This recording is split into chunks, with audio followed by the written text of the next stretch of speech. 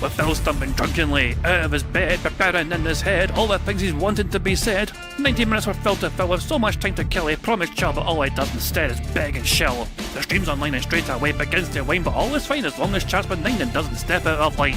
His content's immature for all to enjoy, like fresh manure, but I feel sure he ran through to feel so insecure.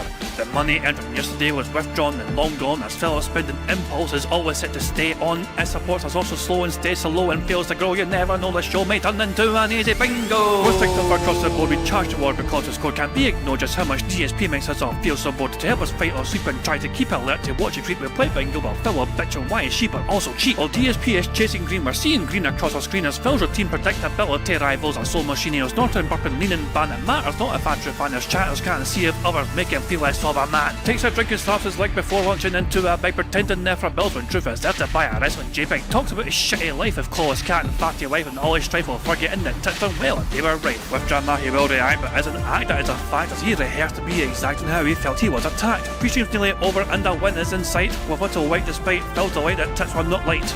We'll say alright, it is okay, and now it's time for Phil to play, but first he'll say that tits will help from being off the other day. And with those words we win again, it's never if but always when the game is won, and thanks to that we made it to the very end.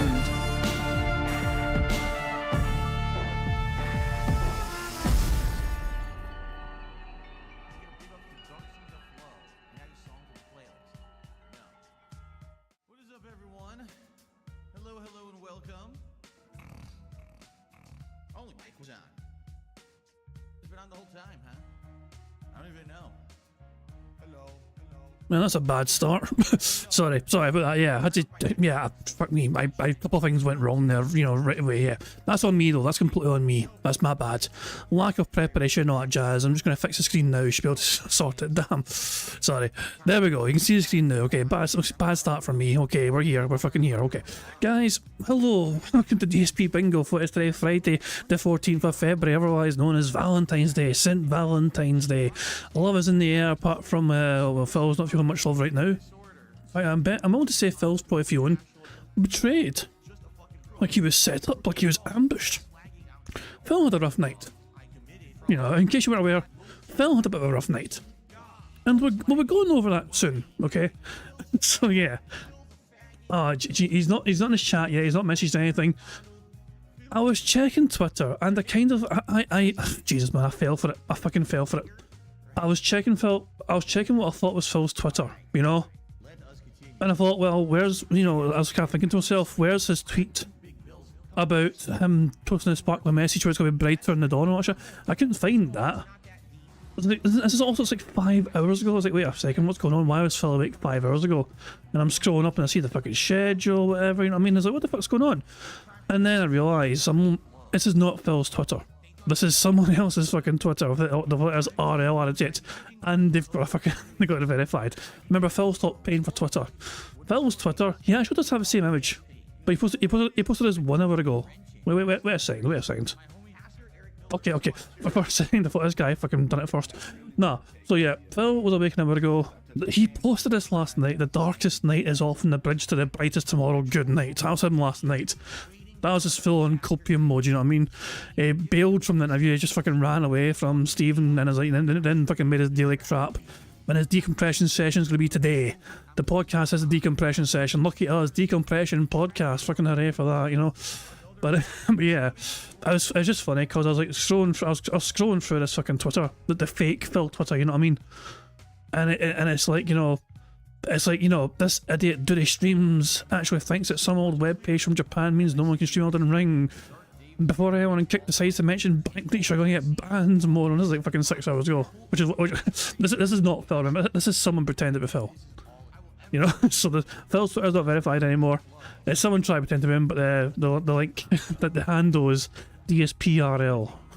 So yeah, this is the real DSP. It's a real DSP posted this image with this thing here. 48 comments. Let's fucking read some of these fucking shit. Game over. DSP Enjoyer just fucking posted a video, game over, with a crown top on. Oh, that is beautiful. Oh, that is absolutely fucking beautiful. Gonna cry about it. The darkest night is when people on the internet make fun of me. And people just laugh and go, fuck you, absolute degenerate beg lord. Jesus Christ, man. Oh, hell. Okay, so So Phil, as I said, you know what I mean, he's awake, he was up an hour ago, and his immediate impression was Valentine's Day bummer. Like Phil's not happy that it's Valentine's Day or something. How do you think fucking Cat feels? You know? So yeah, that's not a thing altogether. So yeah, a couple of tweets to go through. First of all, so as I went and liked a whole bunch of tweets here, here's a quote here from Stephen Cambion. Is it Cambion or Cambion? Cambion or Cambion? I don't quite know how to say his second name. And one of the quotes he had was, "That's the problem, Phil. The detractors have receipts, and all you have is lies." So that was what he said directly to Phil on his interview last night. And then at one point, like, so Broside Phil joined in the call at Stephen's request to help kind of clear up things and provide evidence and testimony, whatever, to all the things that point to Phil lying. And so Broside Phil was dragged on at one point, you know, and DSP said at one point, "Well, let me say this because it sounds like you're about to leave." And Broside Phil's like, "Fuck that, I'm not going anywhere, I'll be here as long as required." It's like he tried to get rid of you in like the most it reminds me of, like, you know, a British person, you know, pretending that they fucking want to leave but try to do it in the nicest manner. Like, well, I don't want to keep you. I know you need to go home for dinner now. I mean, it's time for you to I hope you avoid the weather now, you know what I mean? On your way, pal. He tried his best to fucking get Broside Phil at the... I would argue that Broside Phil was kind of saving Phil from Stephen, because Stephen was a lot more gung-ho with his question and mannerisms. Like, Broside Phil was fucking actually giving him a break at times. You know what I mean? Like, he was playing good cop in a situation, and Stephen was a bad cop. Like, tell me, just give me the truth, you piece of shit. You're lying. I know you're fucking lying. All the evidence points to you fucking lying. And Broside Phil's like, hey, hang on here, Stephen. let's see if we can do something here to try and make Phil feel more comfortable. So yeah, at one point, Phil's like, "Yeah, I think this guy's in his way," and he's, "No, I'm not going anywhere." In an autoplay tweeted out, DSP said during the bank leaks that he didn't close his bank account because the leaks weren't his. At the end of the interview, he said he couldn't show his bank statements from that time as he didn't have access to that account anymore. Just another example of Phil's confusing and nonsensical narrative. It doesn't make sense. One of those things is a lie. I wonder which one, or both of them are fucking lies. And yeah, also DSP posting divorce mom messages to signal the arbiters that he's ready and willing to receive some love tomorrow. And I'd like to believe I'm actually responsible for this. JGiano was actually in my DMs. I woke up at 5 AM last night to go for a piss. And I thought I'll just check Twitter and see what's fucking happening. And I see people fucking losing their minds about the fucking interview and all that shit, and Broside Phil's on. I thought, I'll catch it. I'll go on and catch it, you know what I mean? You know what I mean? And like, I'll just see how it's going. 1 hour later, I'm still fucking watching the fucking thing. Jesus Christ. And I said to JGiano, like, said my DMs, or just somebody quick talk about it. Now, I went and I kind of paraphrased, like, pretended with Phil. I was like, guys, Stephen was just razzing me. That's all it was. Cool and chill, like what PPP does. You know what I mean? So I'd like to think I inspired this particular image from JGiano. I think I put that in I put that idea in his head. Yeah, and also JGiano as well, saying DSP doesn't like to be confronted by his own legal document that he signed off on under penalty of perjury. He's acting like he has no idea what the numbers mean, and Stephen asked for permission to speak with his lawyer to clarify the information, and Phil said no. I mean, if you've got nothing to fucking hide, Phil, then why do you not want the fucking information clarified? Also, Broside Phil saying thank you to Stephen for having me on. I'm in your debt. I wanted to say how impressed, you know, was with his preparedness, and I will agree to that. Stephen had a lot of preparation put into this, you know what I mean? I'm willing to, so I don't think, I'm willing to bet detractors weren't in his ear. Like, I don't think anyone was directly in his ear trying to manipulate and encourage him to go a certain direction. To me, it seems like he strikes me as somebody who tries to find out as much as he can of their own volition. They will reach out to people, of course, ask people things, try and learn more things, whatever, get more information on things, but they strike me as somebody who's actually willing to put in the legwork themselves and go down particular rabbit holes to find out as much as they can of their own volition. That's the impression I got from Steve. So yeah, Broside Phil picked up on that as well, saying how impressive it was, taking how prepared they were, and also they had things like the polygraph test ready because they're a fucking licensed polygrapher, and an NDA as well. You know, they was next level prepared, you know. TJ saying, I'm going to be transparent with everyone because I've always been about the truth.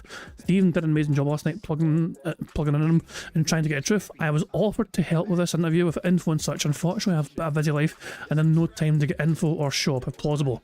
To be honest, I don't even think TJ would have fucking featured even if it was available for it because of time constraints. A lot of time was spent, obviously, on the backleak stuff, whatever, which TJ doesn't have a whole lot to do with. So even if TJ was actually available for, you know, joining in on Phil, and Stevens, but I don't think it would have got a chance to feature. Apparently there were several other people waiting in the wings on several different sort of topics, you know, but Broside Phil's like, oh, I want to go on because Phil going around the circles with his answers taking forever, longer than usual.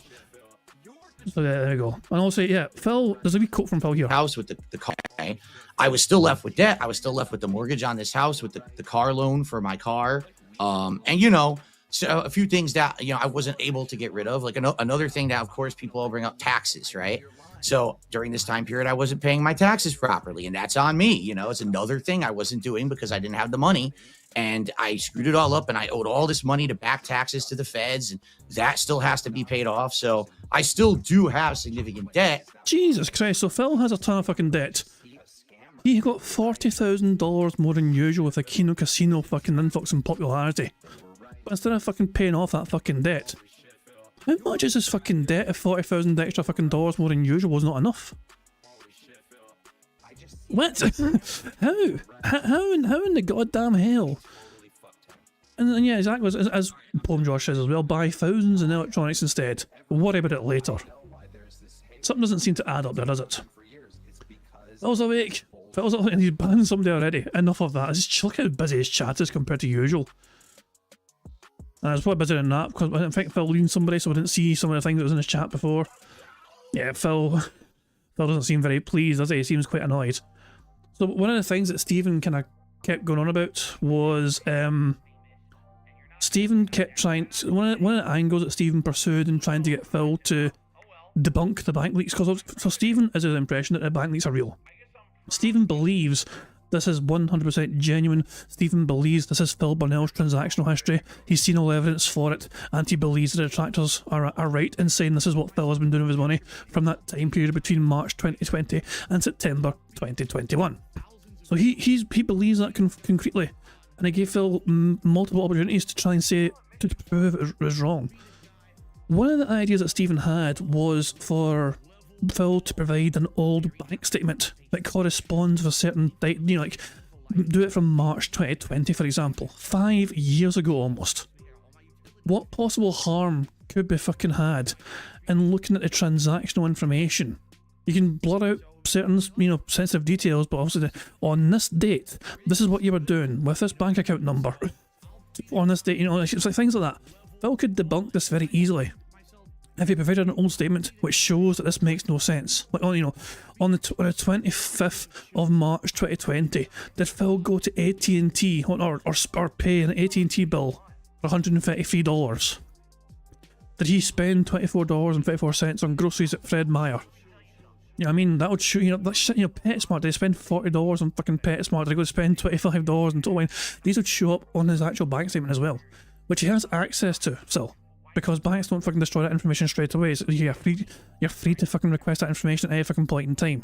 Essentially, I think it's like I don't know how many years has to pass before they destroy certain information. I might not even be, but yeah, they would still have that information. You're not just fucking just destroy it immediately. That's not how it fucking works. But so he could request this information and prove this is all bullshit by showing his own bank statement for that account number that was tied to the Bank of America. And show, look guys, this is what I did that day and it doesn't make sense. So Stephen's idea was that, and Phil said, no, that's not, I can't do that. Phil as usual said, I can't do that. It could harm me and my family, people would know where I'm going or whatever. And it's funny because Stephen's idea is a lot similar to the idea I had back in 2022. In case you're wondering what this is an email that I sent Phil Burnell in the so this is basically, this is in the night. It was like before I went to bed basically.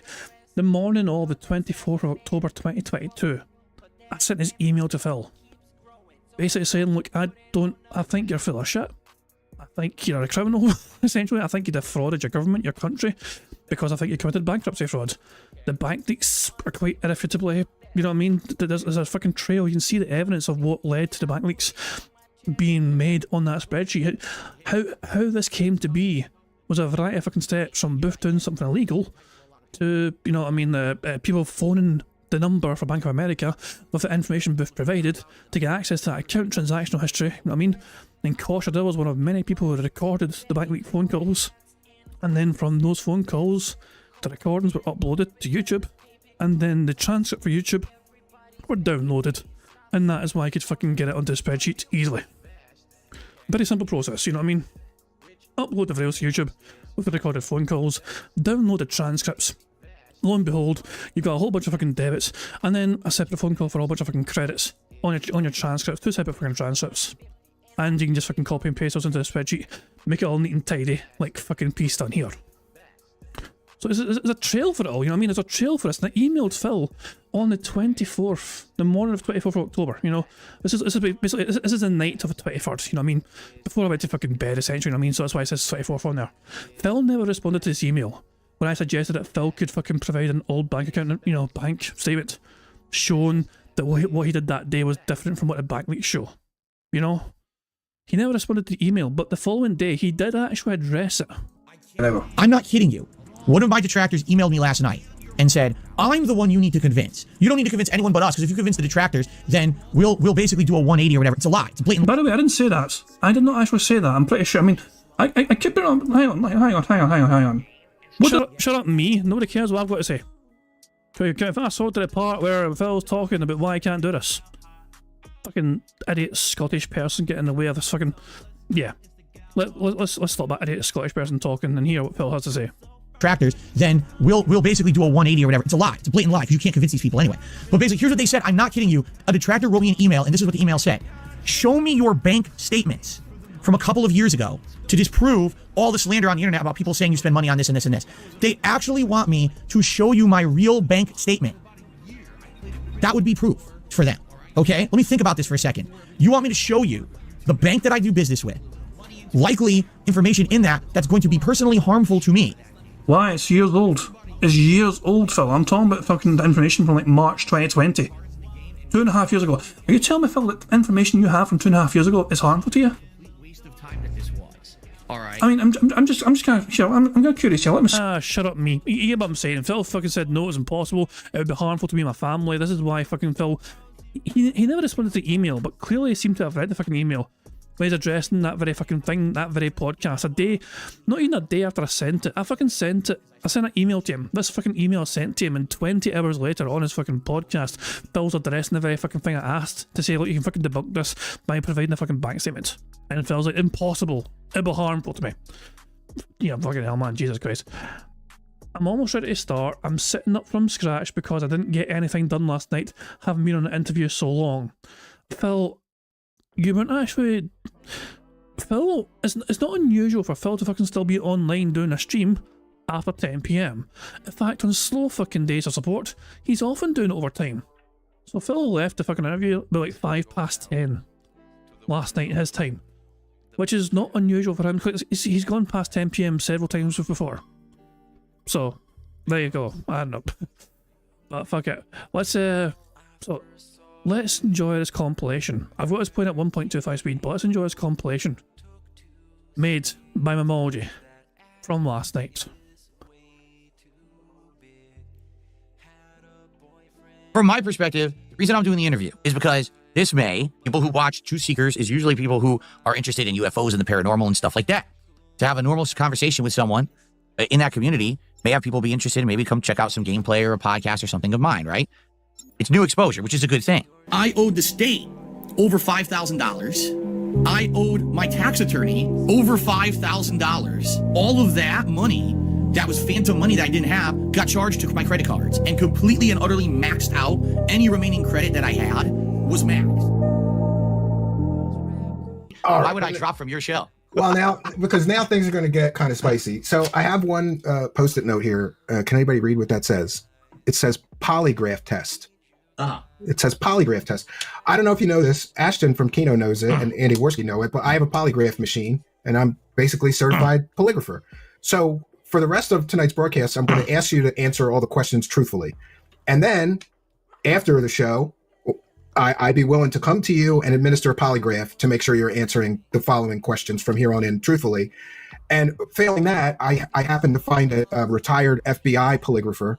So that you could clear your name. Like everybody keeps listen, Phil, everybody keeps saying you're lying about a lot of stuff that we're going to get into next. So here's what I'm here for Ashton from Kino and Andy Worski, who want you to have the redemption arc. And I thought, what better way of redemption than passing a lie detector test? What better way to prove all these evil detractors wrong? I've got a polygraph set up and a chair, right? It goes in a briefcase. I could take it on a plane. I could be at your house in a couple of days. I need a little bit of time to, get the plane ticket and figure it out. But like, Phil, what better way to shut up all your detractors forever? You say those bank leaks aren't yours, right? We'll put you on a polygraph and ask you that question again and verify that you've been telling the truth this entire time and you haven't lied about that. Okay. So can I respond? Yeah. Okay. So first off, what you have to understand is very simple. All right. What you're proposing to me is an opportunity to prove my detractors wrong. Okay. Absolutely. That's exactly what this is. All right. Yeah. It's a great opportunity. I'm giving it to you. And by the way, by my own expense, I'm going to pay for the other polygrapher. I'm going to pay for the flight, the hotel. I'll pay for my meals. You don't have to pay for anything. Allow me to respond because you're not letting me respond. Allow me to respond properly to it. And I answered everyone. And you said, oh my God, you said the truth on every single answer. Yeah, but they wouldn't care. Let me be very honest with you, Phil. I don't think that you'll pass either polygraph. And that's why you won't take it. I don't think you can pass a polygraph hold on. Based on the evidence that I found. And we're gonna show it to the audience tonight. Did I say no yet? You can't. Well, let's go. Did I say no yet? Make the decision. I'm explaining to you. Shit or get off the pot. There's a road to redemption right here.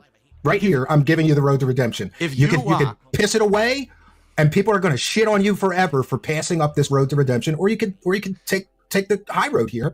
But so here's the definitive answer. Okay. The only way I will do it is if it actually benefits me, and it disproving my detractors does not benefit me in any way.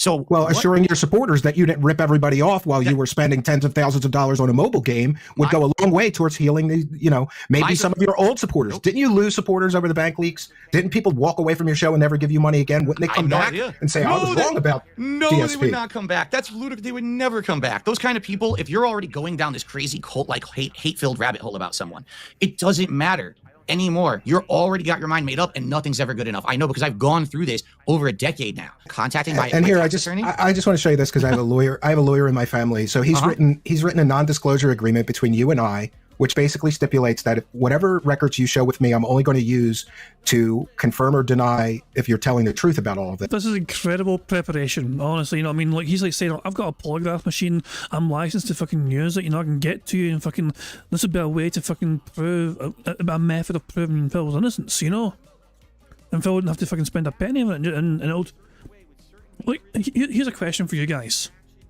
Genuine question. If Phil actually did pass a polygraph test, would you believe that he was honest? You know what I mean? Like, if Phil actually legitimately passed a polygraph test, would you think, wow, he was telling the truth all along? It's because like polygraph machines are usually quite. There's definitely ways you can deceive them, of course, but it's easier said than done, I think.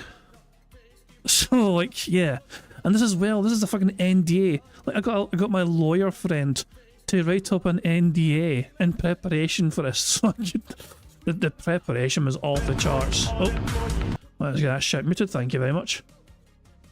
Is Phil still saying bizarre things in chat? Nah, not really. Nah, he's just coping.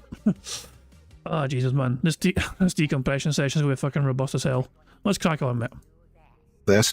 I'm not going to share any personal information, account information, any identifying thing that could, because your argument is always, this would put me in more danger. I'm going to look at the invoice and verify that you spent $1,500 over these bank leaks to clean it up.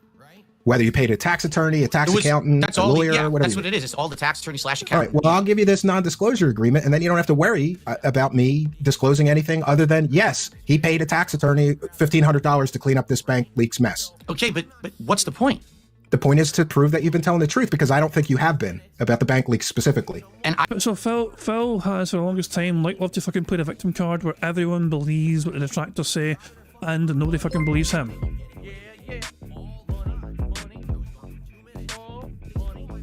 Jesus Christ. That load of tone. Ghost of Derich tipped £1. Shout out to my right swore arm for being my Valentine. Fucking left arm like olive oil, right arm like Popeye. Thanks, Derek. Appreciate it. 2 seconds. FBI, open up! Get the fuck out of here! Thanks, Derek. Happy Valentine's Day to you and your right hand of fucking doom. I don't care if you believe me or not. But yeah, this is what I fucking saying though. Phil has spent fucking months and years fucking crying about how the internet doesn't fucking believe what he says and believes what the fucking detractors say. Like, no one's gonna fucking believe Darkside Phil because of his reputation, because he can't provide evidence or whatever, whereas the detractors keep fucking saying this and that happens, whatever. And he fucking dismisses our evidence, even though he fucking provides none himself. This is a chance here. Like, Phil is saying, why would I do this? It would be a chance to fucking finally have evidence on his side that he was being truthful. This is an opportunity for Phil to fucking say, look, what more can I do? I took a polygraph test. I fucking signed an NDA with Stephen. He examined my statements and he verified that I was telling the truth. If Phil went to those lengths, I would say, okay, fuck it, wow. It's like, because what is the alternative? Like, if Phil is to be believed and it's not fucking him, then the alternative is something even crazier. That it's some fucking detractor with like tens of thousands of dollars at their disposal to pull some sort of fucking bizarre op on Phil. You know? Like, can you imagine the fucking lengths that you'd have to go to fucking do that? Somebody of an incredible amount, just to fucking mess with Phil, like, what? The more likely plausible explanation, of course, is it's Phil. And we were right. And he's lying. That's the most likely plausible explanation, especially when Phil is so hell-bent on not even attempting to fucking prove that he's being honest. It doesn't affect me in any way, shape, or form. All right. Does it? So you don't care? No, I don't. I don't Wow. care. Here's the problem, Phil. You talk a lot of shit about your detractors, but they have receipts, and you never showed receipts. What You receipts understand? do they have exactly? Well, we're gonna. I'll show you, but first let's do this here. What receipts besides circumstantial stuff or stuff that they claim is real, but it's never been proven? It's circumstantial. We're going to get into it then. Do you understand that, like, people can track things down? So Sure. you know where those leaks came from, right? They came from an audio recording of somebody who socially engineered on their telephone, basically calling an online teller at your bank and listing off all of the charges for that whole 18-month period. And here's what I found out in the course of my investigation. Let's just take a listen. On September 13th, a pre-authorized payment of $120.27 from Comcast. On September 13th, a pre-authorized payment of $112.28 from Apple iTunes. On September 13th. All right, so it's enough to say that somebody sat on a telephone for 5 hours. Now, I went through the first 5 hours of it. It matches the bank leaks 100%. And I also contacted the bank. This is the online teller at the time. That's the voice they use. So for somebody to fake this, they would have to have the software development kit for the telephony for this bank. Just take that on board for a second. Like, Stephen actually fucking went out of his way to phone Bank of America and confirm that was the fucking software and the fucking AI voice, or whatever, or text speech voice. That was what they were using at the time. He verified information himself with Bank of America, saying yes, this is the sort of software we've been using at that time back in 2021, September 2021. These are the links that Stephen went to. He tried to pick apart the detractor arguments, and every time he tried to fucking do it, it just strengthened them even more. Just bear that in mind. They sat on a telephone for 5 hours. Now, I went through the first 5 hours of it. It matches the bank leaks 100%. And I also contacted the bank. This is the online teller at the time. That's the voice they use. So for somebody to fake this, they would have to have the software development kit for the telephony for this bank software and the text-to-speech that's used in this. They'd need the software development kit. Do you know what that costs? No, I don't know what that costs. It costs tens of thousands of dollars. Prophet says it's called Eric Virtual Assistant and is available online for anyone to use. Oh, Erica, you meant. Okay, Erica. The Erica virtual assistant. Well, that's now, though, Prophet. Was that always the case back in September 2021? Or has it been available for many years? It's like, it could be available now, of course, I mean, but what was the situation like in September 2021? So yeah, exactly, you don't have a time machine, is that? So, I'm not trying to fucking pick apart your logic, I'm just saying, we don't know, it's a long time since then. You got to bear in mind as well, one of the biggest things, the biggest argument that the detractors are right about this is as simple as this. Phil off. So usually with drama with Phil happens when Phil says something dumb and then detractors fucking take what he says, pick it apart and fucking examine what he said. We try and fucking debunk it that way. In this situation when it comes to fucking back leaks, and it's the same for WWE Champions, it was Kiwi Farms particularly that uncovered it first and talked about it first and exposed it first. There was no fucking preempting from Phil to fucking set the fucking seeds and find a nugget of truth in it, whatever. No, this is all directly from Phil. You know, and that didn't happen in this situation. The back leaks, they show up in Kiwi Farms, some random person fucking stating bizarre, you know, information. Most people are skeptical. Then he provides fucking receipts and it's like, holy shit, these receipts are fucking insane. And lo and behold, he overshared and everyone fucking called Bank of America to fucking hear this information and it froze Phil's account. That much true. But Phil would fucking say, oh, people tried to attack me and steal my money and stole $9,000 from me. Somebody would have had to spend tens of thousands of dollars to fake this 5-hour phone call with your online bank teller, Phil. You mean to tell me that some crazy evil genius figured out how to fake a 5-hour teller call and then put it all on spreadsheets as well? It's all fake? Look at the spreadsheet. Okay. It correlates to the audio recordings. 100%. So and look at this. You're telling me somebody faked all this? This isn't you. That is Phil's argument, yes. Phil has said multiple times all the information on a spreadsheet is 100% manufactured, 100% fucking fake. Phil has said this has no credibility whatsoever because he thinks every single thing on the spreadsheet was just done like manually, even though so much ties together with what Phil said. Like the fucking like, oh, Phil went to Burger King. Phil on a podcast one day talks about going to Burger King, and he mentions it in his fucking podcast. Lo and behold, that very fucking day, whatever, you know what I mean, it's on the fucking back leaks on that day. Oh yeah, there it is, the Burger King meal. Phil went to Burger King, he paid like $24 or whatever. Phil talks about getting a haircut at one particular fucking day. It correlates with the fucking back leaks on the fucking day he talked about it. Things like that, you know what I'm saying? Like, so yeah, if somebody fucking manufactured this, you know, line by line, manually, for fucking 18 months, but that is an insane amount of attention to fucking detail. Like incredible amounts of fucking attention to detail, which is just astronomical levels. Not just that as well, the money that came in. Remember the calculations that people tried to use for Phil's payments when it came to things like Twitch and YouTube were actually very close. The people weren't too fucking far off. There's a couple of, you know, there's a couple of wee things here and there, you know, but they weren't too far off with the calculations. And everything made sense. The payments for YouTube made sense. From what people were trying to fucking calculate of their own, you know, themselves. Taking into account things like, oh, Phil's on YouTube and ad revenue, we're trying to work out ad revenue these current times or whatever, and everything else. So, and the payments historically made sense as well. They weren't far off the mark from what people had guessed. You? I'm still waiting for you to finish so I can respond. I'm not finished, so respond so far, and I got more for you. I got a lot more for you, Phil. You can either admit that the bank leaks are real, and those are your charges, or you can continue to lie to your viewers and everybody else. It's up to you. I told you about that road to redemption. So, come on. What are we going to do here? So, are you done now, or do you have more to say about the bank leaks? I'll respond to all of it when you're done. Well, the reason that people are so upset, you can see in these charts, it shows that you spent more on transactions most month than your mortgage payment while you're begging your audience for money for your bills. That wasn't my question. My question is, are you done talking about the bank leaks so that I can respond and we can move on? No, yeah, I can show you more evidence. I can show you more evidence. All right.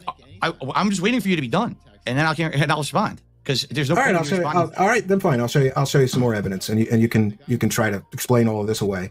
The haircuts. The haircuts, Phil. The haircuts. Mm-hmm. The haircuts ruin your grift. The haircuts ruin your grift, and here's why. Curls and twirls. Is that your wife, Phil? Oh my God. No. On the website, you're going to say that's not her? Do I got to get a facial recognition expert? to show that's her? I don't think that's her. Spoiler alert, it is her. You know, that is absolutely, that is, how does he not recognize his own fucking wife? Where do you get your haircut, Phil? Where do you get your haircut? I'm not going to tell you because then people are going to. You can't tell me because you get your haircut at Curls and Twirls. Did you hear what I just said? Your wife's on the website, Phil. Steve, are you listening to what I'm saying? Did you hear what I just said? You said you can't tell me because your detractors will use it against you. That's not what I said at all. Well, I said, tell me again. You got to calm down. Listen. I get it. I do. You're excited. You think you got me on something. It's all good. And I'm actually. I got you, Phil. I got you. I haven't even started on these bank leaks. There's a mountain of evidence that it's you. Steve, I want you to understand. Yeah, Curls and Twirls now permanently closed. It's something Cat broke as well. Cat modelled for Curls and Twirls, not shit, and then not long afterwards a fucking placement of business. Coincidence? I think not. And then fucking they went into Hair Masters instead. It was, I think, a place called Hair Masters, I think it was. They went to afterwards. But yes, Stephen not fucking taking much. What I will say about Phil, he unexpectedly, people were expecting him to fucking just bail. You know, oh, it's a side-scrollers version too. Oh, fuck this shit. Phil stuck around, bizarrely. And also, he kept his composure for the most part for the entire time as well. But for, you know, like, even with Stephen really applying pressure and all that shit, you know what I mean? But yeah, Stephen clearly, you know, had enough of Phil's fucking bullshit, you know? But Phil just was not going to try and fucking clear up anything. Like, he was deliberately being vague and ambiguous, and it's like Paul. I'm not going to be upset with you at all. I want you to understand that, okay?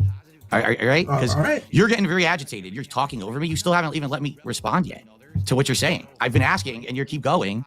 All right? I can't say where I get my hair cut, because if I tell you, they will harass the person who cuts my hair. Do you understand that?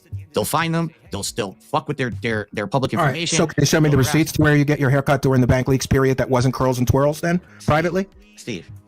Okay. That's the problem. Your detractors have receipts. You don't have any receipts, Phil. You have excuses and lies and no obfuscation. You're trying to keep the grift going. I get it. Because if people know for sure those bank leaks are yours, nobody will give you money ever again.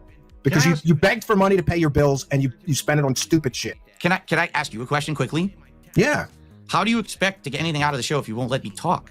Like, I'm trying to talk to you and you keep yelling over me. Well, you keep telling me that I got to show you more evidence. I've already showed you a mountain of evidence. I didn't say that. Explain. You can't explain this. I didn't say you have to show me any more evidence. I said, can I respond now, or are you going to keep going? Because obviously, I'm going to give my answer and then we can move on to something else. Or, you know, unless this is all you had was the bank leaks. I don't know. I don't know what's going on. I've got an awful lot more. But, you know, So can you, within a shadow of a doubt, confirm that that information is actually real? I believe so. Yes. So you're saying you can confirm it? Oh, yeah. Yeah. Wow. Because of the correlations between things you mentioned on your show. No. And That's not what I'm asking. Charges. That's not what I'm asking. That's not what I've asked at all. I'm not asking you if you think that could be my information. I'm saying, can you confirm that call? Well, not 100%, but the preponderance of the evidence can confirm. There you go. You can't confirm it's real, right? Well, what I mean to confirm it's fucking so. That's what the fuck. Like, he's like, oh, I can confirm it's, you know, like, the only person logically that could 100% confirm it's real would be like Booth, the person that fucking done the illegal act in the first place. Basically, Phil's hoping like the only person that can 100% actually say this is 100% real is the guy that done the crime, because they're the one that done it. This is bullshit, because Phil's like, well, he can't 100% prove it, so there you fucking go. Why can't you confirm it? Because it was obtained through a federal crime. Do you understand that? So you don't. So the WikiLeaks was also obtained illegally, but that information was still of great value and importance to several fucking media outlets around the world. Just things like that, you know what I mean? Just because it fucking came from an illegal source, information does not fucking make the information inadmissible for fucking just sharing with the fucking wider people. Like, what happened to Phil? What Booth done with Phil? Was it fucked up and illegal? Absolutely. Was it highly entertaining and informative? Absolutely.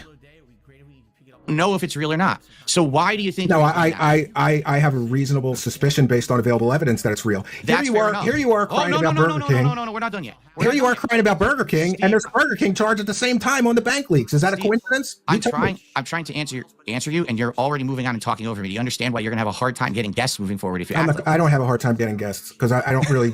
Yeah, I don't. I do most of my shows solo. I don't care if I have a hard time getting guests. I'm trying to be reasonable with you. You came here. You came here tonight to clear some things up. I thought. I'm trying to help you find that road to redemption, and you're just obfuscating, and you're. That's not what I'm here for at all. I'm here because you asked me to come on the show, and you said that you wanted to talk about my past as a creator. You wanted to bring up some of the things that my detractors have said, and you said it would be about 90 minutes to about 2 hours, and I agreed, and that was it. Right? Are you gonna run already? Come on. I'm not. What are you talking about? Who's running? I'm not going anywhere. Oh, come on. You said you want to address it, so let's go through this video, and you tell me where it's wrong. Okay, hold on. There are entries in the bank leaks for beauty/personal hygiene. So I can respond. Yeah. I want to talk. Oh, Hairmasters is when it closed. That's why I went to Curls and Twirls, because Hairmasters fucking shut down at first. That's what it was. Phil's still not live yet. Well, he's taking a sweet time today. Phil's chat's apparently going crazy today. Is this Phil's chat going much faster than usual? You know what? You might be right, Mr. Phil's chat is going a bit faster than usual. There's at least fucking like 2 messages per 10 seconds. That's actually a lot faster than usual for Phil. Absolutely. Still, it's crappy music playing. Fuck me. Let's keep watching the rest of this. I want to try and get through all this while we can. Talk, but you still haven't let me even finish a single answer yet. You have great reason and suspicion to accept it or think that it's real, but you can't 100% prove it. I believe a judge and jury would agree with me. That's fine. In a court of law. But you can't prove it, correct? Nothing can be proved 100%. You're right, but the correlations. Now, Phil, eight times on your show you talked about getting a haircut, and the charges are there at the appropriate dates. That's a coincidence? That's all a coincidence. Dude, you're doing it again. You're talking and screaming over the guest instead of having a conversation. You're not answering the questions. You're talking in circles and making excuses. I'm giving my answer. You still haven't let me finish. Okay? You don't want to address the correlation. There's 20, 30 of them. Steve, where you talked about something and it's on the bank leaks. It's on the bank leaks. Which we can't verify are real. You talked about 8 haircuts and 8 times it's on the bank leaks. Let's get into this. Which Since we have a control, that being Phil's hair, we can see if Phil got a trim. What do you mean you can't verify a real? Well, you can't verify a haircut wasn't real? Phil, you fucking got a haircut and you fucking said, hey guys, I got a haircut on my day off. Look at me. Your haircuts are definitely fucking real. As for the bank leak information, like, it was sourced from your account. Like, several people phoned up Bank of America using your account details with the instructions that Biff fucking provided to hear the fucking historical transactional information of your debits and credits from an 18-month period from September 2021 all the way back to fucking March 2020. Several people, including a guy on Kiwi Farms called Kosher Dill, fucking recorded these fucking phone calls and uploaded them to YouTube, so then people could fucking download the transcripts from them. So people like Piece of Peace could then fucking put that shit on a spreadsheet. Like, and it's your account information. Where did the fucking information come from? From your bankruptcy forms where you fucking listed your account information when you're fucking filing for bankruptcy. It's your fault in the first place, Phil, for not having 2-factor authentication enabled with your Bank of America account. This could have been avoided if you fucking taken proper fucking protocols and trying to fucking safeguard your sensitive information. It wasn't safe. You didn't fucking do enough to fucking make it safe, and people like fucking Booth had access to information. Look, anyone can fucking steal money from a motherfucker, you know what I mean? It's not the hardest fucking thing in the world to fucking steal money from fucking people. Phil does it every fucking day practically. But information, learning about what fucking Phil does with money is far more fucking powerful than taking like fucking, you know, money from his fucking account. Phil can always get fucking money very easily from his fucking army of fucking dent heads when he fucking spends them in some sort of fucking sob story. But when Phil, like, if people know, knowledge is fucking power. This is why I love the fucking bank leaks. This is why the bank leaks are like the fucking S tier detractor thing for me, you know what I mean? Because information is power, knowledge is fucking power. And for years, detractors fucking asked themselves, the golden question everyone fucking had was, where does the fucking money go? The Phil fucking has all his money coming in or whatever, he's got all these fucking... He claims he has all these fucking big bills, whatever, he's got fucking taxes to pay, he's got fucking all this shit to pay for, and yet he was getting a lot more money going in than what he could conceivably have going out. You know what I mean? He should have been very comfortable with his life, with the money he was making, because obviously at the time as well, he's on Twitch and all that shit. So the burning question was, where does it all go? And then, lo and behold, we had our answers. The bank leaks. And it's iTunes after iTunes after iTunes after iTunes. Look at all those iTunes right there, back to back to back to back to back. Ridiculous. But finally we had a fucking answer. Knowledge is power. Information is power. Rather than Phil fucking losing money, he fucking actually fucking lost, you know, the fucking, you know, the excuses. Where does the fucking money go? But my bills, I need to pay my bills and shit, guys. So yeah, I mean, I'll contribute to, you know, I'll put a vest on for you guys, so I can pay my bills. then $110.09. Exactly. Around the times in which beauty and personal hygiene were logged. Steve, The oldest entry is October 14th, 2020. You're wasting your time. If you're unfamiliar with the banking industry, I guess I am, sometimes because the you charge want will to tell the post and truth. clear the same day. Did you also know that? Did you also know that you were caught lying a great deal about the police investigation and all of that stuff? You were caught lying. The police Oh, I sense a cameo coming from a certain bro side, Phil. investigation of what? You lied about when you talked to the police, because people did the same. Retired law enforcement officer did FOIA requests, which prove you lied in that Side Scrollers interview. 100% proves you lied about all of this I bank have leak no stuff. idea what you're talking about. You Like, 100%. Well, I got a police video, but investigation? during was this no- talk there was no about this police- is I love how just immediately if I can get brought in, it's like Phil's not even warned. It's just all of a sudden a big angry muscle-bound fucking former cop appears. Investigation. a retired law enforcement officer friend whose work I checked, and I also verified his FOIA request and spoke to the local police to verify what he did was accurate. I love it. I love it. So But if you they talk didn't to do the bank, if you talk to the bank and said somebody got access to my account illegally, they would have filed the appropriate police reports, talked to the detectives, and followed up on that. They Well, I didn't. don't- well, I And don't you know why they lied. didn't. You lied about when you said the police only investigate human trafficking or something. No, hold We've on got a another second. Wait, video wait, for wait, that. wait, We've got wait, another wait. video for the FOIAs proving you lied. Wait. So hold on a second. So you're saying that I'm lying completely about the bank account? Like I still have this bank account, it's real, and it's still open and Honestly, Phil, I'm losing track of your lies. I don't know what you've lied I about. love how Phil's fucking trying. His attempt to get out of this fucking bullshit is, oh, you're trying to imply the entire thing's made up and it doesn't exist or whatever. Like, it's like one extreme or the other. Look, Phil's live. Oh, fuck me. Hold on. Let me rewind. Wait, what? How long has he been live for? Wait, he's not even done the intro. Wait, 2 seconds, guys. Sorry, 2 seconds. What's happening here? Get his shitty music out of the way. Sorry, that's so funny. A random bitch appears and then Phil's face shows. There he is. There's the bitch. This and his megaphone doesn't seem to be working properly. Well, it's certainly picking him up because it's responding to him talking. You can see it glowing every time he fucking says something. You know, it opens his mouth. But yeah, his OBS isn't listening to his microphone. See, I had that very same problem. Why do you think the start of the stream was so bad? You know, well, not so bad, but so quiet. Because my microphone had to reset up again, which is just 2 seconds, just if I can go to settings and pick the microphone.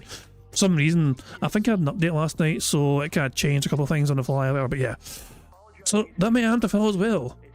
But instead of just like checking his microphone settings on OBS, he's gonna go live and just be all clown mode and go, guys, you can't hear me, and just.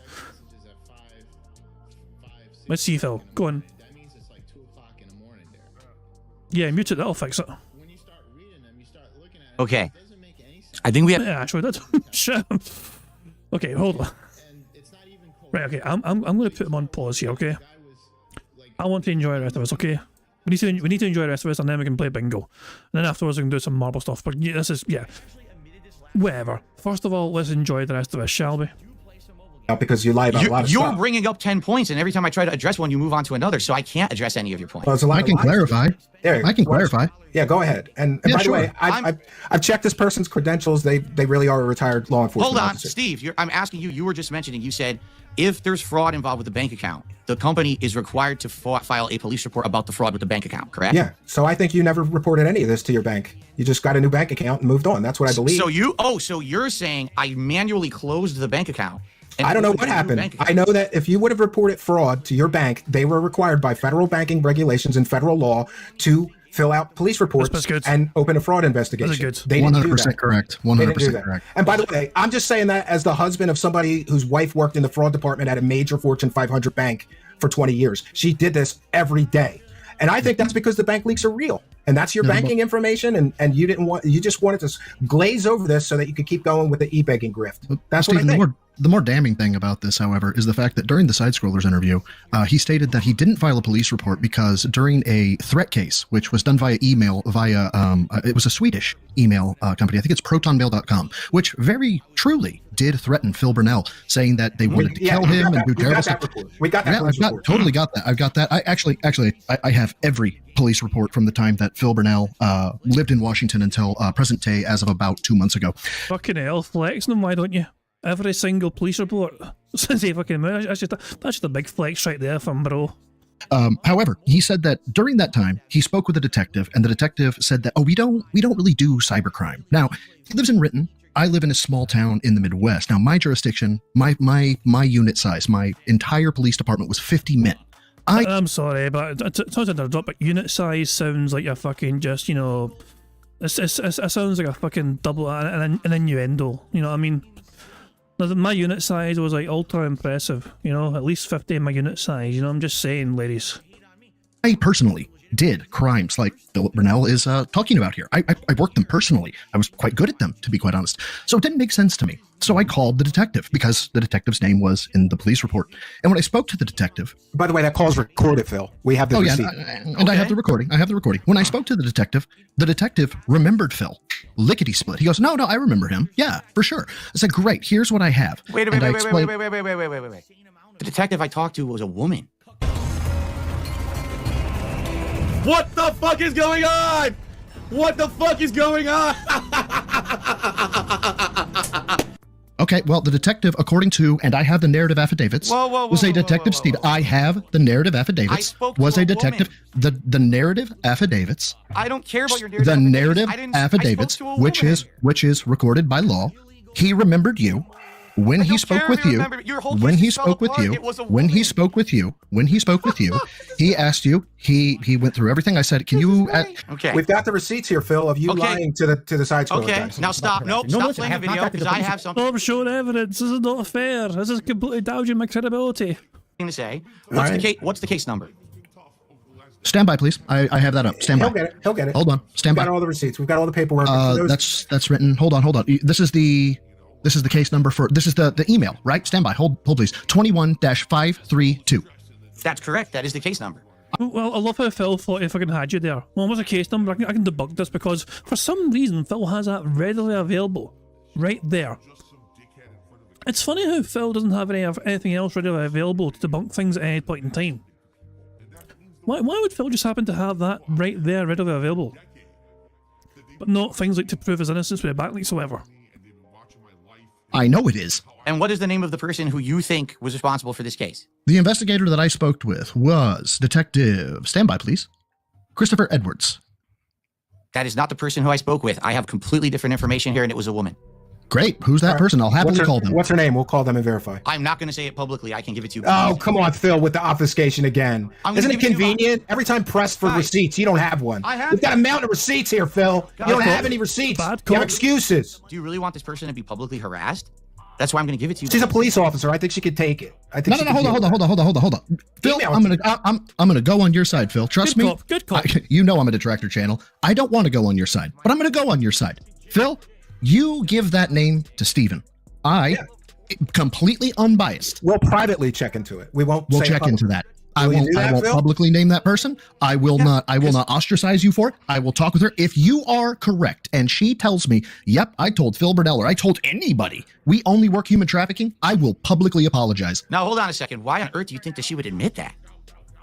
Do you have any idea how much honor, integrity, and honesty is bound to law enforcement? It is their career.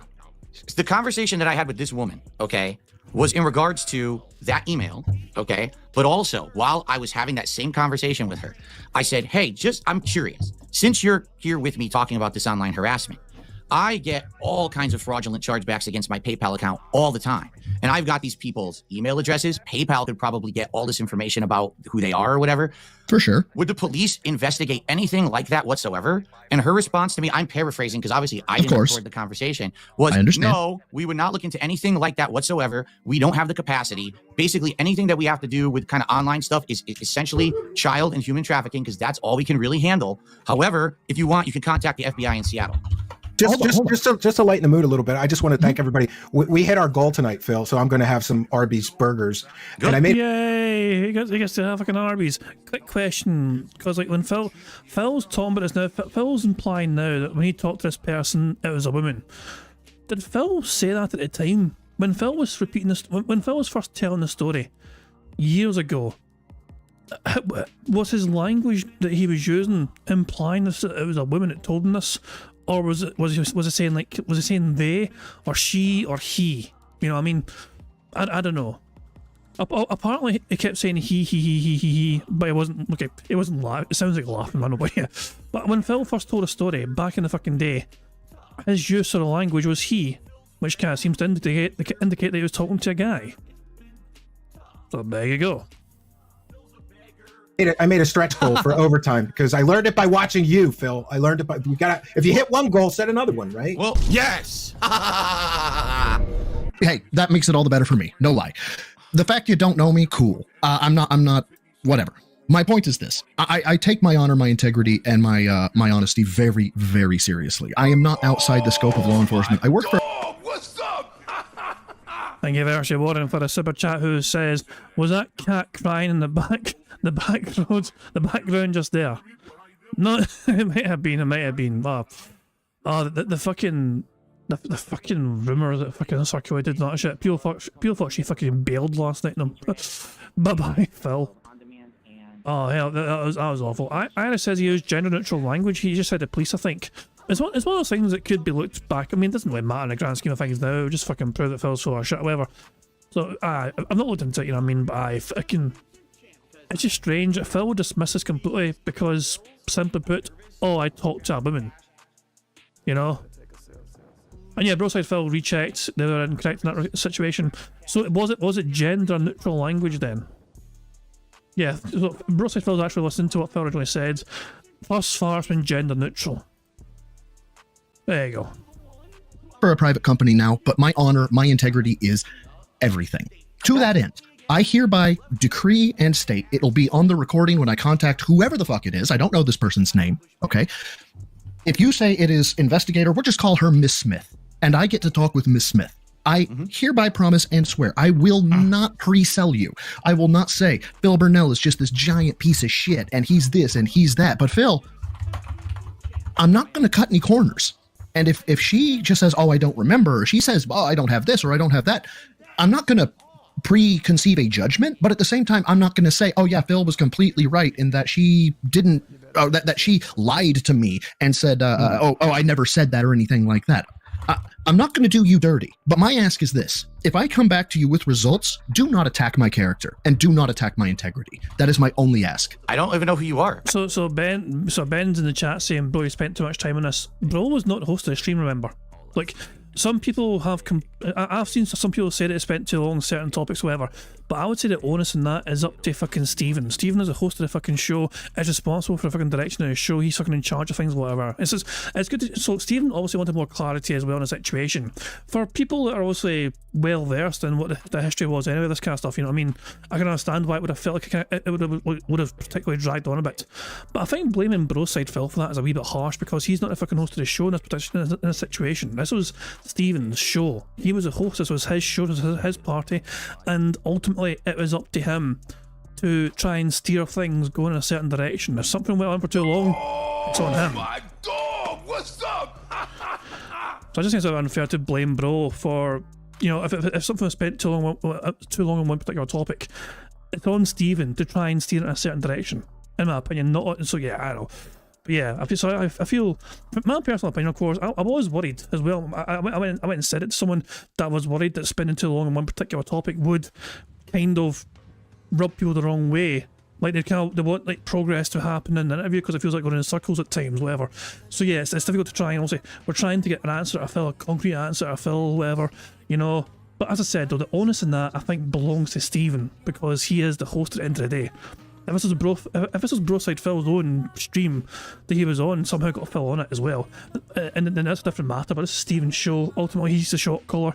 He's in charge of like where it goes. I mean, it's his show. It's you know. One more thing as well though. Not many detractors get to be in the situation that Broside Phil was in.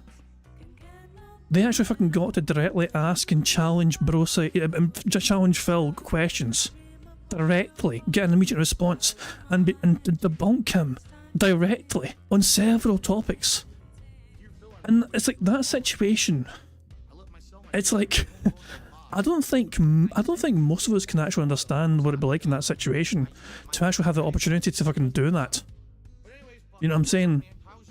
To actually fucking be as It's like, this might be the only chance, this might be the only time that Broside Phil gets to talk directly to Phil about stuff like this. You know what I'm saying? So I think Broside Phil conducted himself quite well in the grand scheme of things. In fact, as I said, I think he played good cop. Well, Stephen was primarily the bad cop and just like fucking aggressively going for him. Usually you'd think it would be the fucking detractors who would fucking be like seething at the fucking mouth just to fucking go after Phil, and it'd be up to Stephen to try and rein them in. It was the other way around, I felt like, in a situation. You know, so it's an incredibly rare thing for a detractor to have the opportunity to directly have a correspondence directly with Phil, back and forth, immediate debunking or taking in points here and there or whatever. So yeah, to me, I know Broside Phil got a wee bit of flack, however, I think it's a wee bit unjustified. I think it's a bit unfair. He's done a grand job, you know what I mean? And it's like, it's a situation as well where there's a lot of pressure because he was in that position to try and fucking make the most of it. And I think a lot of us in a similar situation, if we were in Broside Phil's shoes the other night, I don't think many of us would have fucking gone through it unscathed ourselves. I think, you know, especially for that long, it's not like a fucking 5-10 minute cameo. Bro was there for like an hour at least. You know what I mean? He was there as long as he was required or whatever. You know what I mean? He was there almost as... So yeah, as I said, some of the flack Bro got was unfair, I thought. And I think that he done a lot better than you or I could have done, for the most part. I don't think I would not have done as well as Broside Phil would have done. Plus, Phil probably would not have been able to understand the words coming out of my mouth either because I'm Scottish and all that shit. So yeah, Phil would be like, can someone translate for me? This guy, I can't understand what this guy's saying. He keeps saying donkey, and nah. So I don't think Phil would understand. But you get what I'm saying. No, Broside Phil, I think fucking did very well, and done a lot better than I think most of us could have done.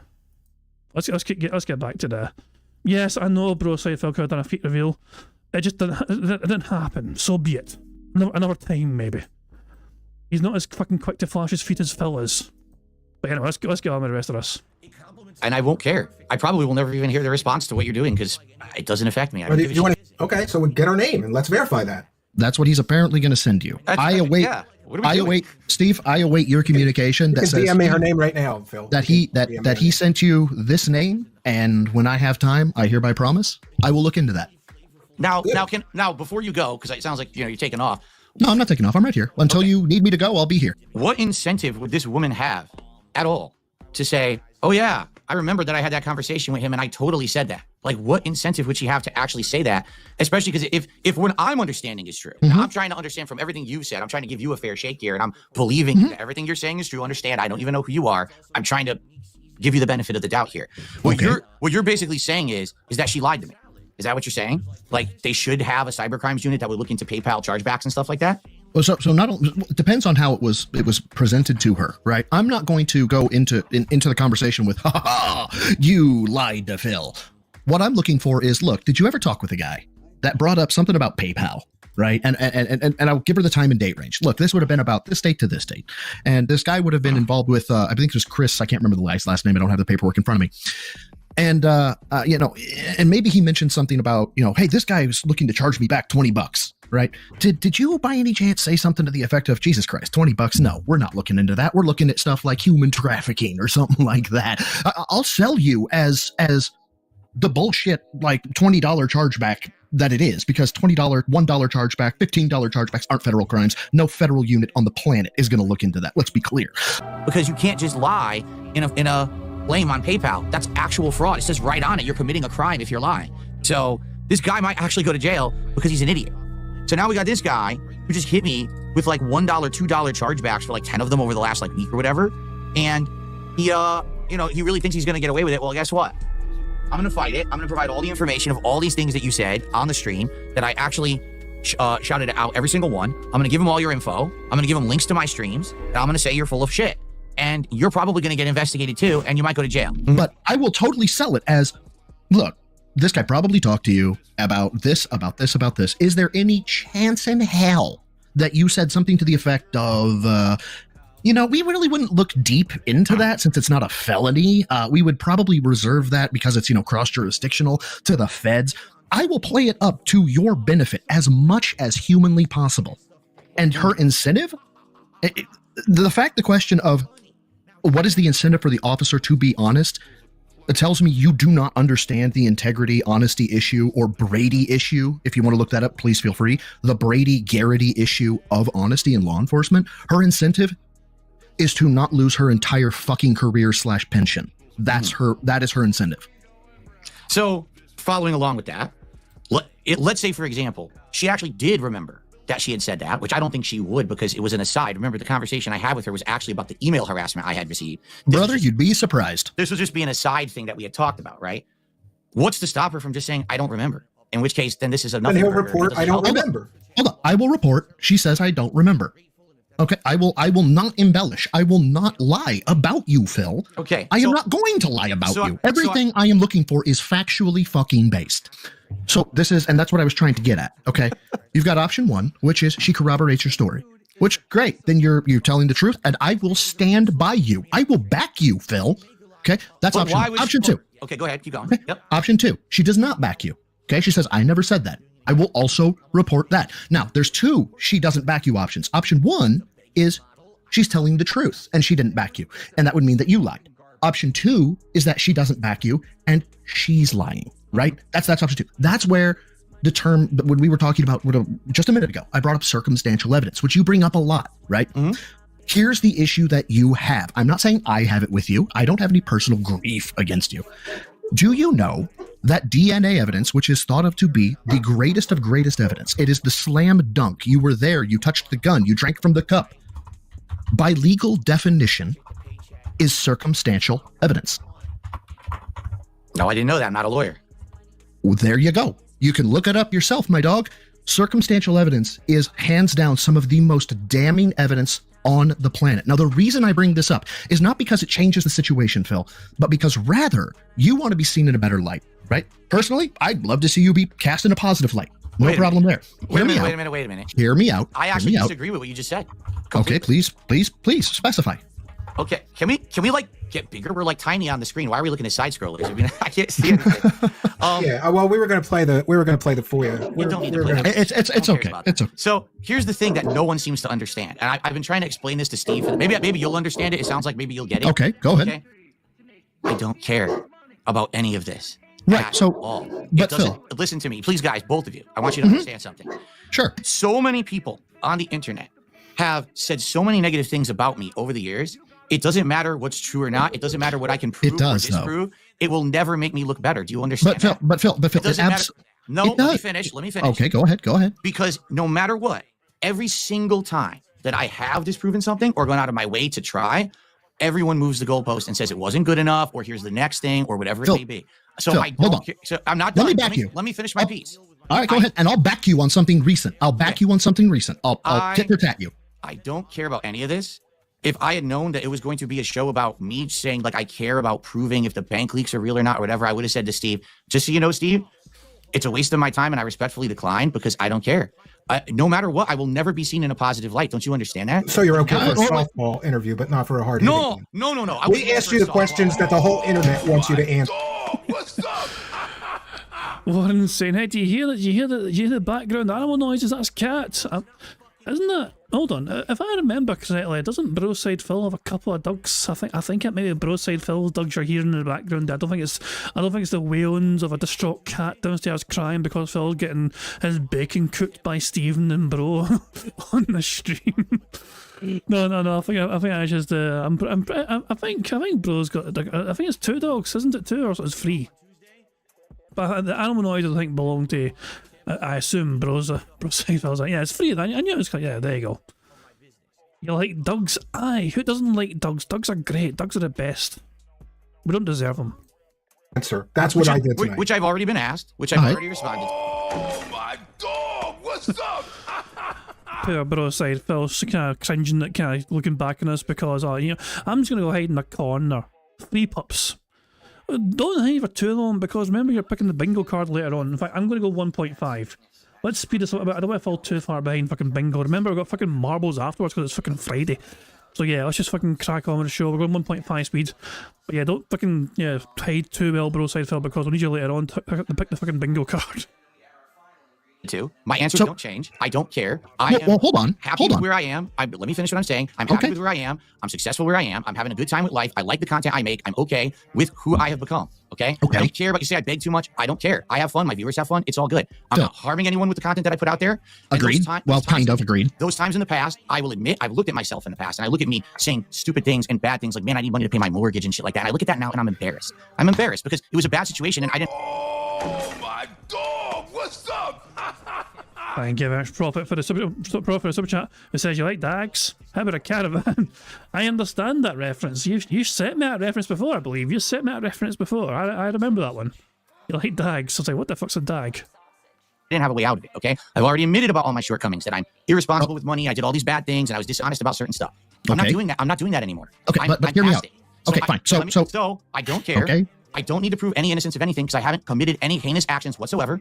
This Mm-hmm. is all a nothing burger. You thought you had something because you thought you were going to get me to do like some elaborate polygraph or whatever. It's never going to happen because I'm I not didn't. stupid. The reason for the FOIA requests, the reason for looking up the bank leaks is to try to get you to recognize within yourself, dog, maybe I have a problem. Maybe I need to look within myself and go, I really got to stop spending money on frivolous shit. So that way, and you know this to be true, that there are certain donors of yours that have mental handicaps that are using transactional funds that come from government entities that, dog, People on that's disability. for them. That is for them. And they're giving it to you because they think you need it, that you are desperate for it. There are 2 stories about people going into bankruptcy, being homeless for you, dog. Just tell me you're not spending $20,000 on Apple iTunes. Please, I am begging you, because every piece of research I have says that. Does any of this make sense, or am I coming off like a rambling lunatic? I mean, both could be true, to be fair. But yeah, you got them good. Fucked me again, left and right. There are things that you say, haha, I answered it, and therefore it has been answered.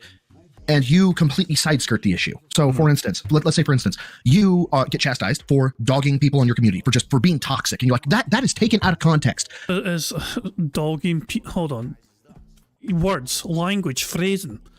Do they not call it dogging in America? Because in the UK, it's kind of a dirty act. I saw the message King Be Cruel sent you. I saw the message King Be Cruel sent you. I've seen the documentation and messages that Arkham sent you. And yeah, Arkham was like, hey man, can I get a $5? Dude, I paid him $50 to set up my Discord server. King Be Cruel said, dude, man, you're saying stuff like it's cringe, you know? He's just like me for real. It's kind of fucking cringe. You went 10-8 on his ass, right? You just went absolutely insane. Just because I'm Dark Side Phil doesn't mean I get to ignore fucking facts that the characters in this game are going through what I go through on a daily fucking basis. Shut the fuck up. Can you say, hold on, can you say that then, can your reaction then be, well, they were coming at me? Technically, that's an answer, is it not? Of course it is. And so you, in your mind, think, I have successfully answered the detractors. In the detractors' minds, we don't care about you answering that you felt attacked. What we care about is that you disproportionately attacked King Be Cruel, attacked Navinia, attacked Arkham, attacked all these people. And so we, like you say, hyper-focus on it because you think it's answered. And to you, it is answered.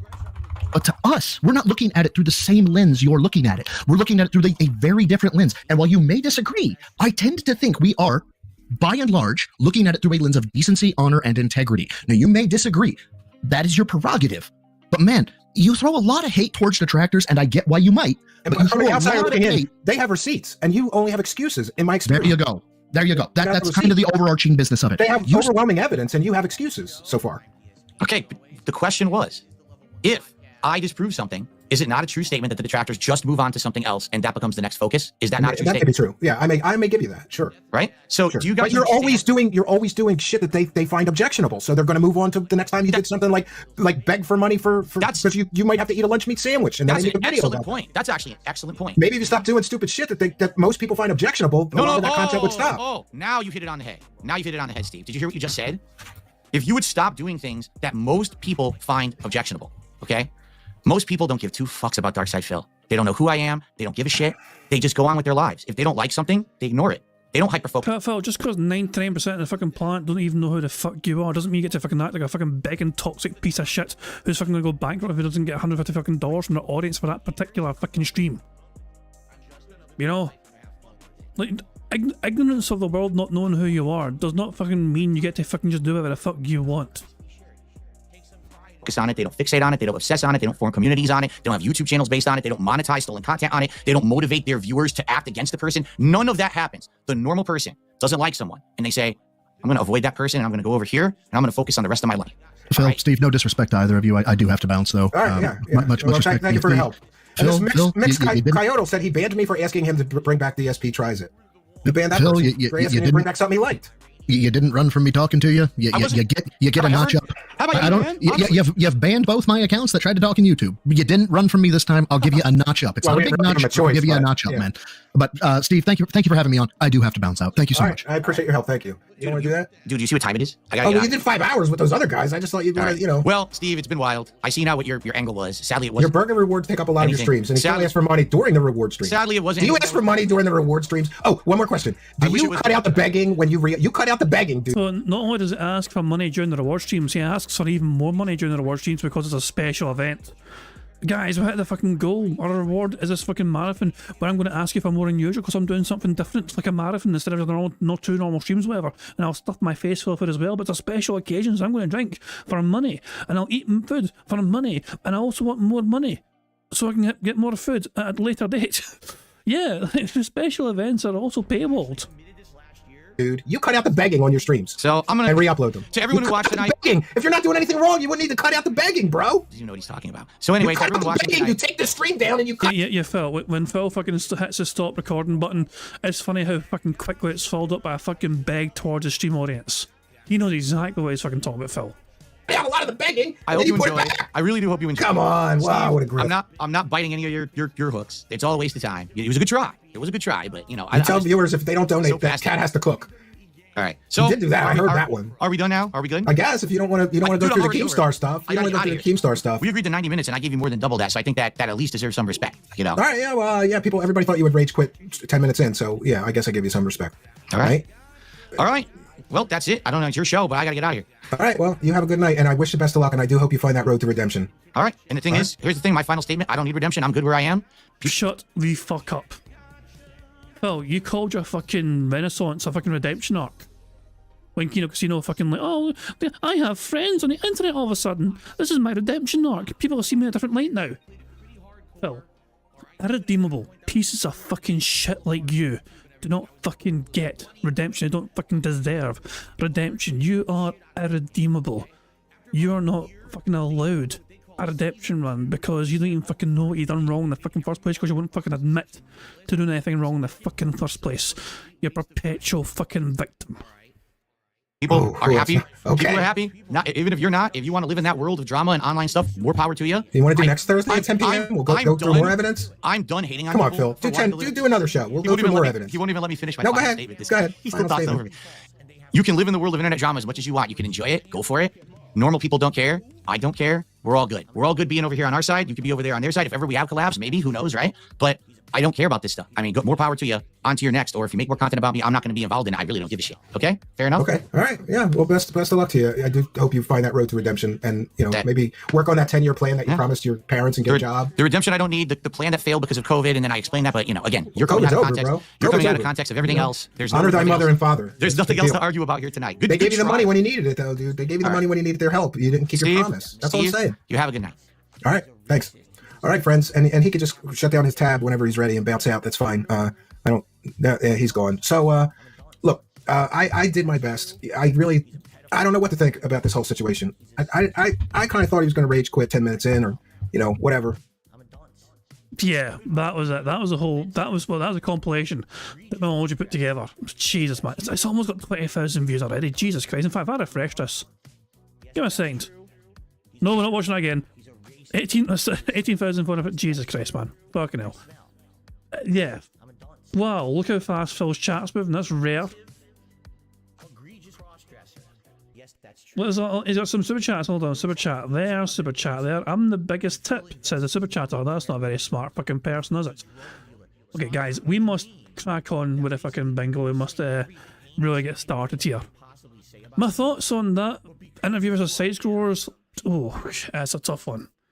It's a tough one. I must say, it's a fucking tough one. I think side scrollers is still probably the better one, but not by. But it's not my. See, side scrollers covered a lot more though. I feel like this one kind of had a because of Phil going around in circles, or whatever, and the lack of time as well. Stephen trying his best to kind of get some conclusive clarity on some situation, you know what I mean? So it's just like so this one had a lot more coverage and focus on the back leaks, which I loved, you know what I mean? Oh, but it's like there was no mention of things like there's not a lot of talk about WWE champions, for example. Not a lot of talk about how Phil's quite fucking racist or whatever, you know what I mean? That kind of thing as well. That didn't really come up too much in this interview. Side scrollers kind of had a little bit of everything, you know what I mean? It was like a fucking buffet at the side scrollers, you know what I mean? When they fucking did what they did with Phil. Whereas last night, if you like the backlinks like I do, then you would have fucking been in heaven. Because like, I love the backlink stuff as well. So the fact there's a lot about it on there, Grilla and Phil pointing out his fucking how the stupidity of his arguments or whatever compared to all evidence against him. I thought, I mean, it's like, but yeah, it's one of those things. So it's like it's certainly up there with side scrollers, you know what I mean? And it's a fantastic way as well to start the year. Like Phil went into this thinking it was gonna be some sort of fucking easy, you know, oh, these guys are Kino's friends, you know. I was like, he'll be nice to me probably. And by the way, Kino came out and fucking well, Kino Triple P came out and actually defended Phil. I don't know exactly what the fucking tweet was. Something about oh well. Let's see if we can fucking find them actually. Is it Powered of the Truth or something? Powered of the Truth? Is it? Yeah, that is it. So what did fucking Ashton say? I would just like to make clear that Steve went too far last night and didn't give DSP a fair hearing. We never let him talk. Despite that, DSP against all odds gave a spectacular accounting of himself and won the day through staying positive and true to himself and his fans. So yeah, I kind of half expected that, to be honest. It's important for Kino to try and make sure that, you know, they keep Phil on their side. So, you know, and yeah, I'm not surprised. I'm not surprised, you know what I mean? So Phil also would not have been very happy with Kino's friend doing that to him. What the fuck is Detractor being made now? Oh, Jesus Christ, that's dark. That's kind of dark. No, not Detractor being fucking they got to remove from fucking Twitter. It's not allowed. Stop it, Detractor beam, stop it. No, I'm just getting away from that. It's fucking nasty. There we go. Anyway, bro side Phil, can you pick us a number please for the bingo card? You get to pick the bingo card today. I think it's only fair. So yeah, bro side Phil gets to pick the bingo number today. Remember, if it doesn't win, we get to fucking throw a rotten fruit at him. That's a pretty large number. 2135. Is that the case number? Is that like the police case number? 21532. There we go. The case number in the report. There I can go. So there we go. 21532. If I typed it right, I have. Let's randomise it. And this is today's bingo card we have for today's show. Thanks to Bro Side Phil for helping us pick the bingo card. So we need Phil to say and do the following. We need him to say engagement. Actually. Him messing with his phone. Him saying chill. And him saying wow. The second row is Phil applauding, him standing up, him flailing his arms, him saying excited, and him saying nobody or no one. The third row is Phil giving a years ago story, him saying what the fuck are you talking about? Oh, well, said, what are you talking about? Him saying momentum, dude, and feedback. The fourth row is Phil displaying some YouTuber jealousy, him discussing politics in some way, him saying by the way, in fact, and him touching his ear. The fifth and final is Phil saying reality, sport. Him discussing his family, him saying addition, and finally, him saying goal. Strong looking card today. I am looking forward to a full house today. Of course, we've got a full house every single day of the week, every day of the month so far, which is absolutely fucking crazy. Live DSP is currently talking about horses, the irony. Well, we're behind live DSP by 35 fucking minutes, so yeah, and isn't even the proper start yet. This is like him having tech issues or whatever. Fuck knows why I had to fucking go live to fucking get tech issues sorted out, whatever. Of course, the bingo prize fund as well. I must make sure to update that because the Ghost of Derek tipped earlier on, which means the bingo prize fund goes up to 201 buckaroos because every tip that comes in goes immediately directly toward the bingo prize fund, just like that. As you can see, the bingo prize fund is actually up at over $200. If you want a chance of winning half of that bingo prize fund at the end of the month, you've got to make sure that you've left a comment on the community post, which is linked to the description of his live stream. If you haven't done it yet, do it before the end of the fucking month so you're out of a chance of fucking winning. It's a brand new community post for the year of 2025, made at the start of January. So if you're thinking to yourself, oh, I've got a marble on there, I went and left a comment last year, nah, you fucking don't. get your fucking name added to it, and fucking be another chance of winning. And of course, aim of the game, as you guys will know, is for us to try and get a full house 25 out of 25 on the bingo board you see before you on the screen. If we manage to do that, we add $10 more to that bingo prize fund. There's a variety of ways for us to get free spaces to help us on our way to that. For example, if Phil burps, sips or snorts 10 times before he starts recording for his shitey gameplay, that gives us all a free space. For every 3 minutes and 20 seconds that Phil begs, that also gives us a free space, because 3 minutes and 20 seconds at our time is 5 minutes in Phil time because we watch him at 1.5 speed. That's why we time it to 3 minutes and 20 seconds for every beg. Free space. Also, if we get 5 new or rejoining members, for every 5 we get a free space as well. And finally, the best way for us to get free spaces, in my opinion, if we get 100 likes on this bingo stream before we finish playing bingo, not only do we get free spaces on the bingo card, but you guys also get to enjoy that Bubbles animation made by the supremely talented Pixar Animations to celebrate the 100 likes on this bingo stream. So you guys are in full direct control of some of the ways we can get free spaces. The rest of them are controlled by Phil and his bizarre body functions, as well as him begging like the little bitch that he is. Cameron Dutchman saying, can I get a shout out to your mod Brian for being a great guy, by the way. Felt like the Detractorverse was on fire today and needed some words of encouragement, Cam. They pulled through. Brian's fucking solid as a fucking rock. You know, always has been. You know what I mean? But I mean, it's just also, there's a lot of good guys, you know what I mean? I feel like in the Detractorverse, whatever, don't get enough credit and you know what I mean? So yeah. Yeah, big ups to Brian. You know what Brian did earlier on? I'm gonna share something Brian said in member Discord earlier on. You want to hear how lovely a person Brian is? Time to embarrass Brian a wee bit, you know? He'll have to be message earlier on. I have to go out again in a bit. You know, I've got to take care of a few cats. You know, he was doing a favour for a friend. You know, this is, I'm doing a favour for a friend, you know what I mean? So I'm going to take care of a few cats, whatever, you know what I mean? He's such a lovely bastard. Oh yeah, wholesome fucker. So yeah, there you go. That's what Brian was doing earlier on, you know what I mean? He's fucking helping out a friend, taking care of the fucking cats. There we fucking go. Wow, lovely bastard. Big up to fucking Brian, there you go. Anyway, I think I've covered all the basics. So is there anything more to cover in the bingo stuff? Well, you're on your way right. That's right, you're on your way right now. You're gonna miss the start of bingo because you're on your way. Fuck off. There we go, indeed.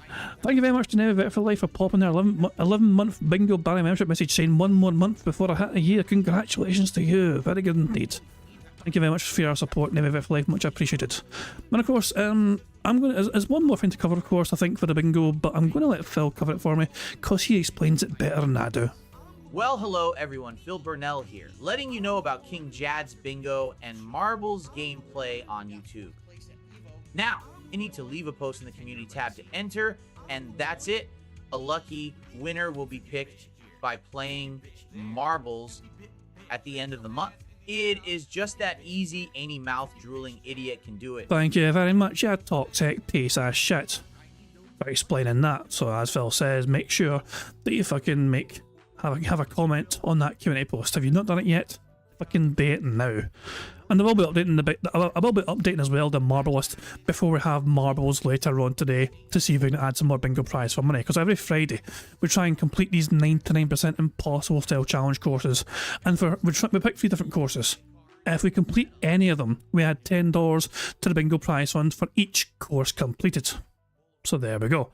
Yeah, so there's plenty of ways. We might add at least $40 tonight, but even more than that possibly. Yeah, we win bingo, we get a full house in bingo, it adds $10 to the bingo prize fund. If we complete all 3 99% elimination style courses, whatever, that's another $30 right there as well on top of that, added to the bingo prize fund. On the top of that as well, of course, a quarter of YouTube income goes towards that bingo prize fund, as well as 100% of every tip that comes in goes right towards that bingo prize fund, which is building up very nicely so far. Now, I covered all the bases. The only thing left for me to do is just to press the random Scottish soundboard button to send us off into battle once more. Is there nothing on the internet that I won't masturbate to? Thanks, Derek. On that note, at time bingo. Good luck, everybody. Here we fucking go. Okay, I think we have technical issues again, so I'm trying to figure this out before we start. Who First of all, let me make sure my mic is still working. Oh my dog! What's up? Thank you very much for Nalton on for a super chat. It says triple diabetic, that's what a culture will be. Has to suck off Phil so he can keep his local cow happy. Triple diabetic needs to just hang out with the coke kid. I can understand. So put it this way, I can understand why Ashton did what he did. Like like they've got to try and drag this out as long as possible for their own benefit. It's I can understand the game they're playing. Put it that way. I can understand why they've done what they've done. I'm pretty sure they enjoyed what Stephen did yesterday with Phil. But obviously, they're going to understand as well that Phil won't be too pleased with how it all panned out. So in order to try and save face or whatever and keep Phil happy, they've got to come across as being a bit on his side in a situation and be a bit, naughty Stephen, naughty you, how dare you do, So I think of it as they're basically just kind of glazing them a bit, just kind of, just reassuring them. We'll protect our little pal. I can see what they're doing, pretty much. You know what I mean? So yeah, it's not. I'm not too fussed personally. You know what I mean? I wouldn't get too worked up about it, or whatever. It's just trying to hang on to Phil and make sure Phil doesn't rage on them, because also the natural assumption, of course, is that Phil would have went ahead with this because he would have trusted Kino. Kino would have vouched for Stephen. Stephen's been on Kino's show before, for example. So Phil probably felt safe with Stephen because a friend of Kino Casino. And he's friends with Kino Casino. A friend of Kino's is a friend of mine. Phil probably thought to himself. You know what I mean? So yeah, it's just Kino keeping Phil, keeping him right essentially. You know what I mean? So they can continue milking him for all it's worth, for their own audience as well as everyone else in general. Get screwed up. Do I sound normal, everyone? Before we begin, do I sound normal? Who fucking Has anything cares? changed here, or does this sound okay? Because the last time it was on that chat or that streaming thing, it screwed my mic up. My mic sounds okay? All right. Problem I'm having is this: the camera's not working. The problem I'm having is this: is a fucking picture of Seattle. I was like, yeah, it's a big fucking problem. It seems like a windy fucking day there. And I don't know why. Hold on.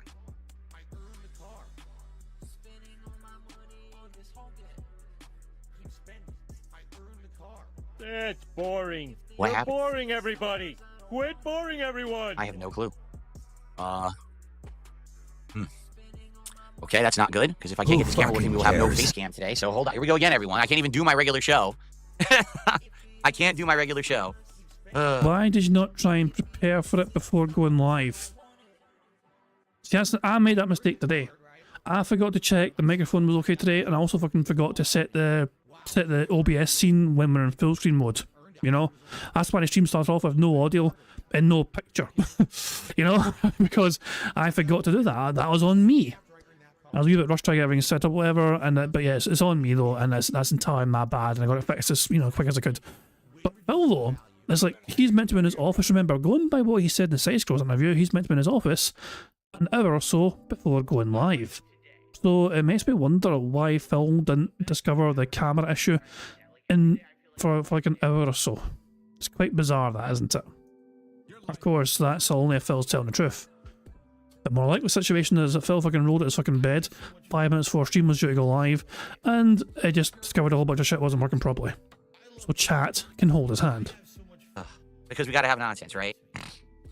All right. No, I'm not okay, Piper. I just wanted to start the show today. No, really. I just wanted to start the show, and the camera won't even turn on now. And I didn't do a Windows update. I didn't change anything, so it makes no sense that it didn't turn on. Burger?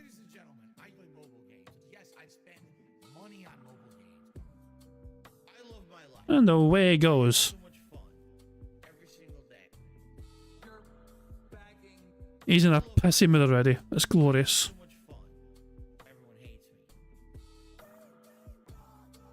Mr. Burnell? Mr. Burnell, are you there? Mr. Burnell, can you come back, please? We have a bingo stream. Thank you. It turned on blue, then it turned off.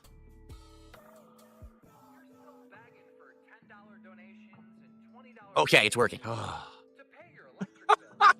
Dude, this camera gives me a heart attack every day. Like, it doesn't want to work. Some days it'll work for like 3-4 days in a row, and all of a sudden it'll stop working. So why did I have to unplug and replug it in to get it to work? I have no idea, but now it's working again. All right, well, okay, so that's working there. Close this now. Let's test it now. Hold on. I think I have to unselect and reselect it again, because it is working now.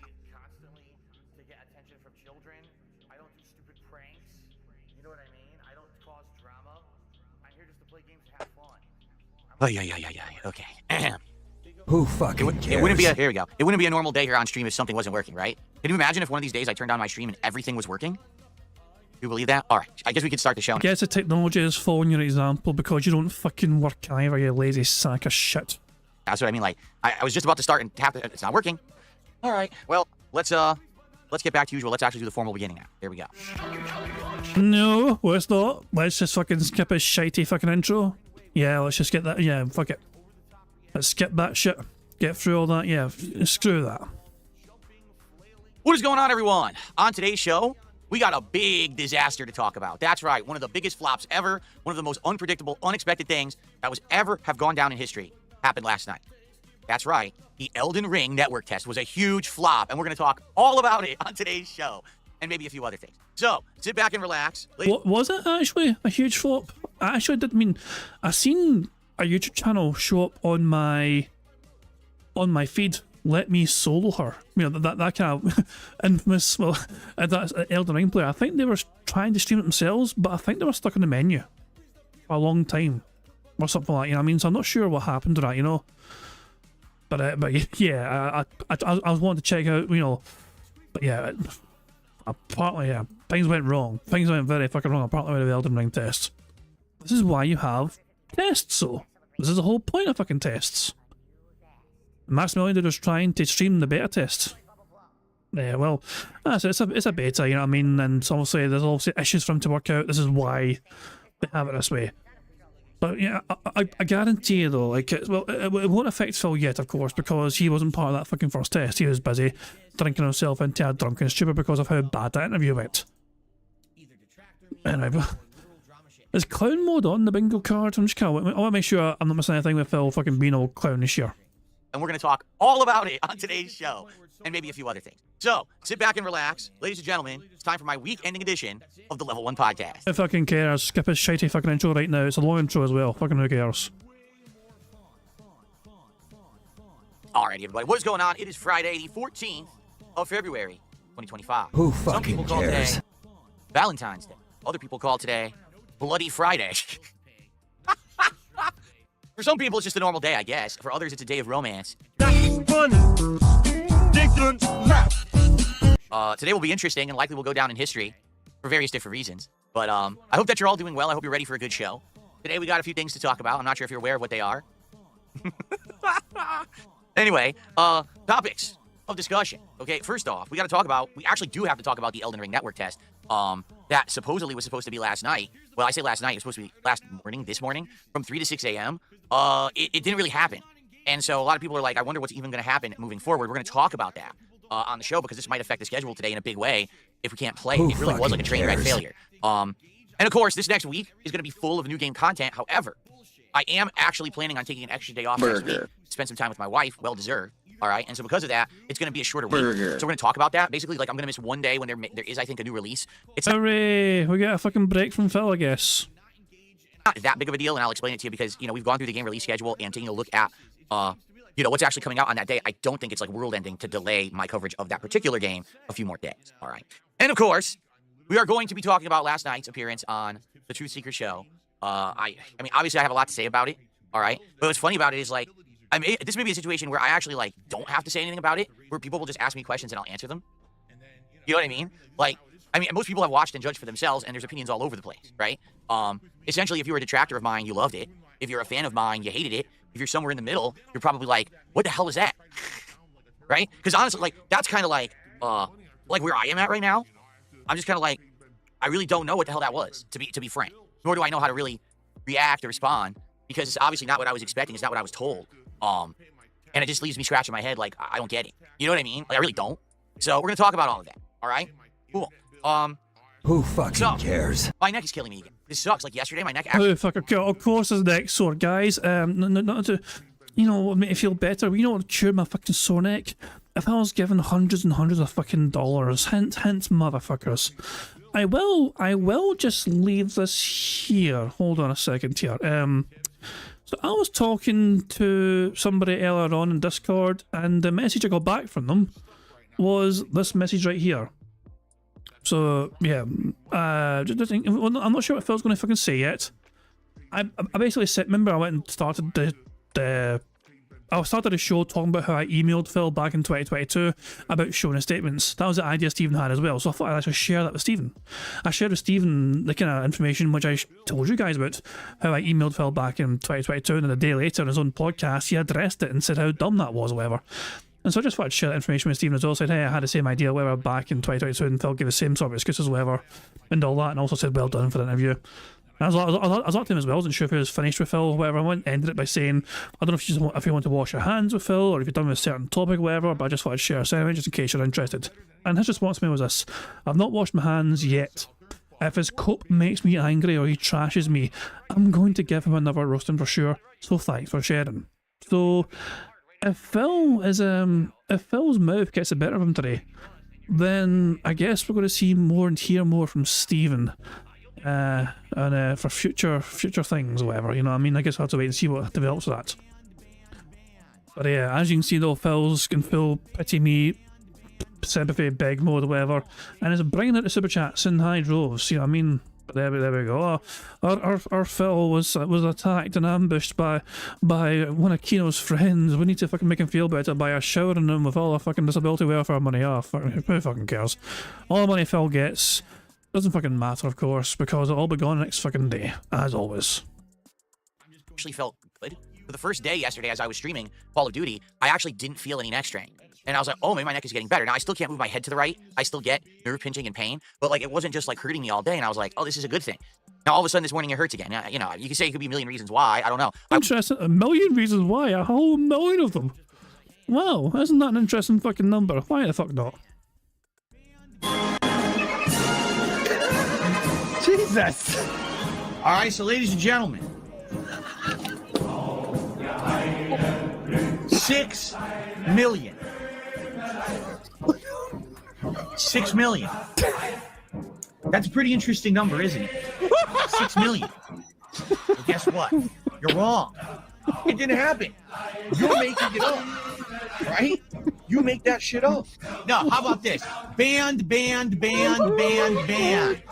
Gone forever. Because I don't put up with your fucking bullshit. Now that was good. Now that was a fucking good one. The bar's being raised. Good stuff indeed. It's always fucking funny. We'll get it out of the way early. It's not on the board, million or anything, but Phil said million, and Steve's here as well, so why the fuck not? It's always fucking good. It's always fucking funny. Oh, by the way, I just seen there. I'm not playing it again. Well, technically I am, but I wanted to fucking point this out. You know, has ALT still got a paper plate behind him? Do we know? I'm not. I can't remember recent ALT antics. Has he still got a paper plate behind him, stuck on the wall, or whatever? And if not, I was going to say, could he not have added RGBs? If the plate was still there, it would have been fucking hilarious if he added fucking RGBs to it. To fucking celebrate Letro's fucking RGB paper plate stuff, you know what I mean? But yeah, I think the plate's long gone. It's been taken down along with the apologise. I had a feeling to it. This clip is a couple years old, to be fair, you know what I mean? So I had a feeling it may have been long gone. When was this made? Hold on, what description? How long have I been? Almost 10,000 views. I think 9,800 of them were me. This was uploaded to the 16th of December 2022. It was like a fucking early Christmas present that day, I fucking tell you. It was like an early Christmas present. Anyway, let's get back to the bingo and let's enjoy the bingo.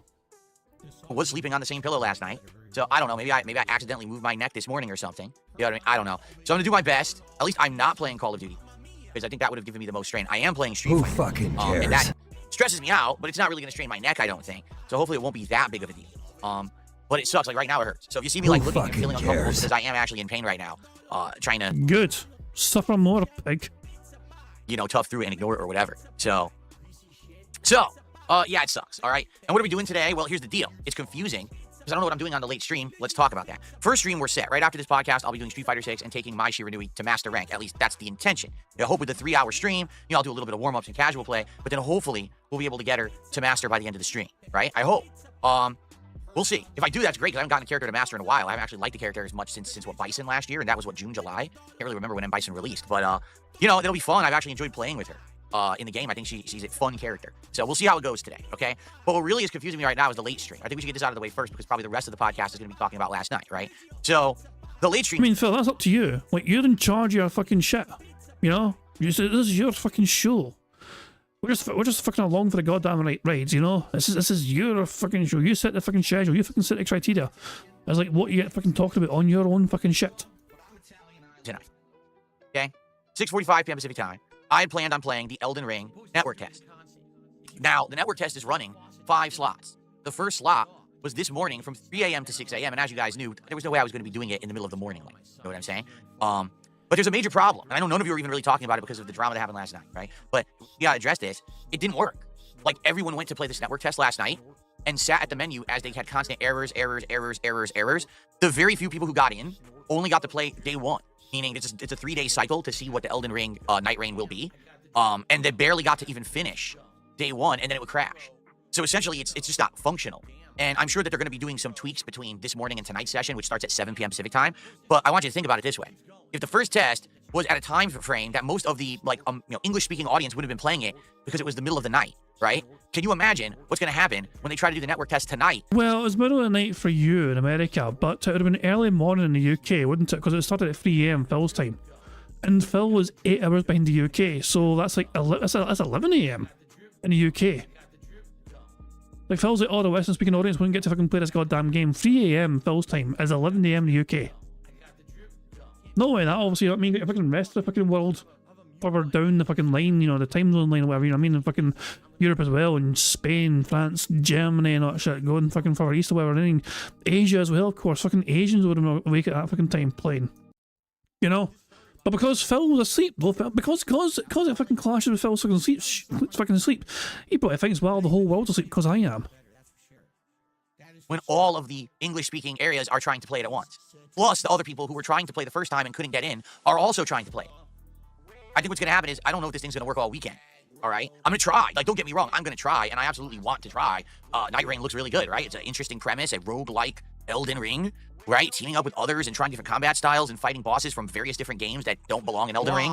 It's such a weird concept. It's very original. I can't wait to play it. But don't know if it's going to work. If it doesn't, all right? The good news is it's not like it's the end of the world. If it doesn't work, I think what we should do is finish up Ninja Gaiden 2 Black, which we only have about maybe an hour, 2 hours tops to finish, because we only have 2 chapters left. That way, at least it's not a waste of a night stream, and we'll be able to finish up a game that's an ongoing playthrough and move on to other stuff, all right? So that'll be our backup plan, is if Elden Ring doesn't work tonight, and we just can't play it, then we're going to do Ninja Gaiden 2 Black. Now, of course, this also screws up the schedule for Sunday, because Sunday night I was also going to do the network test. That was supposed to be its last session. And if this thing's just not working, it means we got to find something else to do. You know what I'm saying?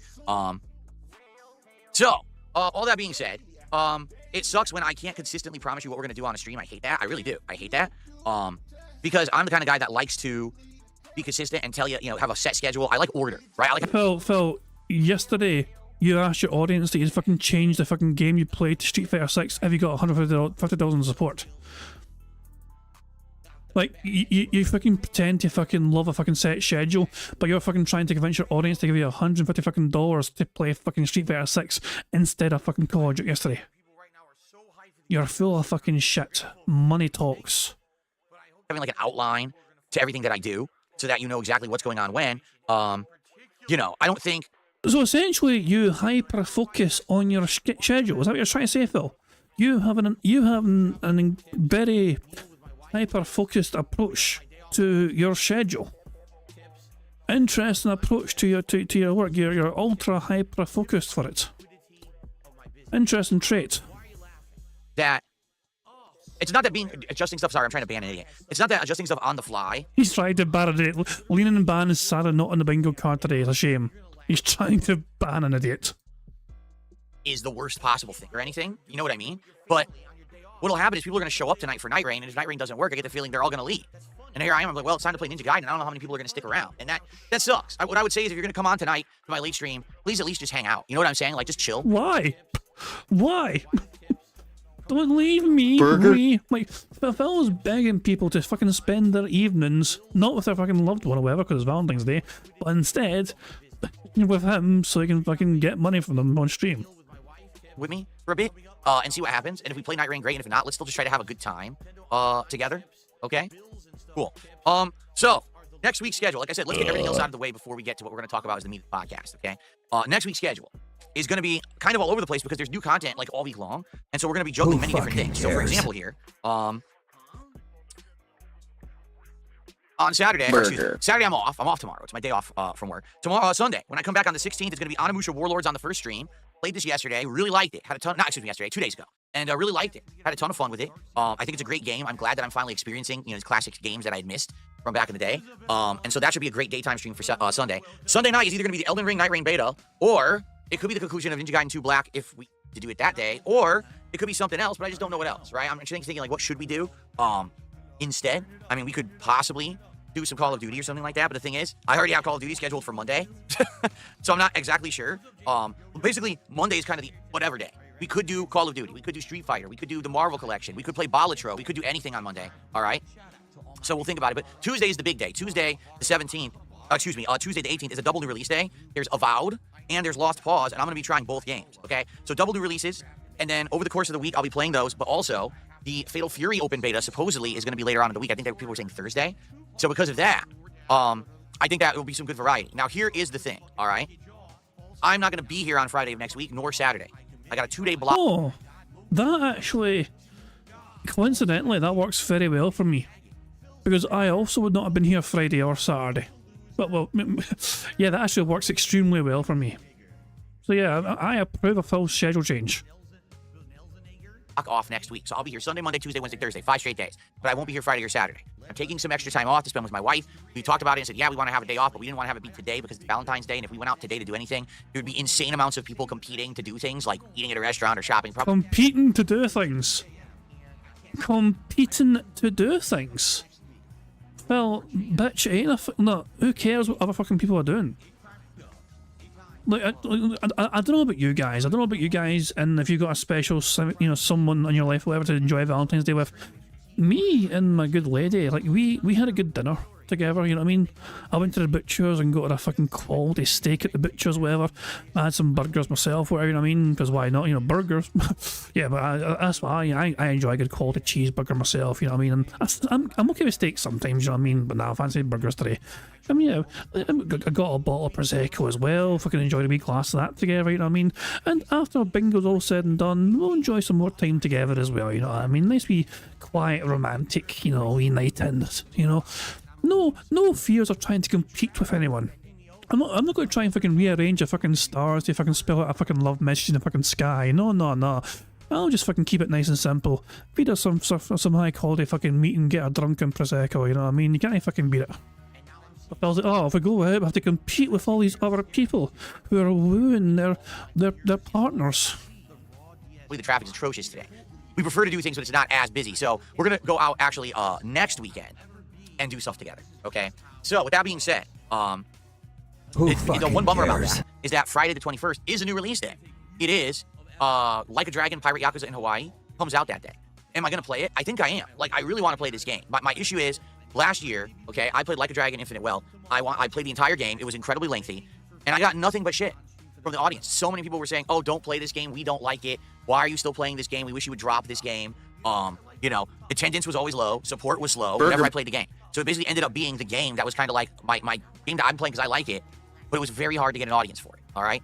Will this pirate game be the same? Well, it is more action. I mean, even Kat had enough of the fucking game when you had her on fucking stream to play it with you. Like, she fucking walked out, or well, I say walked, she waddled out on stream of you. She's like, I've fucking had enough of this shit, Phil. You're boring. This is fucking boring. Yeah. Based. It's not turn-based combat, but we all know that Yakuza games are very overblown, very lengthy in the story, giant cutscenes, right? I get the feeling the game will be lengthy. I do. I think it's going to end up being just as long as the recent Yakuza games, or Like a Dragon games, I guess I should say. So I don't know what's going to happen. Like, I want to play it, absolutely. Like, it's on my radar. It's in my schedule. I want to do it, but it's tough because, these days I'm trying to find things to do that I want to see. Cares? I'm not broadcasting for myself. I'm broadcasting for an audience that shows up and engages and likes the content, and because of that, they support the content. So I don't know if I should play this game or not. I absolutely, positively, 100% want to. But if every single time that I play this game ends up being the slow stream where we don't hit a goal and everything's, off, I don't know. I guess the question is, what do you guys think? Right? That's really the question I need to pose. I want to play it. It is something I want to do. I know I'm going to enjoy it. What do you want? Do you want some sort of fucking written contract from your fucking audience to fucking say, I will promise to give Phil $50 for playing this game? Like, what? Like, never mind them liking the idea of you playing this fucking game. What you really want to fucking know is, are you going to fucking get people willing to give you money for playing the game? That's what you fucking want to know from your audience. You're going to ask them the wrong question. You're going to try and paint a certain question in a way where you're going to misunderstand their intentions and motives. Do most of your audience want to fucking see you play this game? I imagine they will to a certain degree. The audience that fucking liked you and fucking go to your content and your channel every fucking day probably don't mind you playing most fucking games. But that is not what you're fucking wanting to fucking know, Phil. Be fucking straightforward with your fucking dumbass dentheads. They don't fucking understand these finer fucking, these carefully worded questions. Like there, if you're going to ask your audience, are you going to come out and turn up to watch me play like a dragon? They're likely going to say yes. If you ask them, are you going to give me money for playing it? They might not say yes. So careful how you fucking word this question, Phil. Because remember who you're dealing with. If you're dealing with a bunch of people who don't really understand the subtle hints unless you're fucking direct as fuck like you usually are halfway into a fucking stream with soul support. Right? And that's really the question I need to pose. I want to play it. It is something I want to do. I know I'm going to enjoy it. Okay? I know it'll be chill fun. I know for those that like these games, you're going to have a great time with me. Okay? But does it make sense to play a game that you know is going to be long, that you know is going to be taking up a lot of stream time, when it doesn't seem like my audience really likes it that much? I don't know. It's a tough question, right? I think it is. These days, things are becoming increasingly more complicated when I'm being pulled in a million directions, right? And my time is so valuable. Right now, I'm not even kidding you. Right now, I got people saying, you should be playing more retro games. Why don't you play retro games? They're really good. Why don't you play more indie games? You've been playing indie games in the last few months. It's been great. Why don't you do more of that? Why aren't you playing every hot new release, right? Are you seriously going to skip all RPGs moving forward? I just, so many questions. I don't know. Dabman says it's only meant to be around 15 hours long, maybe 25 if you do side stuff. If that is the case, and it's not as long of a game, maybe that will help me, right? To figure it out. See, and everyone has different opinions. Like, for example, here you go. Okami Matchup says, just love audience members who enjoy whatever you do. Don't stress so much about this. Valkuel says, this is a side game. It's not going to be as long, but probably if it's not a fit for your audience, skip it. So you see what I mean? Like, I don't know. I don't know what to do. It's very hard to tell these days what people will show up for and what people will actually watch and support. It's a tough question, right? So, I don't know. Well, we got to try to figure this out, right? We do. Together. Maybe over the course of this week, let's talk about it. Either way, I can't play it on Friday because I'm not going to be here. All right? The earliest I could play it would be Sunday the 23rd is when I would begin it. So let's talk about it over the week and maybe try to figure this out, okay? That's a press burp there. Is when I would begin it. So let's talk about it over the week and maybe try to figure this out, okay? But anyway, this week's going to be great. If the network test works for Night Rank, that's going to be good. If Avowed and Lost Paws are good, 2 new games for the rotation. I'm still going to continue on with the Onimusha playthrough. We're going to wrap up the playthrough of Ninja Gaiden 2 Black, which should be fun. So it's going to be a good 5+ days of gaming next week. Should be good. All right? All right, so... what's up? Wait, there was one more thing I wanted to talk about before. Money, I assume. We've not had a big one yet, Phil. Come on. Before we got to the discussion about last night. What the hell was it?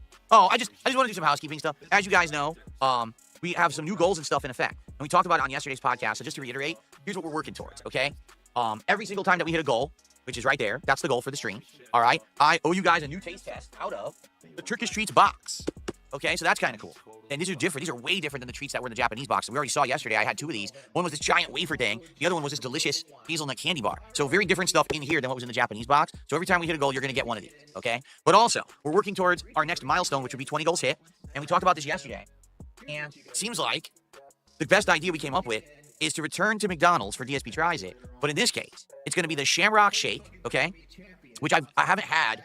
I couldn't even tell you when I last had it. You know, it's been so long. I can tell you this, I didn't like it when I had it last time, many years ago. So it's a mint-flavored shake that McDonald's brings back every, March-ish for Valentine's Day. They bring it back for St. Patrick's Day. So they just brought it back. And in addition to that, right now they're doing some special meal from some WNBA basketball player. So I was like, well, let's do it all, right? I'll order the meal, I'll order the shake. We'll just kind of do this big McDonald's DSP Tries It event. And by the way, before people are like, oh, why McDonald's? Did you know that the McDonald's DSP Tries It that I did a few months ago was the most viewed DSP Tries It that I have done since I brought the show back in the fall? It actually just brought in more interest, and I think it is because everyone has McDonald's. You know what I'm saying? Like, right now, you could probably stop whatever you're doing, and either walk a block or jump in your car and drive 2 blocks and be at a McDonald's, right? So when you see me do a DSP Tries It for McDonald's, like, that's something that I could probably do for myself relatively easily, and I think that's some of the interest in the series is when I do stuff that you also can get. You see me taste test, and if I like something, you go try. I'm not even kidding you. After I did the Arby's DSP Tries It a couple days ago, no less than 5 different people sent me pictures of them eating the Arby's burger, saying, I had no idea it was good, and it's really good. Thanks for telling us about it. Who fucking cares? So I think that's the appeal, you know what I mean? And so, that's the goal. Let's see what happens now. Obviously, today, be a good day for some support. And what I'd like to do is to start with a couple of quick shout-outs here, all right, of people who have contributed before we get to the topic at hand. So we got a $2 tip that came in here. From Flatman B, he says, what's up, everyone? Happy Friday. Peace and love. Well, thank you, Flatman. I hope that you're also having a good Friday. A lovely day. Go up on the leaderboard. They were right. Holy shit, Phil. I just see a scammer. They were right. And it looks like there was another $2 tip. From Flatman Don't B. play the Yakuza game. It's going to be boring for us to watch. So you see what I mean? Like, we're already immediately getting conflicting opinions. Some people are like, well, if you want to play it, you really should play it. You should play games that you really want to play and enjoy. You should just have that freedom. I'm going to give you some honest feedback that I've received from several different people, okay? Some people are under the impression that it really doesn't matter what I'm doing. It doesn't matter what I'm playing. It doesn't matter what day of the week it is. It doesn't matter what time it is. I have people who will come by and support when they can, okay? And therefore, I'm going to have slow streams, you know, no matter what. It's going to happen. And I should just say, I'll play what I want, and eventually the contributions will just come. And as much as I do believe that that is true for some people, like, for example, I would say there actually are people who will just come by when they actually can. They will contribute when they can. They don't really care what I'm doing on a particular stream at all. I actually do believe, though, that there are groups of people that will come by and support when I'm doing something that particularly they're enjoying. And I'll give you an example. The other day, I was playing some indie games, and someone particularly came by and dropped a bunch of contributions and says, hey, I'm doing this particularly because you're playing these indie games, and I like this. This is something, you know, you don't often do. It's fun. It's different. It's what I want to see, so here you go. So if I can figure out what it is that people want to see more, then I'll please more people, and it will bring support. Do you understand? So that's what I mean. Like, I do feel like, yes, that is a true statement. There are people who will come by whenever, and they're going to support me whenever, and that's my established support base. But there are also people who do come by, who support when I'm doing something they like. And that's what I mean with Yakuza. I just don't know. I actually don't have all the answers here. You know, I think it's something that we need to discuss over the week. I want to play it. I really do. But I don't know if it's going to work for the audience. All right? We'll have to talk about it. All right. Well, I think that I wasted enough time. It's been 23 minutes. Can you believe? I'm pretty good at this. I'm pretty good at stalling, right? I think I am. No fucking shit. We've been saying that for fucking years. You fucking talk around in fucking circles, you don't get to a fucking point, you fucking waste so much fucking time not really fucking getting to the real actual fucking point you're trying to fucking get to. Apparently there's a whole bunch of cult speaking, conditioning events happening right now. We're behind Phil, by the way, by 47 minutes. I imagine he's going to spend the next, between now and then and more, fucking shit, going crazy with it. I was told to check the member Discord here, and hold on, just 2 seconds. What am I looking at here? Arby's? Like, wait a second. What? Found on Google from. What am I looking at here? Hold on. Give me a second here. Can I copy the link? Just 2 seconds here. I want to just kind of see what I'm fucking dealing with here. Hold on.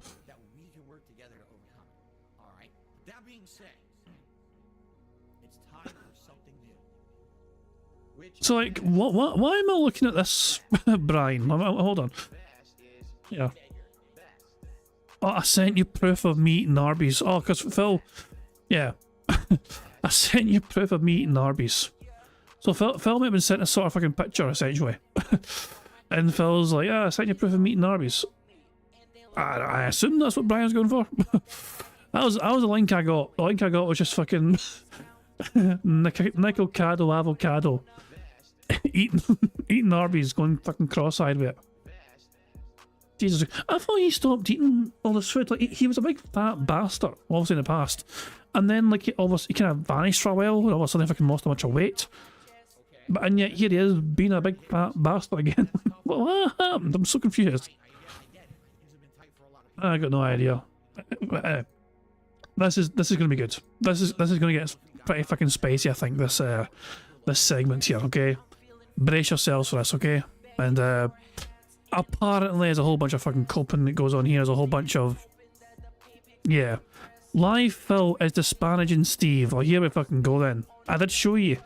Like, he did say that if Phil is kind of angry or whatever, or makes him angry, then he will go back for more.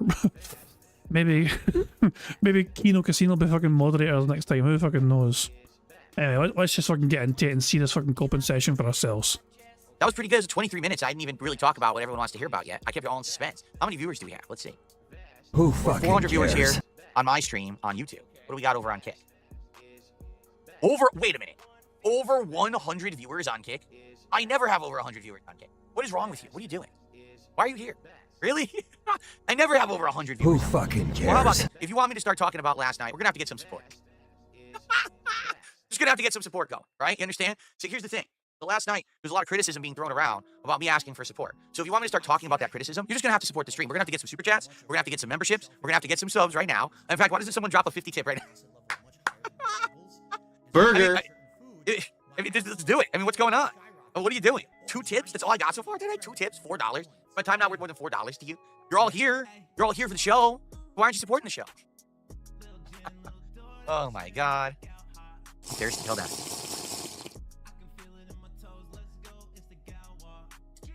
That's right. Giga Chattiest, is it, or Giga Chattist? Is it Giga Chattist said, we're gonna need 100 sub bombs to continue on with the show today. I think I'm right.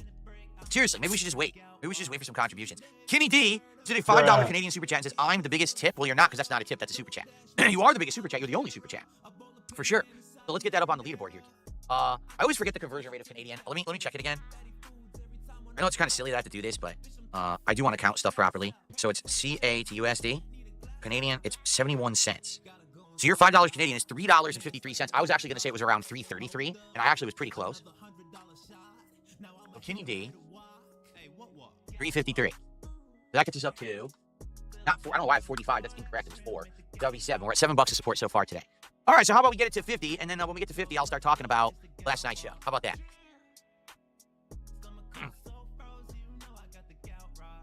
Yes, oh, this is great. Yeah, absolutely. Someone just said, can we send a doctor to your house to test you for autism? Yes, let's just do it. Let's have everyone come. We'll have people coming in my doors, like a rotating. What I'm going to do, I'm going to change my front door to be one of those. That's a hilarious question. Oh my, you actually fucking read that and responded to it. Have a doctor sent to your house to test you for autism. Well, we can tell from the other side of the fucking planet. We don't need to fucking visit you in person to fucking determine you're pretty much on the fucking spectrum, pal. Rotating storefront doors, you know, when you see like a department store or train station, you know, it just keeps rotating. We're going to have doctors coming in. We're going to have lie detector test people coming in. We're going to have, everyone's going to be coming in doing tests and things. It's going to be great. We're going to have cameras going constantly. We're going to have teams of people here filming and streaming. It's going to be absolutely amazing. This is obviously what everyone wants, right? This is a perfect idea. Let's just get it going right now. Let's... yeah, imagine the support. No, here's the truth, Lord Lunchmeat, all right? Because I was talking with various people about stuff this morning, because now we're going to get to the subject now, okay? Here's the deal. With me, drama doesn't sell. You understand? Like, when drama happens regarding me, okay, there's a whole bunch of people who benefit, okay? Here's who benefits with drama, all right? My detractors, who all get to make content, who all get to stream, who all get to make a zillion videos off of everything, hyper-focusing on every little piece, and it blows up. You know what I'm saying? So they always make out, right? The React communities, not my detractors, but the actual React communities, they make out because they get to analyze the drama I'm involved in, but then they get to analyze my detractors and how they get involved in it. Like the React. This is not part of begging, is it? Unless Phil addresses money again, it's not really part of begging. React communities eat well when I get involved in drama, right? But the one person that doesn't benefit out of any of it is me and my community. It's not really one person, I should say the group of people that don't benefit from it. Is me and my community because we don't care, right? You have done that yourself. Like every single day, we come in here into DSP Gaming or onto the Kick channel, right? And we sit down and we relax and we have fun conversations about games, about life, about all kinds of stuff, correct? And we play games together and I give you my reactions to games. You guys, tremendous amount of interaction and help when I play games these days, and I love that. I love that community that we have built around gaming. It's a really nice thing, right? And we just have a great time together with it, right? But then whenever drama tries to rear its ugly head, and whenever drama tries to interject itself, it's like a guy runs in with a crowbar, you should wedge it in there, right? And like, well, it doesn't really fit into the formula. And this is the thing, like, if I 1,000,000% changed who I was on the internet, and I said, I'm gonna be a drama guy now, all I'm gonna do is react and do drama content constantly, right? Like many people do it and find tons of success on, then this kind of stuff would benefit me. Because today, I'd be like, that's it. Today, all we're going to do is we're going to talk about last night, and all we're going to do is we're going to spend an entire day milking this and doing content on it. Well, the title of your stream is Decompression Podcast. The majority of your podcast is set aside to talk about last night. So you're doing precisely that. Yelling and screaming and hollering and being upset. But I'm too old for that shit. Oh my dog, what's up? Thank you very much to Warren for a super chat who says, being confronted with the truth is not drama. I agree. Like Phil was given multiple opportunities to try and fucking just set the record straight. If we're fucking lying, it's actually not too fucking hard to debunk the biggest. The two big things that we fucking pressed Phil on over the last several years have been WWE champions and the fucking bank leaks. Those are the two big fucking things. Phil only fucking sort of confessed to the WWE Champion stuff because he fucking found a way to try and fucking even lie about that and pretend he fucking sold the account so he can't show it off anymore. That was some bizarre fucking bit of coping, whatever. I'm going to own the fucking meme.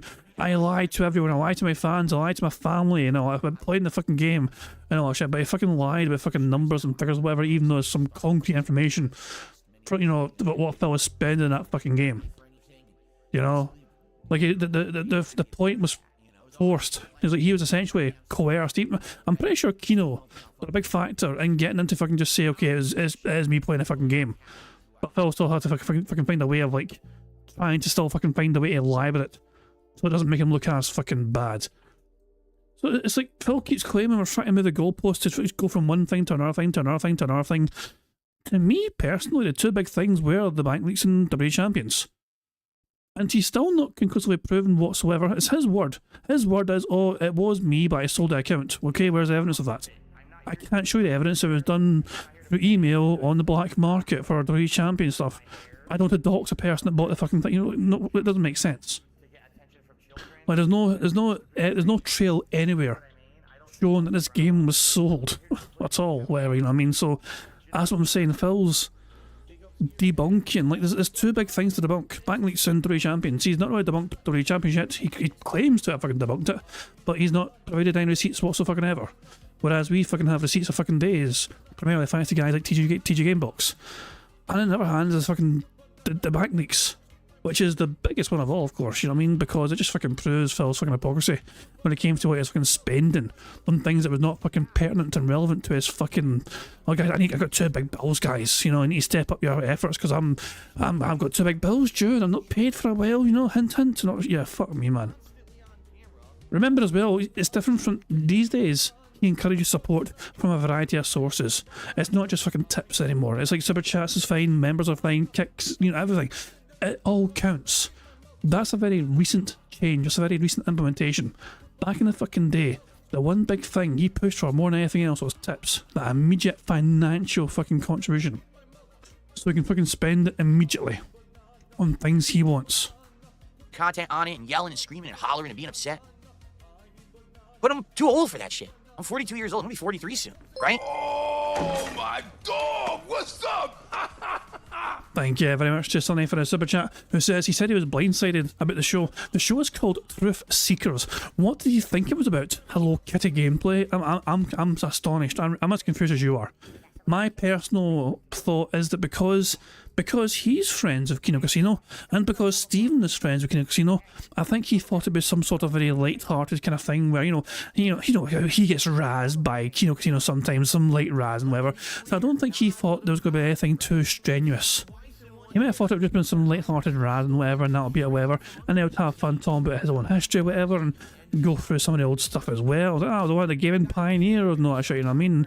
I've been doing it for so long or whatever, and we can talk about other things. But yeah, because of Phil's constant fucking circling and avoiding the question, avoiding answering the question properly, it never really, like, in terms of topics for the fucking show itself, it kind of got stuck partially because of Phil refusing to fucking answer the question, partially because of Stephen refusing to accept Phil's bullshit, and so there's a bit of an impasse there. And even when Phil was brought in as well to back up Stephen's points as well and further evidence being against Phil, showing him to be a lying piece of shit or whatever, it still ended up going in a bit of a circle because of Phil, his stubborn nature, and Stephen as well struck me as kind of stubborn, just to fucking, he wanted, like, he was desperate, it seemed at times, to get Phil to fucking, like, confess and just admit it, you know what I mean? I was like, yeah, tell us the fucking truth, admit it, you know, it's there, there's evidence right fucking there, we're looking at the evidence together, Phil, you tell me. So, like, he was at times losing his cool with Phil about this, I mean, and Phil was just fucking saying, oh, there's no me, and just fucking laughing his way fucking through it. I was like, what the... So yeah, I think Phil was expecting definitely some sort of softball, Kino style sort of, you know, enjoyment session. You know, I mean, I hang out with Kino and it's good fun. We laugh at other people. And so I think he thought kind of similar, where it's like, oh, he can talk about himself, big himself up, and I think he thought they were going to talk about other content creators as well. Like the two of them together would analyse the content creator scene or whatever and talk about titty streamers on Twitch or something, which was apparently one of the topics that was going to be a thing potentially for the show. But yeah, also it didn't turn out that way. Stephen Like, I mean, I assume Stephen would have gotten to that at some point as well, if the time allowed it, but Phil derailed it massively, and Stephen kind of lost a bit of control as well, I think, of the show, and it just kind of went a bit fucking crazy for a while. I like what I do when I hang out with you guys, okay? And I don't like having constant being at each other's throats and shit. If anything, what has been the most successful content in the last 6 to 8 months that I've made? Think about Well, Phil, define successful. Define fucking successful. Do you mean fucking views on YouTube? Do you mean how many people actually fucking liked it and watched it? Do you mean how much money you got for fucking doing the content? Like, define successful. What is your definition of successful, Phil? Is it to do with money, or is it to do with how many people actually fucking watched the videos and liked the videos and commented on the fucking videos, engaged in the fucking videos themselves? You know, I'll tell you what wasn't the most popular fucking thing in the last 8 months. Gameplay. No one gives a shit about the games you play anymore, Phil. DSP gaming, the gaming part might as well fucking be removed. You might as well just kill off the fucking gaming part. about it. It's been me having positive interactions with guys like Kino Casino, being on their show and having a great talk, a great interview, right? Shooting the shit, talking about other people drama, right? But not me. Also doing the co-op react on Rich. That was great content, right? Or what about the Keemstar interview, where everyone thought it was going to be drama and it ended up being one of the best. It ended up being Keemstar bending the fucking knee because he saw how successful Kino were and fucking having you know, Phil under their control. So Keem's like, I want a piece of that fucking action. Look, Keem bent the fucking knee and got nothing for it. You know what I mean? Phil fucking played Keem perfectly, in my opinion. I think Keem's also fucking annoyed that, you know, Kino managed to fucking do what he fucking couldn't do with Phil, and, you know, have him, you know, Kino have Phil under their control, essentially. Keem wanted that for himself, couldn't fucking get it. And I think it kind of eats away at Keem. Because it was his idea originally, it was his original idea to try and get Phil on board. But obviously, just the whole, I think there's a clash of egos, essentially, you know what I mean? It's one of those kind of fucking things where it just wouldn't work, essentially. But Kino, though, managed to fucking finagle Phil to a fucking T. Perfectly. You know? So yeah. It's just like Phil played Keem perfectly in that regard, you know what I mean? He fucking has his number, I think. Conversations I've probably ever had on the internet, right? It was actually genuinely a great time. I think that kind of content is where I shine and where I have value, all right? For me and my community, I should say. But the other kind of content is content where other people all benefit, but not me or my community.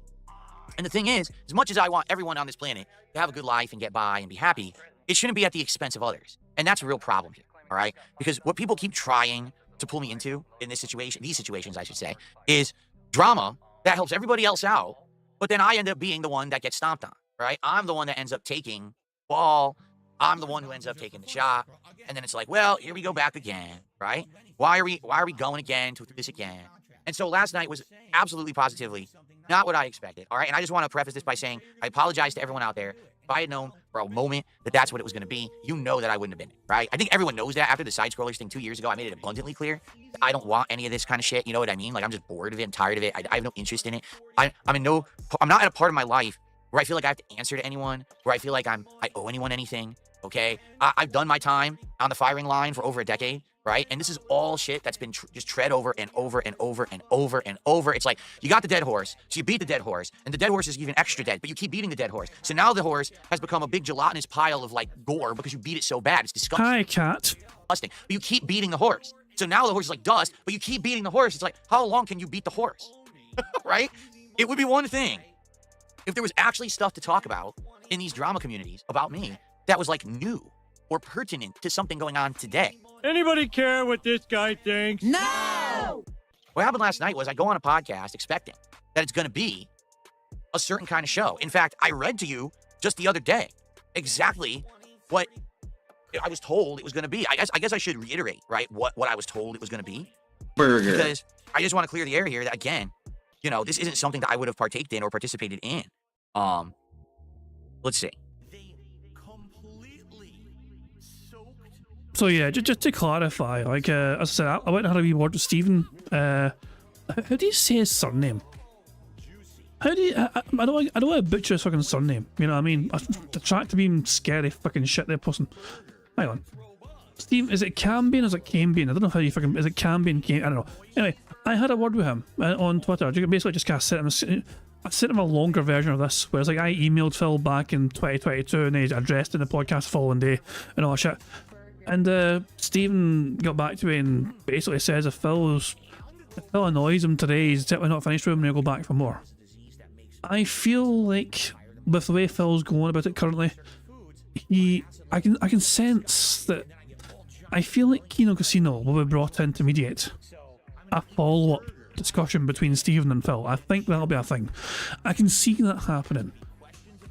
And they'll try, and I'll say it's because it was a situation where Stephen himself kind of did lose at times a bit of control with his composure or whatever, and Phil, to be fair to him, actually fucking didn't let emotions get the better of him, you know what I mean? Like he was, like he was, you know, I don't think Phil raised his fucking voice much at all, apart from trying just to fucking say, can I get a word in?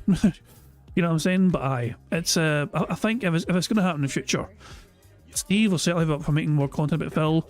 Kino will be up for it as well, essentially, just because they get to fucking enjoy it and react to whatever, and it'll be in their best interests for both of them, of course, if Phil's involved. So basically, Kino Casino is key players here in making the potential part 2 work. Although I don't think it'll be a part 2 on. If it's going to be on anyone's channel, but Kino's channel. I can't see Phil going back to fucking Stephen's channel. I can't see that happening.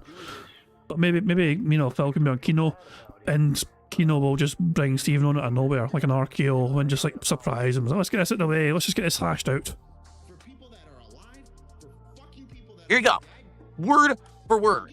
I'm going to read from the message that I originally received from Steve, the guy who performed the interview last night on the Truth Show. Okay, this is word for word what he said to me. Phil, I promise you a fun and cathartic interview, a journey through your history and highs and yes lows, but I'm going to be fair and highlight your survivor attitude and continued success despite all of your trolls and detractors. I watch every deep dive history about you. I think most of it is petty, but yes, some of it is funny. It's easy to laugh at someone from the sidelines. Most people have no idea what it took for you to survive the journey. That's the story I hope to tell in the interview. To be fair, he can't tell that story to a certain degree. He respected Phil's ability to fucking survive through a lot of things. That is something that most detractors do.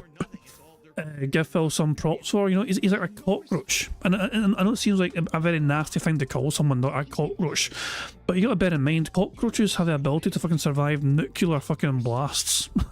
You know what I mean? So he's a survivor. That was the word that Stephen used. Phil is a survivor. I just read you word for word the pitch, right? Did that sound like what we did last night?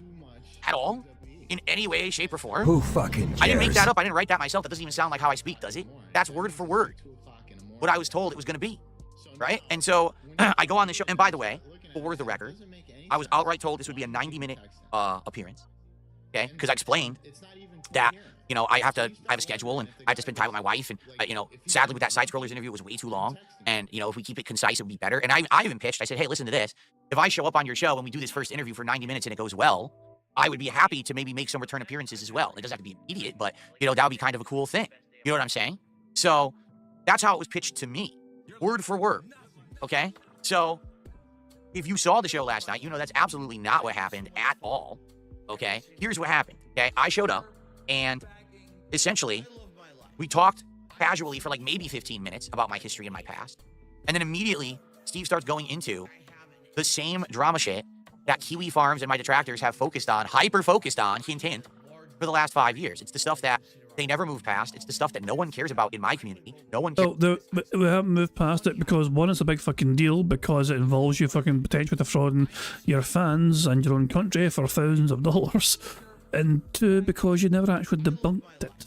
Like, this is not just some sort of fucking thing. Well, it's not like some sort of small thing where Phil was like fucking caught. Like, oh, he one time fucking stole a Whopper at a Burger King. Let's get him. No, this is Phil. Like, the bank leaks is an answer to where all the fucking money was going. Because that was the fucking one golden question that everyone fucking had. You know what I mean? Where does the money go? Before the bank leaks happened, it was all, you know, it's all guesswork. It's like, what the fuck is Phil doing with all this extra money? Because he shouldn't be fucking struggling every fucking week and month. Oh my god, what's up? Thank you very much to Ira for a super chat who says, I feel partially responsible for last night. I had talked to Steve a few days ago and gave him the bank leak sheet and checking info. I regret nothing. But as far as I'm aware, Steve reached out to several, so it's not also, you can feel partially responsible, of course, and he probably would have checked your stuff as well. Oh god. Hang on, Ira. I'll get back to you, Ira. Squeaky Wheels Jade tipped £1. Daddy Philip, they should glazed you in that interview last night like I glazed my squeaky wheels on my wheelchair when I run out of WD-40. Jesus Christ, man. Every time. Every time. Why is it always fun every time? Thank you, Jade. Thank you, Squeaky Wheels, Jade, for the super for the tip. Sorry, much appreciated. I've added that to the bingo prize fund. God damn it. Every time. So yeah, as I said, Steve done his due diligence, to be fair. You know, he really made sure to explore, like, he didn't just take Detractor's words for things. Like, he obviously went above and beyond to verify the information that we were presenting ourselves, which is what we always encourage to do. Every single time I fucking say something about Phil on the internet, you know what I mean? I'm never like, trust me guys. I'm like, look, the information's out there. I discovered information. This is how I discovered information myself. I invite you guys to also look into it as well. See for yourselves and make of it what you will. It's something we encourage other detractors to do, and even Phil's fans to do. That way we're not just fucking saying, trust me, bro. And no, we're fucking literally just saying to everyone, like, guys, we have all these receipts here. Here's where they all came from. Here's a source of them. We have a lot of these receipts here. But yeah, it's but Stephen, to be fair, I will say, was very thorough. You know what I mean? There's something he conducted himself, as I said, for that part of it anyway, you know, the banking stuff, whatever, he was himself quite focused on trying to get some clarity in the situation. And Phil has refused to ever provide it. Phil has changed the story and the narrative several times about the bank leaks. Oh my dog, what's up? And thank you very much to Anubis the Wicked for the super chat. It says, Gov screw don't matter, hate online tough guys. Well, Phil is the eternal online tough guy. He's a keyboard warrior. He found out back in the FGC days where he was challenged by Mike Watson and Jaha, and he just covered up into a fucking ball and said, please don't hit me, I'm an alcoholic. You know, when he ran his fucking mouth before and got in trouble for it, and Phil just covered in a fucking ball. Like, he's like, Phil, he's probably never been in a fucking fight in his fucking life, I imagine. He's ran away from several of them, of course, I mean, but I don't think he's ever fucking actually been able to fucking fight anyone in life, ever. Probably too fucking scared of confrontation. But yeah, there we go. Anyway, bingo card's doing quite well, guys. We have one free space so far, thanks to Phil's begs. But yeah, the bingo card's going quite strong, and with this segment coming up, I'm expecting a lot more toxicity from Phil to add to the bingo card. Cares about it, who watches me and likes me. The only people who care about it are people who want to make drama content and make money on it. That's it. Because it doesn't affect me today. It has nothing to do with me today at all. I've moved past this stuff years ago, okay? I did a 12-hour react to the June King documentary back in August. I literally addressed all of this drama, all of it, okay? And it's done. Just because you addressed it doesn't mean you fucking dealt with it definitively. You addressing it does not end it. It's like, because we're still waiting for your receipts, Phil, to fucking prove people were... So the detractors weren't proven wrong, but because you addressed it, you want people to move on from it. You acknowledged it, but don't fucking say it's... You don't prove that we're wrong and you're right.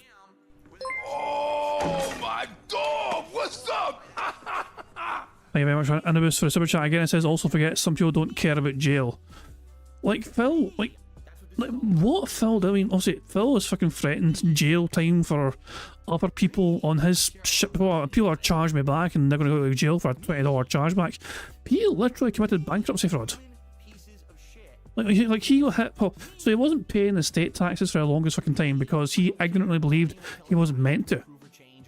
So all of a sudden he fucking owed thousands and thousands of fucking dollars in state fucking taxes. But never mind that for a fucking second, of course. There's also the fucking situation where Phil's fucking pretending he's fucking using the champions. All those fucking iTunes microtransactions and PayPal microtransactions going towards fucking playing these fucking gacha games. Why else would it be fucking tens of thousands of fucking dollars in microtransactional data for a fucking 18-month period? You know, like, the record's right fucking there. Let the fucking record speak for itself. Let's scroll down to the big massive pie chart at the bottom here, which sums up the 18 months of covered. What a shit. Of the money here, the grand total here, well, of the $190,485 that Phil has spent on this account in an 18-month period, his mortgage received $33,000 in payments, and microtransactional data received for almost $45,000. Like almost 45 grand on microtransactions. Jesus, man. Apparently Stephen Cambion has already made a comment about this on Twitter. Oh, is that what his... I seen that tweet here. Yeah, here's a tweet right here. Darkside Phil trying to figure out and explain to his viewers what happened last night. I think I broke him. that's pretty funny. I'll hit that wee like. There we go. So Stephen's watching. As I said, Stephen is watching. And I don't think he'll be liking what he's hearing. Let's crack on. Let's just crack on it, guys. Let's crack on with the bingo. Let's see what else I was going to have to fucking say about this. I've got a feeling it's going to an interesting amount of fucking bullshit going. Yeah. Remember, he doesn't care about it, but he's going to address it anyway and try and say that people are wrong because their receipts aren't valid, apparently. Because Phil addressed it, so it's not relevant anymore. Phil has addressed the big burning issue. And he won't debunk it, but he will address it, and so we should all move on because of that. It's in the past. Today, who I am as a person and a creator is not representative, okay, of who I was back then, when I was financially distraught, when I was irresponsible, when I was stupid. You know, I look back now at stuff that I said and did on a stream, my behavior with the way that I spent money, and I'm embarrassed because I was a dunce and because I was basically out of control in many different ways, okay? But now things are different, right? If anything, if you haven't noticed... Nothing's fucking changed, Phil.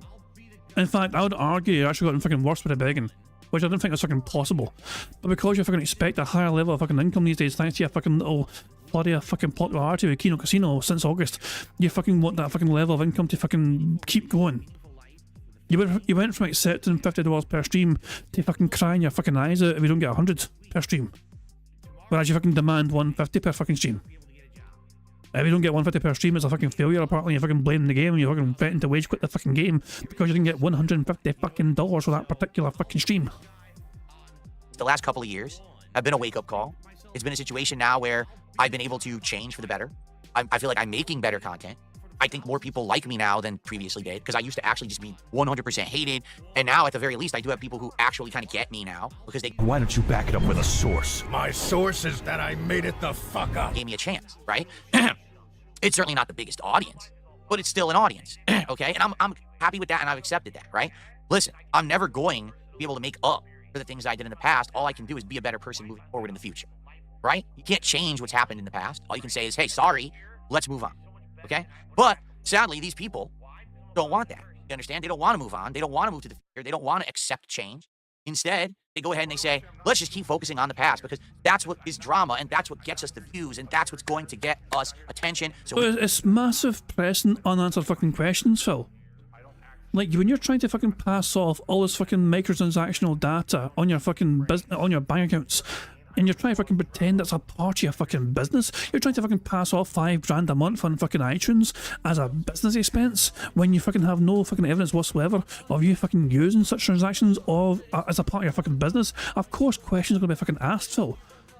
This is not some sort of small thing where Phil fucking did something like, oh, he said a bad word or whatever like fucking 10 years ago and we're going to give him shit for it ever since then. It's not just that. This is about you defrauding not only your fucking own audience and fan base to fucking pay your fucking bills when you're fucking wailing away in WWE Champions and other games, but also about defrauding your own fucking nation for what you're meant to fucking owe them. When you're fucking trying to pass off all this fucking whaling in your own personal time into the champions as a fucking business expense, not own what you're meant to fucking owe your own fucking country for the taxes. You complain and bitch and whine and moan about the fucking way the country's run at times, not shit, for things like fucking utilities, not shit, and picking up garbage, not shit, but you're not fucking paying the taxes in the first place. To fucking, you know, to fucking pay what you're meant to. No, I mean that, you don't even fucking vote. You bitch and whine and moan about the fucking state of the fucking country, whatever, but you don't fucking even vote to fucking make your fucking say count, make your fucking vote, your voice count. And you're gonna fucking sit and bitch and whine and moan about defrauding your own fucking country and the fucking... Fuck off. Just fuck the fuck off, Phil. You're a scamming, lying piece of shit. You're a serial fucking liar, as we got evidence of multiple fucking times when you actually, you eventually fess up. After a while, when you're fucking cornered, you fuck, fuck's sake. My ranting broke, fuck. Where was I? Doesn't mean necessarily covering stories. Shit, fuck, balls, shit. That came out of nowhere, I wasn't expecting that. I really shouldn't rant too much, you know, I guess fuck. My broke it. Fuck. How far are we behind? I think we're behind like 40 odd minutes, 50 odd minutes. What's this? A moron to think that. So there's two answers in place. Either Steve's agenda was to present things that he stole from. Hold on. Okay, but I guess it was longer than an hour. Fuck me. You can't change what's happened in the past. All you can say is. Here we found it perfectly. Jesus, that was actually. I'm surprised how easy it was to find. Okay, fuck it. We were here when I ranted. Okay, so fuck it. Okay, you get what I'm saying though. It's not some sort of small, tiny issue that the detractors are hyper focused on. Phil has not once debunked the bank leaks. We've got a lot of evidence saying this is fucking Phil and this is information or whatever, this is where the money's going, and he's blown away in this fucking game. Not only the bank leaks tie into the bankruptcy. You get what this is why it's a fucking big deal. Because the information presented in fucking bank leaks proves that Phil has this fucking serial habit of fucking whaling away in microtransactional gacha game shit. And yet, when you fucking look at his bankruptcy records, he's trying to fucking claim $5,000 from business expenses, so it all adds up and all snowball effects. But Phil's acting like it's a fucking small thing. But yeah, anyway. Hey, sorry, let's move on, okay? But sadly, these people don't want that. You understand? They don't want to move on. They don't want to move to the future. They don't want to accept change. Instead, they go ahead and they say, let's just keep focusing on the past because that's what is drama and that's what gets us the views and that's what's going to get us attention so we can make bank. Because the truth of the matter is if these people weren't able to monetize their content, they wouldn't bother with it. I'm going to repeat what I just said. If these people weren't able to monetize their content, they wouldn't bother with it. They would move on to something else because that's all it is. It's grift. It's grand grift. It's a way to make the bag, right? By any means necessary. Doesn't matter who we hurt or who we trample on. And I think what actually has happened is that over the years, okay, really over the years, I've become so resilient. Like my story is a story of resiliency and a story of being a survivor, despite the fact that so many have taken the shot at me, that I'm still here standing and I'm still making content and I'm still successful. That I think people think, you know what, well, I can take my shot at Phil now, I'll make my bank, and Phil still be here tomorrow, so it's all good. But it gets to the point where it feels like it's gone too far, and I think that last night was definitely that. Like seriously, to give some perspective here, all right, there's a difference between I agreed to an interview, and I said we could do this, and we could talk about this, and we can have these topics, and we can do this and that, right? There's a difference between that, which is what the Side Scrollers interview was, and what happened last night. With the Side Scrollers interview, all right, they tried so hard to get me to fess up to stuff because they wanted to be popular and notable. At that point, they were not. There was nothing about that show that was getting any views. They were desperate. They were actually trying to get guests from all over the internet. They were getting YouTubers and stuff on the show, and no one cared. They weren't getting views. It wasn't working. So for me, they saw me as their big break, and their idea was to try to get me to essentially fess up to things like playing WWE Champion, okay? And if they got that big confession on their podcast, then everyone was going to be talking about them, and they were going to use that to propel themselves to popularity and success on the internet. But, Phil, the problem with that is that they were right with their claims that you were lying about it. You claimed that they were full of shit. Well, you fucking lied to their faces for 5 fucking hours about that. And then it turns out they were fucking right all along to grill you for fucking 5 hours about your bullshit narrative. It didn't happen. So what ended up happening was they turned that into a way to milk my detractors for weeks to months on end, right? They had a series of shows all about me or spin-off shows. Like, I'm totally sure they would have had an entire show about mobile gaming and addiction if I hadn't been on the show, right? It's obvious that's where all that came from. And so it was pretty bad the way that they went about it. Like I said, initially I had no problem at all with the interview. It was everything that came after that I had problems, all right? But that's on me. I accepted it, right? That was my fault. In this case, what happened last night was not my fault. You heard, I read word for word what I was told that was going to be, okay? And that is absolutely positively not what that show was at all. That was about 3 hours of regurgitating crap that was copy-pasted off of Q, you know? Because here's the thing. Steve, the guy from Truth Seeker Show, set it up. Oh, I did all this research, and I did all this, and here's what I discovered. Steve did not discover anything.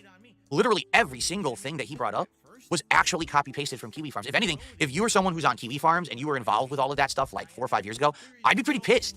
Because he took credit for all of your shit. Like, he literally, line for line, see, I did this, I did this, I did this. No, he didn't. No, you didn't. That's other people's work. Oh, my dog! What's up? Thank you very much to Warren for his super chat, who says he doesn't get it. People don't want money. Like, his way to cope is that people are using him for monetary gain. That's it. That's his copium about the shit. I mean, that people fucking talk about him and address him and make content about him purely just for trying to make it bank. Now, has there been people in the past that have tried to do that? Some people have tried to do that. But usually people can see through them and their motives quite quickly. Like remember fucking Pastor Miller, for example, the pastor. I don't know, something. I never got on board with a pastor from day one. There's something about them that rubbed me the wrong way. I don't know why.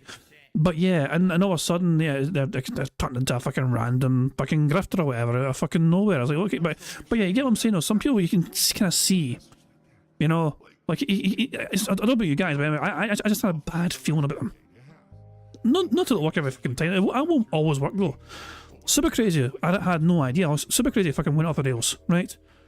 I looked up to Super Crazy, like, fucking when I first started making Detractor content, you know what I mean? I talked to them regularly. I enjoyed the content they were making, you know? And then Super Crazy turns into, like, a bit of a grifter himself, eventually, you know what I mean? And I hear as well about how he was kind of... I don't like how he treated his, you know, some people as well that fucking talked to him behind the scenes and followed him, helped him. You know what I mean? I don't like how he fucking treated them either, and it rubbed me the wrong way, you know what I mean? It was like, I got very let down by Super Crazy just because of how he'd actually be able to fucking just treat people that way and just kind of deceive them, you know what I mean? So yeah, it's like, so that one caught me off guard, you know what I mean? So you don't always catch it, as I'm trying to say. But usually Detractors are kind of good at figuring out, for the most part, this person's in it just for personal gain, personal reasons, whatever, you know what I mean? So it's, yeah. What is it? Check members Discord when you have time, says Brian. I'll check right fucking now before we continue. I need to stop pausing so much, I do I fucking do. And Bro said Phil sent me something as well, an interesting fucking tweet, but I want to try and wait until it comes up. What's up? So first of all, Brian, this is what Brian's dealing with. Brian sent me what he's dealing with. These are the cats that Brian's looking after. Wholesome fucking Brian, remember, is fucking looking after his friend's cats. And there's like fucking at least two of them. Is that a third one over here? is it a tail of a third one over here? I don't know. Or is it part of the fucking wall? But this is what Brian's dealing with. Right up his pal. Look at the little kitty over here. Jesus Christ. It's kind of fun they actually built things in their home for a cat to like go up on. Oh, is it just two cats? Is this the one here then? All bloody as far as, or is it, I don't know. But yeah, there you fucking go. Okay, thank you very much to Ira for the super chat there, who says Kiwi Farm users want to remain anonymous. What is he on? Not all of them are anonymous, you know. Like some choose not to be anonymous. Like Piece of Piece has always been Piece of Piece, for example, on the farms and on YouTube, for example. Myself as well. I mean, like, when I was on the farms, I had my own handle, just King Jad VCMP, same there as it is here. And but yeah, it's Phil trying to fucking say Kiwi Farms was upset that he's taking credit. Steven wasn't taking credit for finding everything, as far as I could. I didn't get that vibe that Steven was taking credit. But Steven went out his way to try and verify information. That's what he's getting credit for. Steven's getting credit for not just fucking accepting the information that was in front of him, but he went above and beyond and looked further into it and established and verified certain details. That is what was impressive to most people. And you passed it off as your own. There was no originality there. He didn't do anything original in anything that he said. These are all accusations that have already been talked about. Okay. Which you've never addressed and debunked. Well, you've mentioned them, but you've not been able to debunk any of them. Okay? It's ridiculously stupid. All right? That he would even act like any of that was work. There was no work to be had. It was him reading Kiwi Farms and watching videos and then copy-pasting stuff, okay? And literally absolutely nothing whatsoever was new was presented or discussed. This is all stuff that's been out there for years and years and years. It's like, oh, I got you with this one, I got you with this. It's like, yeah, this has already been out there. I already even talked about this during the June King documentary. What are you talking about? No, I don't think you've ever talked about. Yeah, I did. Yeah, I did. I mean, the stuff that's on Kiwi Farms, all right, gets put into my chat like hours after. Like, no lies. Like, what about when you got a haircut? Yeah, they were posting that in my chat. They were super chatting it like 5 years ago. So this is all old shit. It's so boring. See, that's ultimately the problem, is that it's just so boring because it's nothing interesting. If it were interesting, then people would care. But my viewers don't care. They don't. Well, it is interesting because it's a fucking insight into what you're fucking wailing away on. Like, where does fucking Phil's money go? I mean, you see a whole bunch of things like Apple, iTunes, microtransactions, and fucking PayPal microtransactions, and fucking total wine visits and DoorDashes at the arse. Oh my dog! What's up? There's a lot of fucking random shit going on there, which is fucking like, it's sus. It's quite fucking suspicious, Phil. And it's like, you have no, like, it's just fucking mental, man. Nah. I care too much about I care too much about the bank leaks, which is why I'm ranting more than usual about it. Thank you to Muckiness for a super chat. It says I can't stop laughing at Phil being so pressed. Yeah, he just like fucking couldn't fucking really like his solution to all these questions and accusations was just to fucking smile while taking a sip of water or whatever. It was weird. Like he had no way to debunk anything. So all I could do was like shake his head and just like smile in a weird awkward way and just hope and pray to fucking, you know, ramble in circles. No one wants to hear about this dumb shit. People are coming here to hang out and have a good time with games. No one's interested in this. At least in my community, again, right? My community doesn't care about this stuff at all. All we want to do is hang out and have a good time playing games. And all that stuff that he really was trying to take me to task for. Like, for example, oh, will you beg your viewers for money, right? That's right. So literally every content creator who asks for contributions is a beggar. Fine, I guess you can spin it like that if you want to. Phil, no, I don't know a single content creator fucking begs like you fucking do. Well, put it this way, technically I'm creating content right now. Right now, me and Phil are technically doing the same thing. We're both streaming live on YouTube right now. We're creating content. Have I begged anyone today? I don't think I have. If I have, I do apologise. I don't think I have. Oh my dog! What's up? Thank you very much for Sonny for the super chat. It says it's not he asked you if you talk about it. He said your detractors had receipts, but you didn't. You had nothing. Exactly. When we have mountains of fucking receipts and Phil's fucking lost in the Sahara Desert of copium, the flat fucking plains of copium. We have mountains and mountains of fucking receipts piling high up into the fucking sky above the fucking clouds. Whereas Phil's in the fucking flat desert plain with nothing around him to fucking show for anything. Oh my dog! What's up? Thank you very much for Broside Phil for a super chat. It says we sneak begging? No, it was not a sneak beg. I'm just trying to fucking say Phil's trying to imply that every single content creator who makes content is a beggar because they apparently ask for contributions. And my counterpoint was I've not had to ask for anything one time today, whereas Phil has had so much time begging. We've got a free space already because I fucking begged, for fuck's sake. He's had over 5 minutes of begging. His time. Yeah, it's not a sneak beg. We don't need that. We don't need that. Okay. Well, we kind of stopped there. Phil's talking about Phil's talking about the accuracy of the information. I'm going to hold off on doing this now, but I fear I'm going to forget it if I leave it too long. Broside Phil sent me a tweet. Well, I sent me an image of a tweet, so it's just easier to kind of cover it this way. So, Plum Josh on Twitter had messaged Phil asking, hey, Broside Phil, DSP is saying the police report presented last night was fake, fabricated and made up, and that is why he will never send you any further information. And you responded to him, yes, I've heard, yes, I can compile the paperwork, yes, this will eventually be addressed, no, I will not have whiskey near me when I do. Yeah, spelt whiskey wrong, you dick. Big ups to everyone for letting me know he's attacking me. Many saw it as a cringe, I know, but I take being honest, correct, very seriously. So, hold up. So my quick question to you, Broside Phil, is thus. Yes, I use thus intentionally just to piss people off. You sent me a screenshot of a correspondence email. What does this relate to? Like, you sent me this. Like, so what is this in relation to here? This is an email Phil sent to Christopher Edwards. Report repeated death threats from Proton Mail email address. That's a page from the Freedom of Information. Okay, the FOIA thing. Yeah. So and Phil is Phil trying to imply this is fake? Is that what he's trying to say here? That this information you presented here is fake? Like Phil said, hello Detective Edwards. Please find below Proton Mail's official response to my inquiry for help regarding the death threats I received. Looks like they're not really able to help at all because the person deleted the email addresses after sending me the threats from them. The good news is I haven't received a new threat in about a week now. The guy had sent me so many that week. They were actually going to my junk mail folder. I just searched it and saw nothing new for last week. Hopefully this means the person has moved on and not something more sinister. If anything changes, I'll let you know. Thanks for the help, Phil Burnell. And also, this is a Proton Mail email that Phil was talking about there. So there we go. And this is from the Renton Police Department, released by Redacted.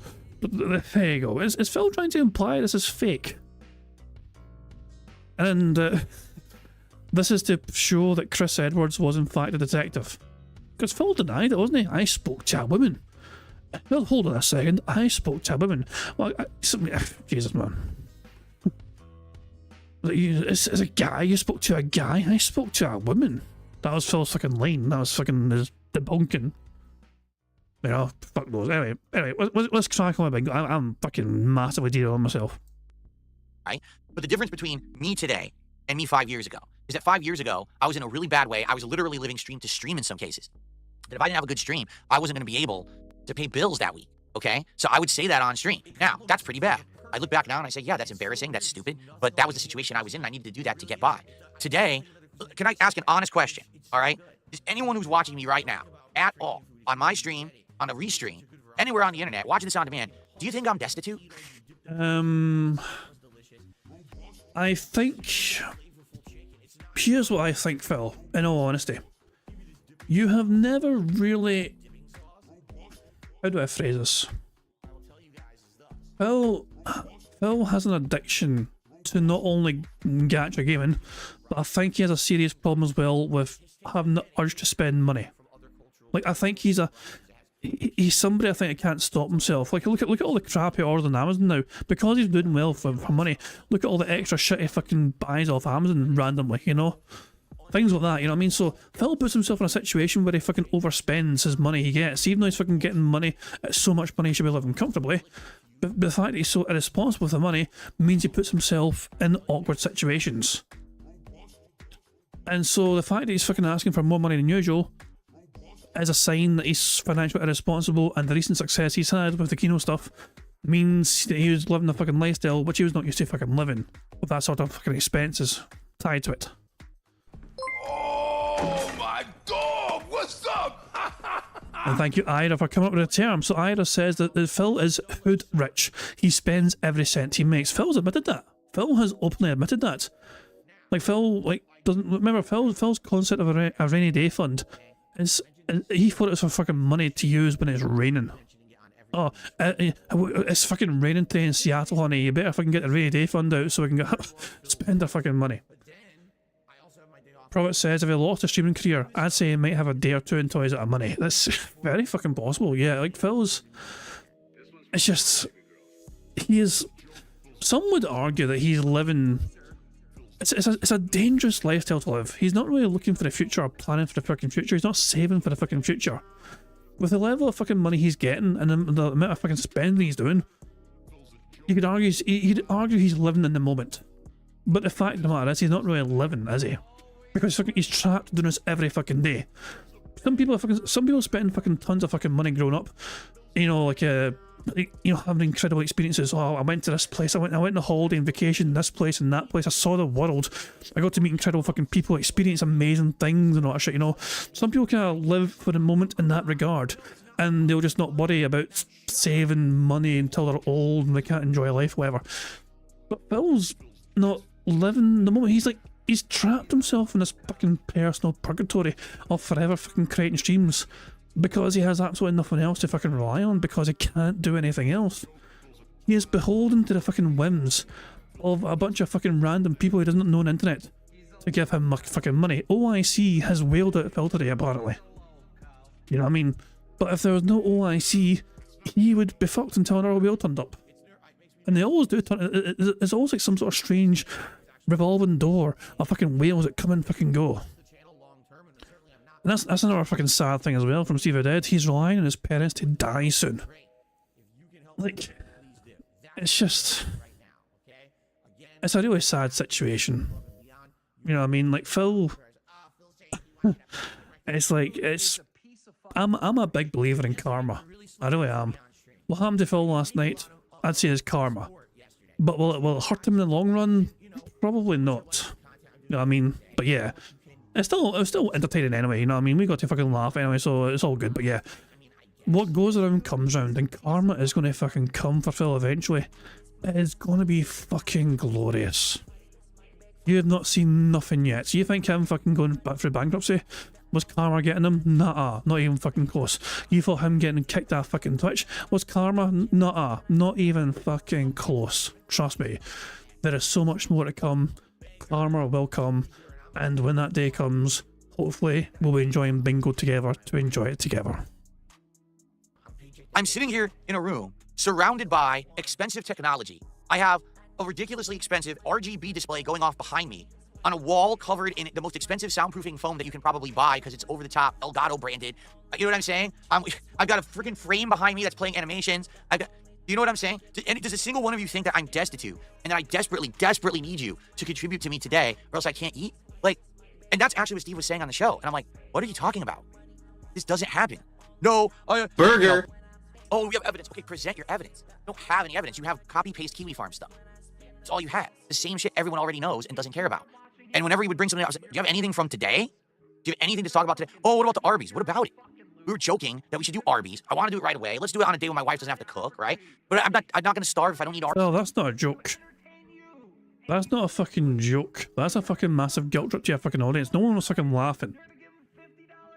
You were fucking just sitting there like a fucking spoilt fucking brat, waiting for your fucking, you know, to get your fucking pocket money from your fucking dent head so you can fucking stuff your face with a fucking Arby's.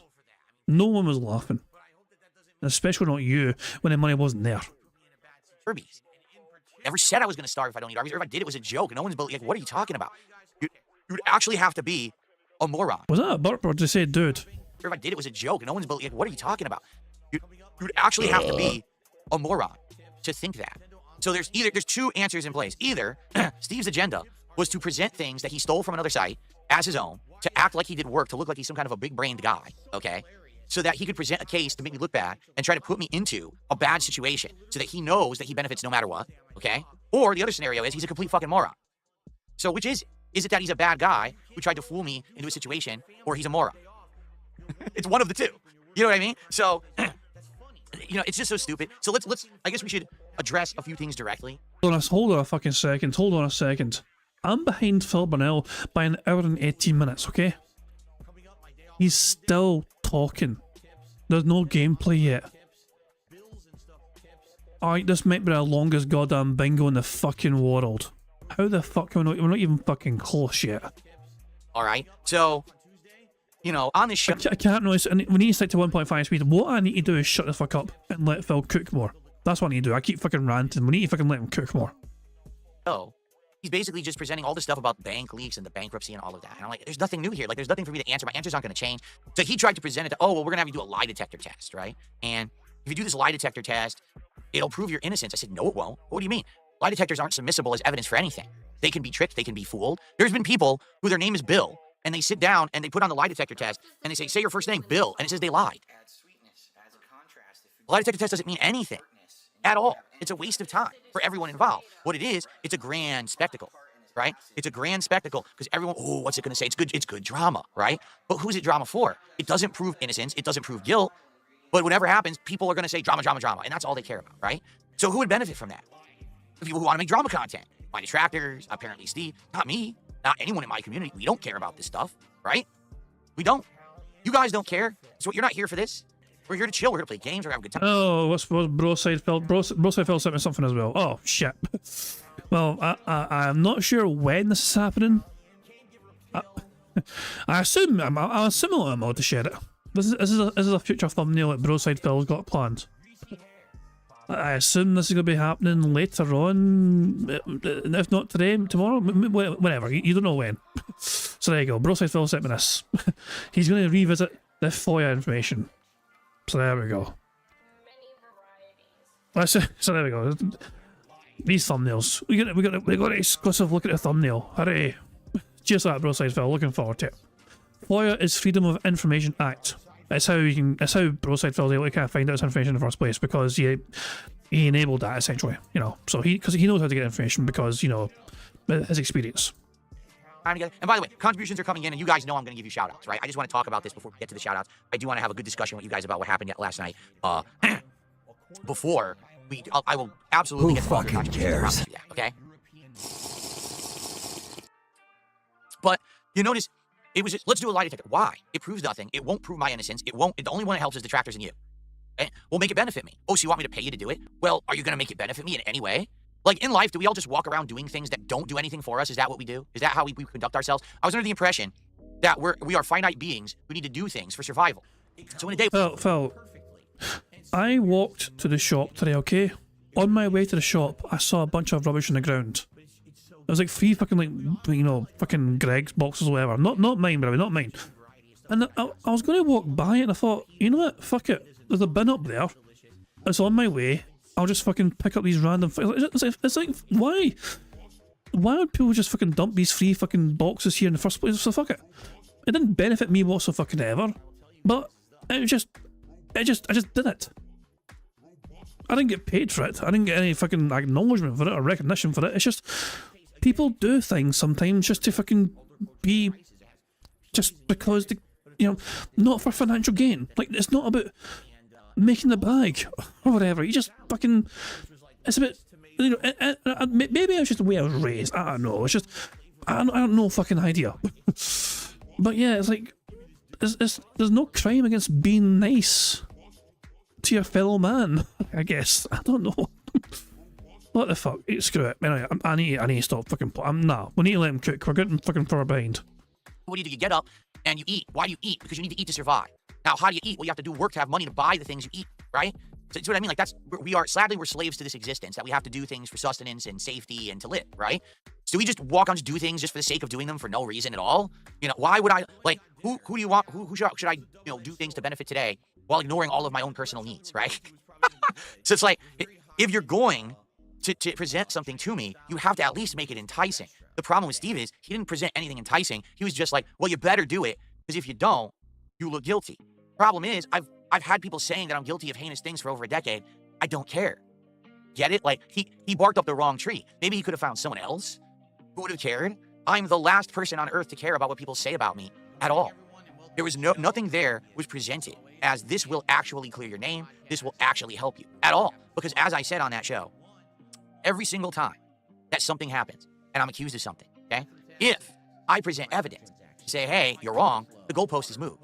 Why don't you back it up with a source? My source is that I made it the fuck up. Another thing instead. Well, wait a minute, but we just said, oh, forget about that. Let's talk about this next thing. Wait, what do you mean? And actually, that's exactly what happened on the interview last night. The interview was a shit show. Why? Because Steve is probably the worst interviewer I've ever seen. He would present a case. Like, he'd say, so here's something you're accused of, right? And here's evidence of said thing, okay? I would say, all right, allow me to respond. And I'd start to respond, and then he'd yell over me. And then he'd move on to something else. And I'm like, well, wait a minute. I didn't even get to do my initial response. You yelled over me so no one could hear what I was saying, and then you moved on to another topic. That's not an interview. An interview requires back and forth. An interview actually requires to have 2 sides coming together. You know what I'm saying? And that didn't happen. It was literally yelling and screaming. And that's not a good interview at all, all right? It's just a shouting match at someone because you want to get attention for yourself. And that's exactly what it was last night. It was 3 hours of how can I basically become the darling of Phil's detractors. Maybe if I just yell at Phil for 3 hours and present the same evidence that's been presented on Kiwi Farms for 3 hours, people will care. I don't know. Maybe that's what his strategy was. And as predictable, you know, as you would always expect, my detractor showed up and gave the guy about $1,000. You know, I think about $500 in super chats, and then he got a whole bunch of subs on Kick. So he probably made about $1,000, you know, doing that show. Now, if he continues down that road and he keeps making detractor content and milking, you know, he probably will make some more. Like, he could go the route that side scrollers did for a bit. Holy fucking shit, Sonny, what the fuck have you done? Come the fuck in or fuck the fuck off. Sonny has gifted 50 memberships. You are out your damn mind, Sonny. What the fuck? Jesus Christ, man. Well, that's 10. Wait, hang on. That's 10 free spaces right there. 1, 2, 3, 4. That's way too fucking much. Jesus Christ, Sonny. With one bingo. Put it that way. With fucking one bingo. Jesus Christ, Sonny. Oh, hell. No, fucking. You know what happens? You guys will enjoy this. You know what happens when we get more free spaces than we need? They carry over to the next bingo stream. We had 1 free space currently. We now have 11 free spaces. Okay? 1, 2, 3, 4, 5, 6, 7. Full house? Oh boy. How exciting. Anyway. So we have 4 extra free spaces. And that carries over to Sunday. You know? So there we go. So we have 4 free spaces now for Sundays. So we're going to remember that, okay? 4 free spaces. for Sunday's for bingo. Okay, I might forget that, you know. So please, by all means, if I forget, please do remind me. We're going to start off Sunday's bingo with 4 free spaces immediately. I'm waiting for all the members to kind of filter through so I can read them all off. They're still coming through now, but I think they're almost done, and I'll read through them all. And then we can just basically fucking watch us at our own leisure and comfort, whatever, and just skip past the boring parts, whatever. I do want to watch some more of us to see what his fucking copy is, but we can fucking skip by some shit. But guys, I think that's all of them come through. I think they've all come through just about. At least I think 49 have. I think it's stuck on. Hold on. Did I get stuck on? Hold on. I think I got stuck on 49, which is impressive. I don't know how that fucking happened. Oh, if I reload the overlays, it fucking stops all the pop-ups. I didn't realise that. So yeah, congratulations to the following people for receiving a membership there. Congratulations to... This is going to take a while. Super Bones, I Am Batman, Toxics, Samman96, Alxmere23, Brandon Boney, Lazy Crabs, Cal, Robowire EXE, Mercedes Lutz, Not a Fox, Chris George, Tattooed Jesus, Coyote Briggs, K8, Ryaz Knack, Just a Boy with Internet, Joshua Huff, Adam Cosinar, Salty Watermelon, Sean Gonzalez, BR Joe, Mr. Gore Hull, Tom, What's in Your Bag, Jack Skillington, XJS. I don't know this particular one. I think it's the Fox. Sorry. Coraz EQ, Vile, Ulf the Arbalist, Dawn, Getting FM'd, Mac Tire, Dunce 808. But wait, there's more. Also, Bob, Beamer, Battery Exhausted, Larry, Muti, King B Cruel. Fucking King B Cruel got one. Bank Leaks, Kasky, Renan Lemur, Barrett Wells, Hazelton 316, Dr. Detractor, Leanin Ham, and finally Junior Mint 007. So there we go, guys. If you just got a membership from Sonny, make sure you thank him. He gifted 50 for fuck's sake. The guy's a fucking maniac.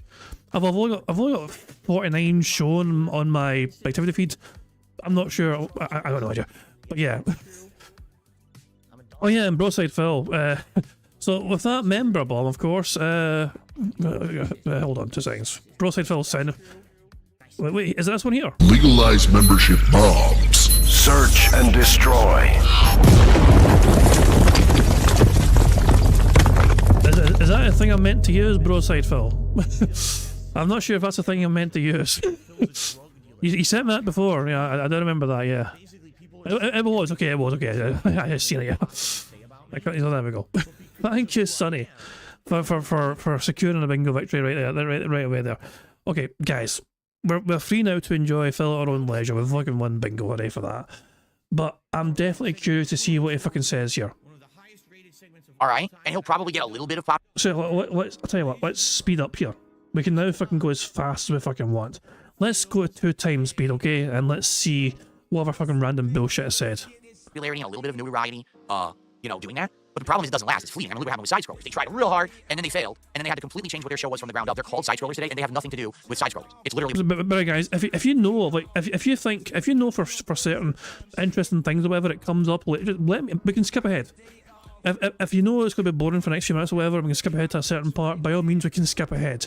We're not fucking tied to fucking have to fucking watch and observe Bill now, you know, so we've got the freedom to fucking move about if needed for more interesting segments. Political show, a right-wing grifter show. It has nothing to do with their original concept. They lost their entire original cast, they all quit or moved on, and they retooled the show to be something completely different because their ideas didn't work. Who cares? On the show last night, he goes, so what you're doing is you're fooling mentally deficient people into contributing. So the only people who contribute to me are mentally deficient, apparently. Not one of them has a brain in their head. That is not what was said, Phil, and you know it. You have some audience members in your fucking community who are mentally disabled, who fucking rely on disability welfare checks. Not all of your fucking community are like that, but some are. Hell, there's some fucking people, and there's some detractors who fucking get disability. And they sometimes choose to fucking support content creators that never detractors with that. Fucking, it's like, no, but it's an observation, though, Phil. The difference is, the fucking main difference is, detractors are not fucking trying to guilt trip other detractors into giving them fucking money. Well, Super Crazy did, but he got fucking found out. But Phil, though, is every fucking day, multiple times a fucking day. He literally believes that there are people who have actually gone into bankruptcy because of the amount that they have supported me. People have actually, like Timbo Sice, for example, was one of Phil's well-known whales at one point in time. He did apply for bankruptcy. Now, I'm not saying it's a fucking direct cause and effect, but there's people who wailed out on you who then had to fucking go bankrupt. I mean, who's the crazier person here, right? You actually believe that someone actually gave me their entire life's fortune and they went into bankruptcy because of me? I mean, what? I mean, it's documented, Phil. It's there. It's like there's historical records of this person, you know, supporting you massively, and then all of a sudden they're going bankrupt. Jax Raxer can't afford a new car because he keeps wheeling out on you on Street Fighter. Where do you even get this stuff? And how would you ever even corroborate that? You can't. Like, the stuff that you say is so ludicrous and stupid, right? Like, number one, like any content creator would ever know who it is that's contributing, what their life situation is, or why would it ever be a creator's responsibility to even know who's contributing or what? You know, it's not. You know, what I would say is any of you out there who watch my content, okay, I would hope that if you contribute to me, that you're taking care of yourself first, because that's what's more important. You and yours and your family is more important than sending me a contribution. I want you to understand that, all right? So as long as you understand that and you're willingly giving, I don't see what the problem is. I can't stop you from contributing. I don't know why you're contributing or what your situation is. It's up to you. And it always has been and it always will be. Why would I have to even say that, right? I don't know, but apparently you have to, because somehow I'm responsible if people, I guess it's what they say, the pignosis, right? I'm some kind of a crazy mastermind who can fool all of you into contributing. Because it's funny when Steve says stuff like, I think you're a tremendously stupid person, but then also at the same time, I'm a mastermind who's fooling people on the internet to give me their money every day. So which is it, right? Like, so I was actually thinking, sorry for pausing again. I don't actually think, I was thinking this hard earlier on. Phil's not stupid, okay? Phil, okay, he's stupid in some things, okay? But everyone here is stupid in some aspect about some particular things, okay? For Phil to fucking regularly be able to fucking grift his audience and finesse them every fucking day, you need a certain element of cunning to fucking pull that off on a regular fucking basis. Phil is dumb in some aspects, but I think we all are. Phil is not stupid, but it's hard to fucking explain it, I know. Like, some of the things he fucking does is stupid. Absolute fucking batshit ridiculous, like, what the fuck were you thinking sort of fucking things. You know what I mean? But it's like, he's not an evil genius, but he's not a brain dead fucking moron. You know? Ira says his elo is 188, that's worse than a toddler. Phil is incredibly stupid, but his audience is desperate for attention. See, I don't think, like, an incredibly stupid person wouldn't be able to fucking do what Phil has done consistently to grift from their audience, I think. I don't see that. I don't know, like, I'm not trying to say Phil's a fucking genius or anything, don't get me fucking wrong, but I think it's just it's too easy to say he's fucking stupid when it takes a fair amount of, like, mental gymnastics to fucking do what he does on a fucking regular basis and not have his audience feel like they've been betrayed or whatever, you know what I'm saying? It's just, yeah, I don't know, it's hard to fucking word it, but to me it's just too easy to fucking say he's stupid. It's not that simple in my opinion. what are you talking about, right? Anyway. It was a whole 2.5 hours of nothing. It really was. And the thing was, again, he tried every possible way to trap, right? So first I go on there. He says it's going to be 90 minutes. He outright told me it would be 90 minutes. Then he said it would be 2 hours. Then we're going past 2 hours. And I'm like, well, you're going past the time that I said I was going to give you. Oh, so you're running, you're going to quit now, you're going to rage quit, you're going to... Wait, so now I'm trapped and I have to stick here and just take more abuse from you just because you say I'm quitting. But we already passed the agreed time, right? And if anything, there's a difference between, again, having a scheduled interview and we're you know, the side scrollers interview thing, that's on me. This interview, the whole thing was a scam and a shit show from the beginning. He lied about the premise of what it was, okay? From the get-go, it was 100% a lie. He fooled me by saying it was one thing that it wasn't. He lied about the time frame.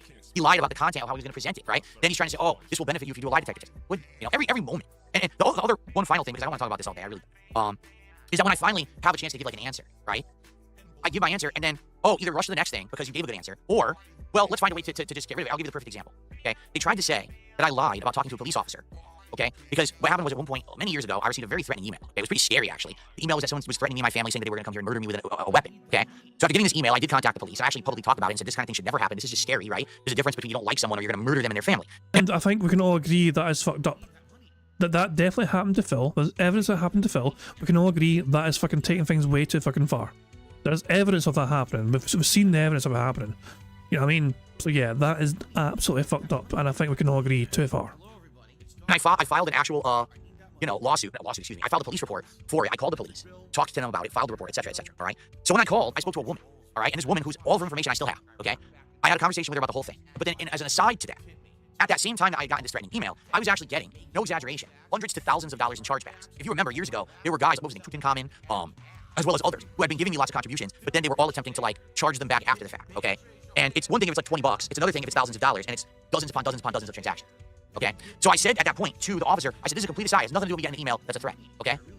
What could we do in regards to this? Because I have all this evidence, I have all this transaction history of people sending me contributions but then committing fraud after the fact, right? And I always file disputes in cases with PayPal, but they're not going to legally go after anyone unless it's like with their institution. Like for example, PayPal probably would never go after anyone. It would be a bank. Like let's say if you lied to your bank and committed a chargeback, your bank would investigate you if you committed fraud because that's a crime, okay? So I said to the officer, is there anything that I can do? Because these are literal crimes being committed against me. Every single time someone does a chargeback, it's fraud. And the officer said to me, there's absolutely no capacity in the local police to do anything like that. For us, you know, when we come to things online, like cyber crimes and stuff like that, we deal with big picture stuff that's immediate, like child trafficking. Stuff like that is actually a big problem in this area of the country. So that's the kind of stuff we're dealing with on a daily basis. We wouldn't be able to help you at all with chargebacks. It's just something that's not in our capacity. We wouldn't do it. Oh my dog! What's up?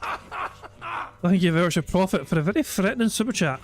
Who says, I'm catching a flight across the pond to tickle your feet, Jad. Go ahead, call the bobbies. Alright, I'll call them. Let's see if they fucking respond. Hold on 2 seconds, I'll call them.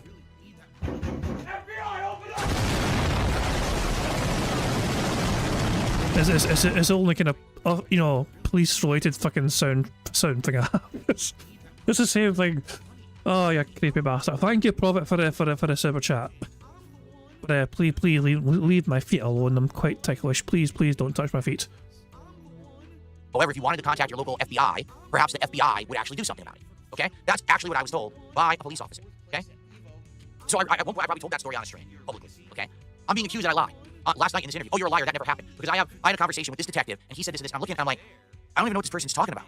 I never had that conversation, like, this never happened. So what I'm realizing is that basically it's all bullshit, okay? Like, literally, it's bullshit. It's all made up. It's fabricated. It's a fake story. But the problem with that is, though, that you claimed you never talked to... So, Broside Phil, is Broside Phil still here, by the way, so I can just confirm this, because I don't want to get it wrong, you know what I mean? I don't want to fucking accidentally fucking get it wrong and be accused, so... I'm not sure Broside Phil, you know, he's... Oh, hell. Oh, he's still here, cool. So, Phil claimed he never spoke to this detective, right? When you sent me this picture earlier on of this thing here, like the name here, this name that Phil talked to, this Detective Christopher Edwards, okay? When you said that name to Phil before, he said it's not a name he had, and he didn't recognise it. That's what he said last night, wasn't it? But here's your evidence proving that Phil did indeed actually correspond with Detective Christopher Edwards. So it means that Phil was lying about fucking... Yeah, because Phil was trying to fucking claim that Christopher Edwards, he doesn't recognise it, whatever. And he's trying to fucking insinuate that you lied about him talking to somebody called Christopher Edwards. They actually spoke, so it wasn't just email correspondence, they actually fucking talked. It's absolutely fucking bizarre then that Phil would assume that he talked to a woman. You know, like, fuck me, man, it's a weird one. And Phil refused to fucking give a name of the officer, which is like not a fucking, it's not doxing or anything, but you know what I mean, like, these are, if you're a police officer, like, you're a public servant essentially to uphold the fucking law. And as long as you're not fucking actually harassing the fucking officer, you're allowed to fucking, like, you know, it's like Phil's like, I can't give you a name, Detractor will harass them. Well, in that case, if fucking Detractors harass a fucking police officer, then I think the law would fucking come down on them pretty fucking hard. You'd imagine that was a situation anyway, if Detractors fucking take things too far with a certain fucking police officer. And Broside Phil sent me something else here. We have a Renton Police Department investigation report. So this description, this is date and time, not shit. If you would like to investigate the account for a breach of our terms and conditions, please forward your evidence, abuse, blah blah blah blah. This is Mark, what? This is the bit of proton email, I see. 1436, I called Burnell and left a message asking for a return call. 1436. And then I sent Burnell an email asking him to call me, so he can't just harass him saying, this detective clearly doesn't know better, this detective tried to fucking call Phil Burnell directly. Idiot. It was in the middle of a fucking stream probably, for God's sake. I was like, if you want to get in touch with me, you need to email me first. I sent Burnell an email asking him to call me. 10:21, I spoke to Burnell, and he told me he's a gamer who streams on Twitch and has been harassed online by some gamers for years. He first told me he has no idea who may be doing this. I asked if he knew Michael and told him about the PDR, and he said no. We talked about family security and the cameras for security at the house. I confirmed with him that there was virtually no way to find out who the suspect is. I forwarded a Brooklyn mail abuse, so Phil actually had a discussion with him before a podcast one time.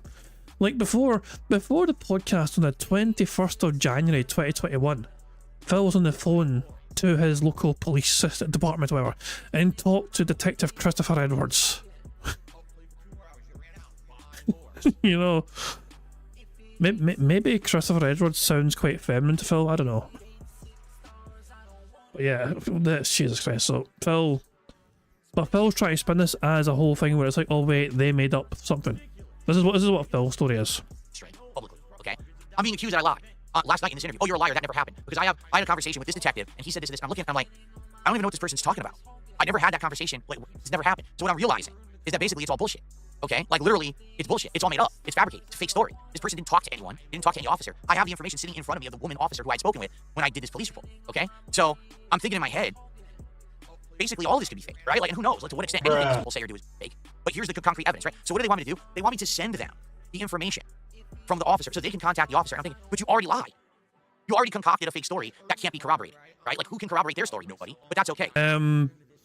Does Phil not understand what a FOIA is?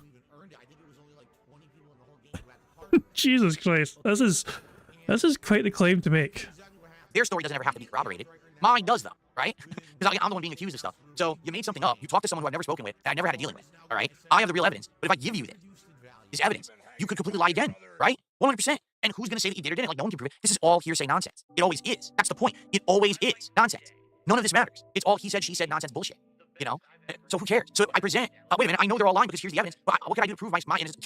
You can't, because they'll just say it's a lie, and then what can you do, right? And that's the problem with all this, and that's why I think nobody cares. And they gave you a fucking easy out there. Like, you said you claimed you talked to a female officer or something. So Broadside Phil's response was immediate. Great. Give us her name. I'll talk to her. And Phil's like, I can't do that. She'll be getting harassed by trolls if I give you her name. Right? What? No matter what, everyone will just endlessly go in circles. Well, I have this. Well, they don't corroborate. So who's the liar here? I don't know. We can't prove it. So then what do we waste our time on this for? Right? And by the way, the idiotic things that they're saying have no bearing on anything and aren't crimes or anything like that, right?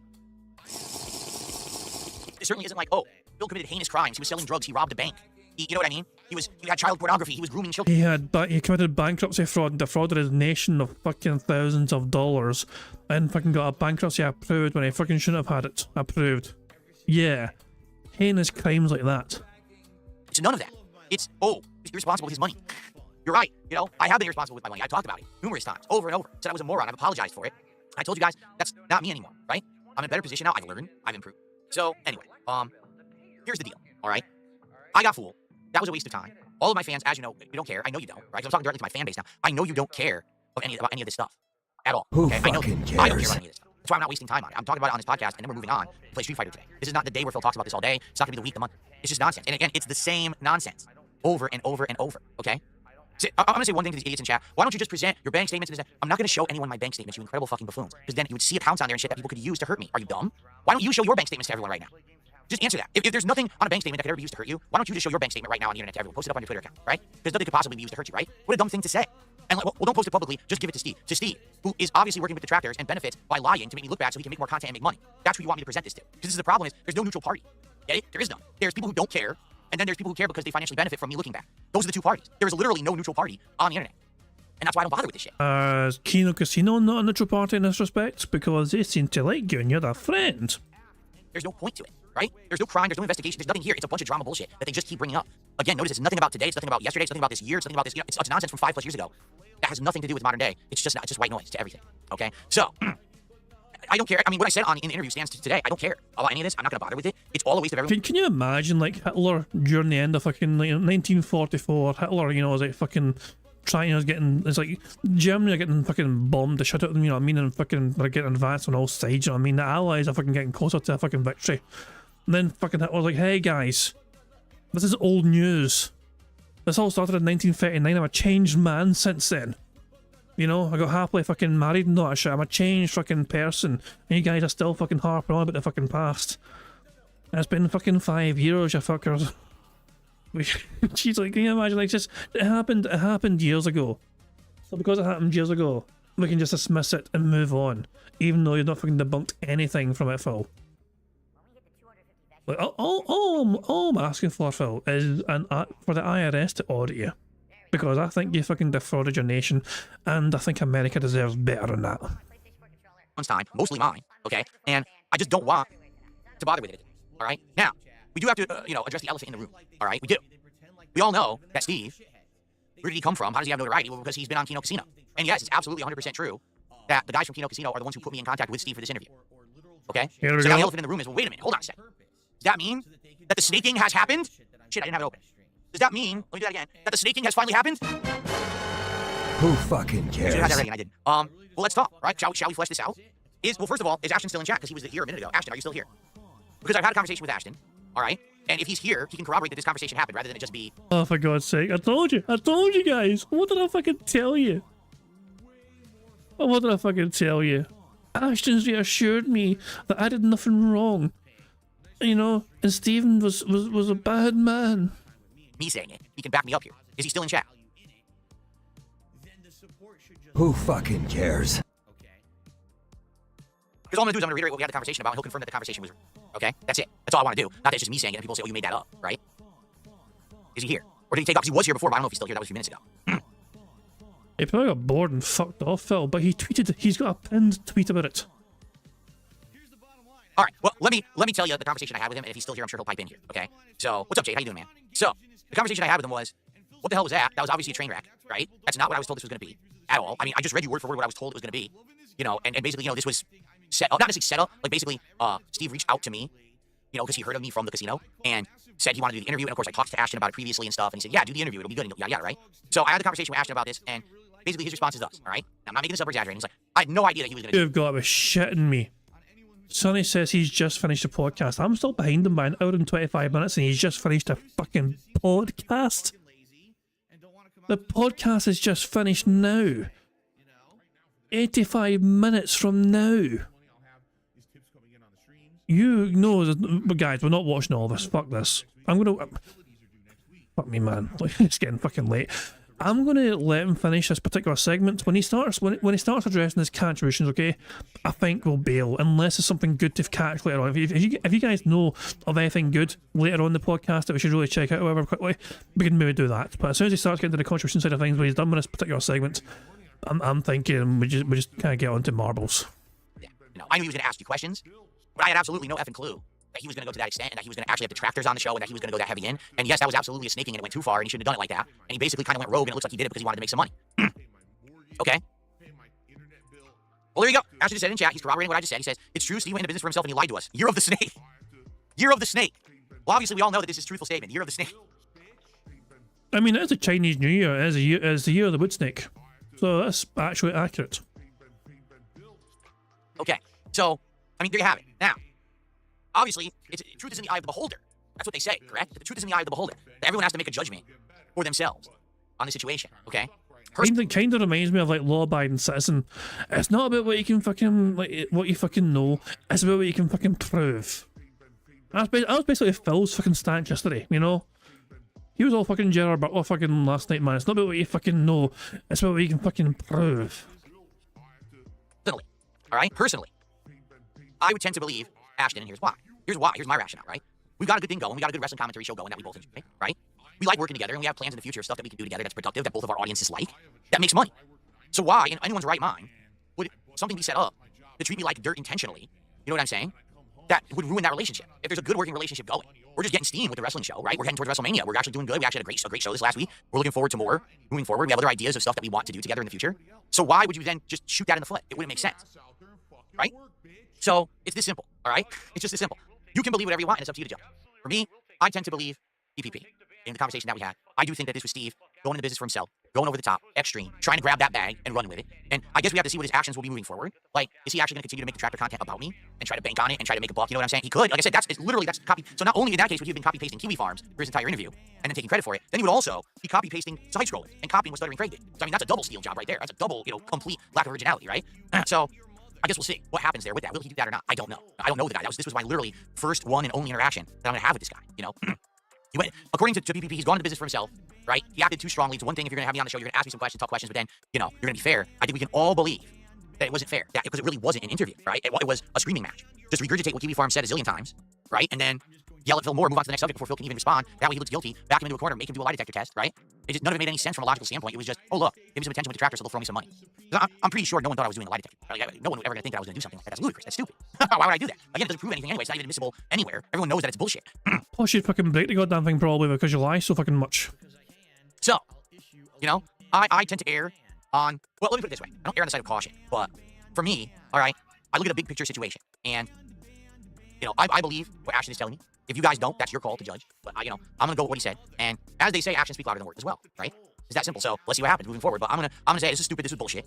You know, it was nonsense. I don't care. It's not going to affect me long term. I know it's not. The problem is now, of course, everyone's going to be talking about it nonstop for weeks, how dumb all the detractors we have in their 3-ring circus with it. And it's just the same dog and pony show, right? For me, like, I've been there, done that. So I'm tired of it. I don't like having to go through it again. So I apologize to anyone. Here we go again. But at least in this case, I'm telling you, I have absolutely no way I would have agreed to anything like that, right? It was me being outright lied to. Isn't that happened? As opposed to last time, it was definitely my fault.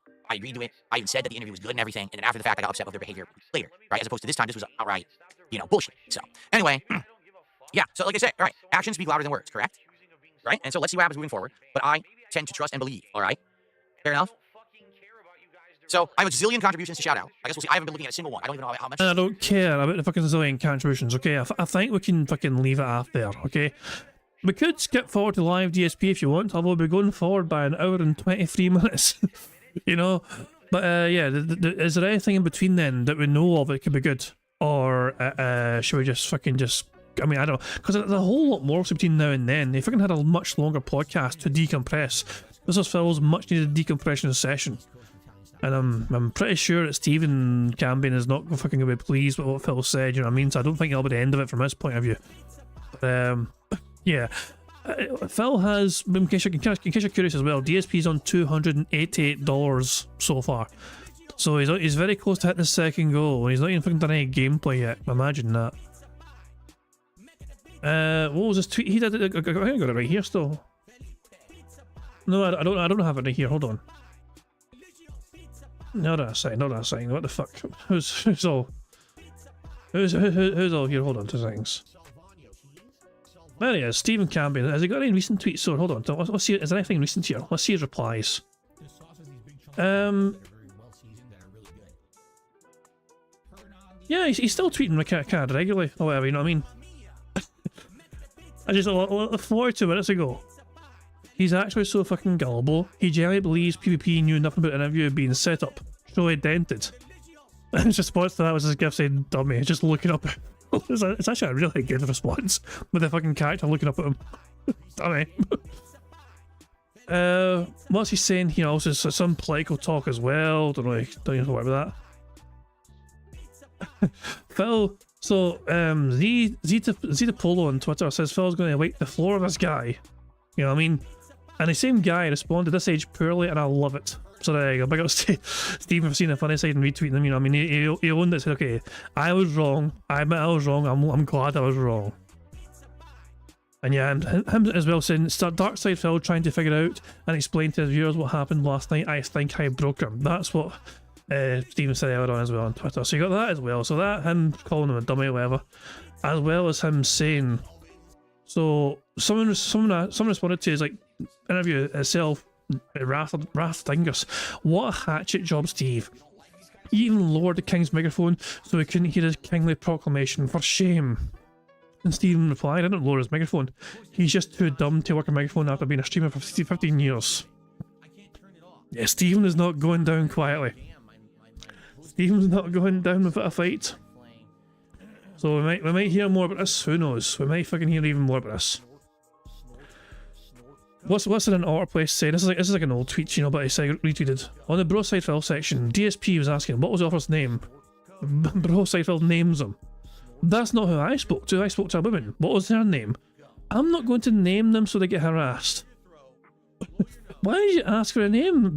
Like, it's a good question. And why was it fine for Bro Side Phil to name his officer? Wouldn't that mean that he's also risking that officer getting harassed? Because Bro Side Phil was asked for their name and Phil asked for it and Bro Side Phil answered. Oh, fuck, who fucking knows? Jesus Christ. Anyway, Phil. Watch this. He's not there. He's not there. He's fucking gone. As you can see, $288 out of $300. Fuck it, guys. Let's okay. We're done. We're done. Okay. This was a fucking absolute shit show. Okay, but we're done with Phil. We're done with Phil, but we're not finished with the stream. It's Friday, which means we need to add bingo prize fund money. Hold on. We won bingo. Right here, fucking hooray for that. So the bingo prize fund is now 212 buckaroos. But we're now going to try and add some more bingo prize fund money on top of that. I am going to add the latest names to the list of marbles, increase the number of marbles we have, and we're going to try these 99% elimination style courses and see if we can get them completed. We're going to try 3 different courses, and for every one we complete, we add $10 more to the bingo prize fund. So guys, don't go anywhere. I will be right back.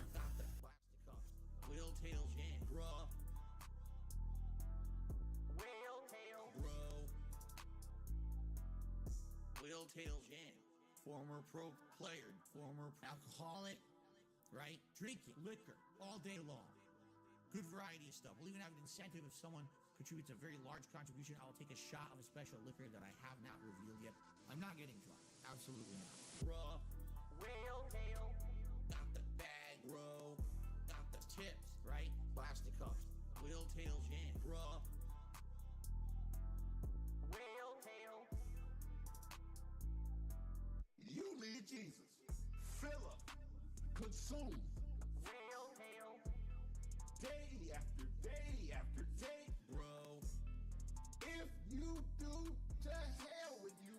You need help. You need Jesus. Bruh. Whale tail. Not the bag, bro. Not the tips, right? Plastic cups. Whale tail jam. Not the bag, bro. Whale tail. Not the bag, bro. Not the whale tail. I understand that people right now are so hyped for the gifted memberships, and I'm very grateful for that. I mean, thank you. But I hope that that doesn't mean that people are going to forego tipping, because that would put me in a bad situation. And in particular, I don't know why you guys, okay, why are you laughing? Grocery shopping, tips. Meal with my wife, tips.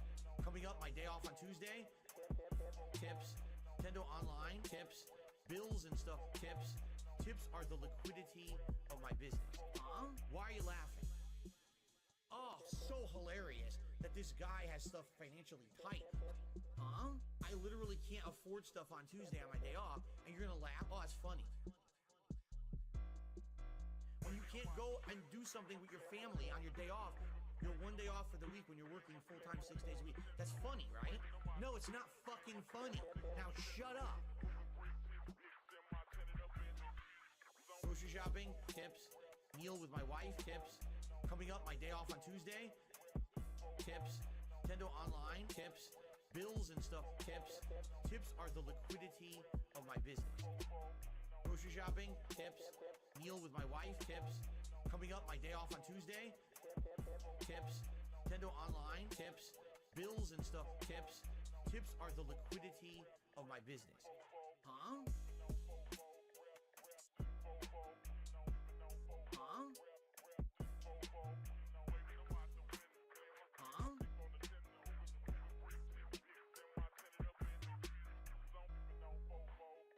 This one's for all my baby girls.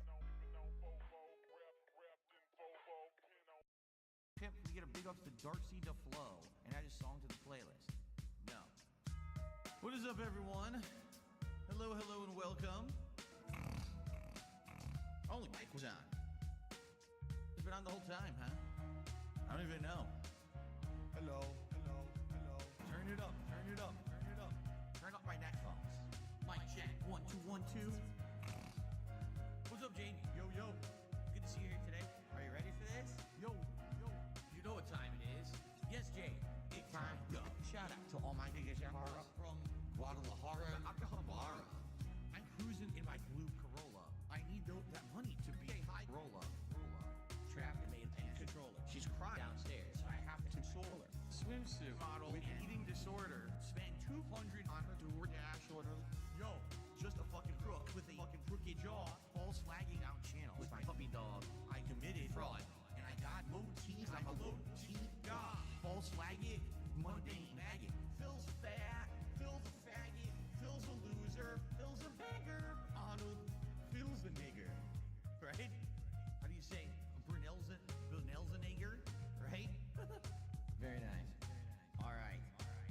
Let's continue. It's 3 a.m. and I can't sleep. I got 2 big bills coming next week. One more chance. Save the best streak. I'm going full mask off. It's not that deep. It's 3 a.m. and I can't sleep. I got 2 big bills coming next week. One more chance left to blow. You ready? 8 crime go. 8 crime flow. They thought I fell off. No. Like a prime D rose, I be dunking on these O's. Turn you into T-part, striking a T-pose. So let me tell you now what the story is. They call me DSP. Notorious. I'm cruising and wrenching, fast and furious with my homie Pastor Eric Miller. He's quite curious. They don't have nearly what it takes to be a man. And since I took their manhood, that's mine now, so I ain't giving it back. My trolls are always watching me, waiting for another disaster stream. They won't even give me a piece of pizza like a whole fucking team. Like a detractor. Alrighty, good people. Welcome back, and I've got all marbles added. Marbles ready to go. I've got a game here, ready to pick courses. But before all that, there was a tip that came in there while I was on, away there. So I should replay it because I'm interested to see how text-to-speech deals with this.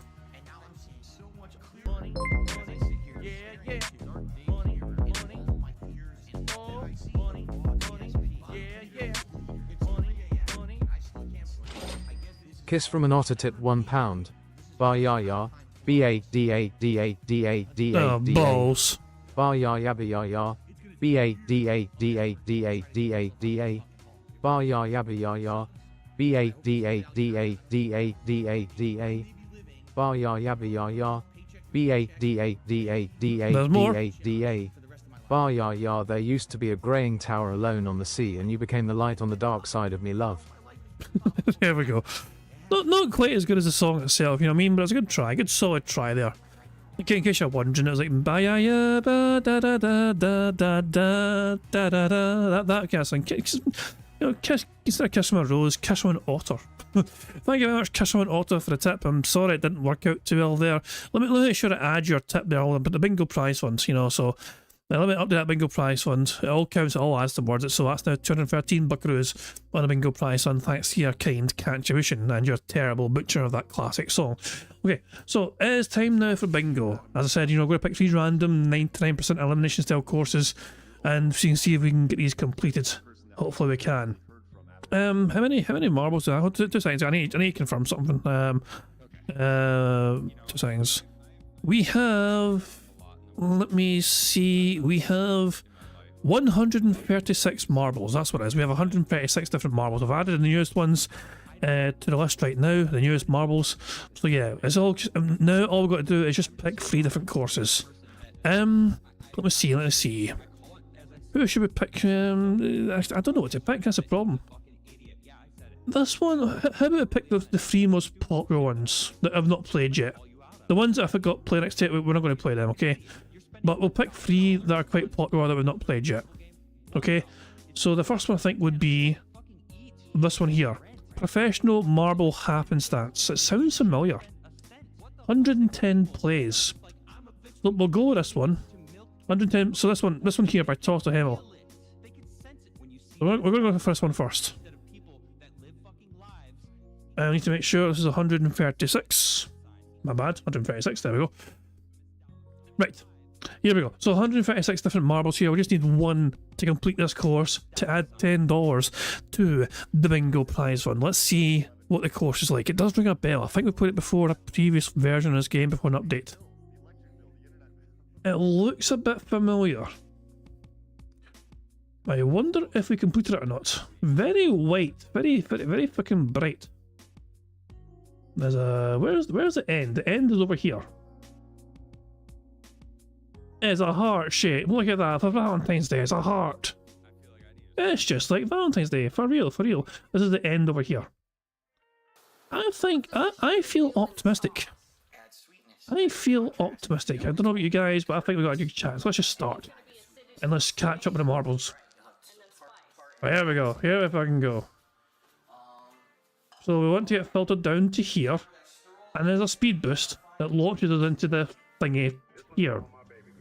Oh, these things, these are turrets, these things kill us. Oh my god, look at that! There's people dying already. These fucking bullets track you. Bjorn is not wasting time. Bjorn's like, fuck that shit, I'm out. Why? Oh, geez, that fucking went weird. Why are the newest marbles added? These are one of the newest marbles just added, and Bjorn's like, you know what? I'm gonna speedrun this son bitch. I ain't got time to fuck around with those fucking turrets. Let's just fucking get a fucking move on here. Oh no! Bjorn! No! Pure Bjorn. Well, I guess we'll follow Dare Bear and Bibberflopper instead. Ah, it's so unlucky. It's so unlucky. Bibberflopper, feature, length, and Dare Bear, they're all up here. This is where Bjorn met his demise by getting launched into the fucking there. Brian A. Brian A is in the lead now. Getting a wee bit dizzy in here. I think I'll come down and get out while we can.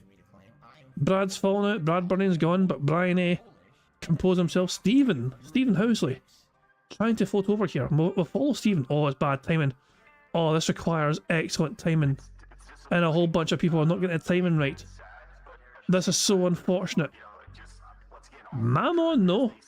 Mammon made it. So we'll follow Mammon as they try and get across here. Go over to the heart. They try to drop in between the heart and get down. Mammon's got a great chance here. Mammon's very near. Look how close Mammon is to the end. I don't know if I'm saying your name right or wrong, Mammon. It feels like I'm saying it very weird and wrong. We have 33 marbles left alive. Some Taquazilla and who else is that? Dixie Enormous.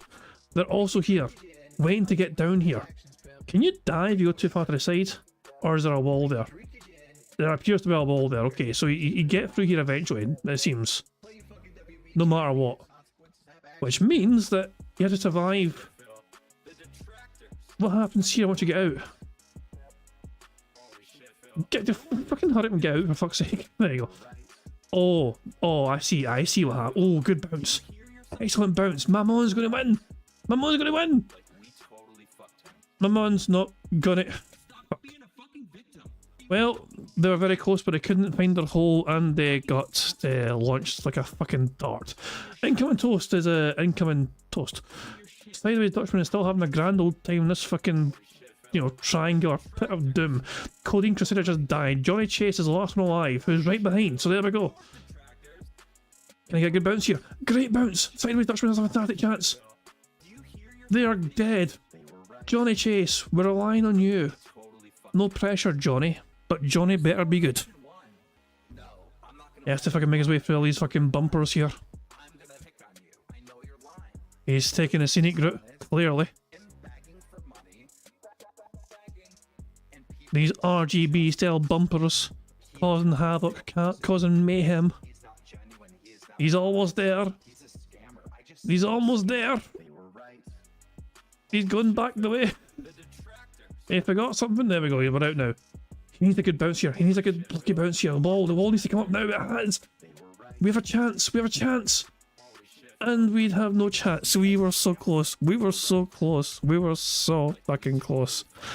But sadly it was not to be. That was a good course. That was a grand wee course. Multiple chances, multiple attempts to try and get the finish. And we were just unlucky. It is what it is. Nothing we could do.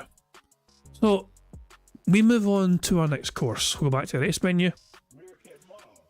I can't believe how close that was. That was so fucking close. I did say the next course would be the one that's next popular, isn't it? So, this one, Classic Eating Cacophony, is the next popular course. 109 places had. It's 2 minutes long on average. So we'll have a go at this one. I'm not sure what the last course will be. I'm just trying to pick the most 3 popular courses that we've not touched yet. This is the second one. This looks straightforward. It looks a bit terrifying in places, but it looks a bit straightforward as well. This bit down here looks fucking insane. Yeah, I think we've tried this before. I think we've had marbles get here, but then get thrown off the side. I'm not sure, we'll have to wait and see. I've got the tumble dryer down as well. No, actually, here we fucking go. Yeah, fuck it, let's just go for it. We're underway. Hey, and all the marbles get thrown in here. Hooray for that. And there's fucking album going there. Hooray. So who's out first? Warren's out first. Big bounce at the end at the bottom here. All the marbles are still alive so far. Not for long. A whole bunch of just death and destruction happened there. Feature length is in the sky, but that could work out for them. They bypassed that obstacle. That actually worked out quite well for them. I see my name back there. BST has now jumped into lead. Eric Resner is just wasting no time. Eric has been knocked backwards, you unlucky bastard. Is there anyone further ahead? I just want to make sure I'm not missing anything here. BST struggling to get by here. Takozilla doing some trick shots here. And Takozilla being yeeted back and out of fucking existence. Unlucky. Jeffrey Walsh, unlucky. Gregory Lake. Good timing from Gregory Lake. He got punted through, but he made it through. There's 18 left alive, 16 left alive, 15 left alive. They're all dying, like they're fucking going like crazy. They're down to the last 11. There's a bunch of people stuck at the start, I think, for God's sake. Real Gregory Lake, is there hope right now of getting through this? That hope is gone. We move on to Red Tag Mugiwara. They are hope of getting through this. That hope is now gone. Wrestling Ranter. That's a good bounce. That is... Oh my god, what a trick shot. I can't... Oh, that's not fair. That is not fair. No, that's not fair. They got forced through the ground there. That is bullshit. They fucking bypassed the fucking tumble dryer of doom here. Only to fucking get squashed through the fucking ground here. That is bullshit. There's no holes here. I mean, there's holes, but it's fucking holes to fucking pop up in the sky. That is bullshit. Now, you got cheated there. You got fucking robbed. Prophet is oh my god. Prophet's our last hope. The Canadian foot fetish fucker is our last hope. Prophet, no pressure, pal.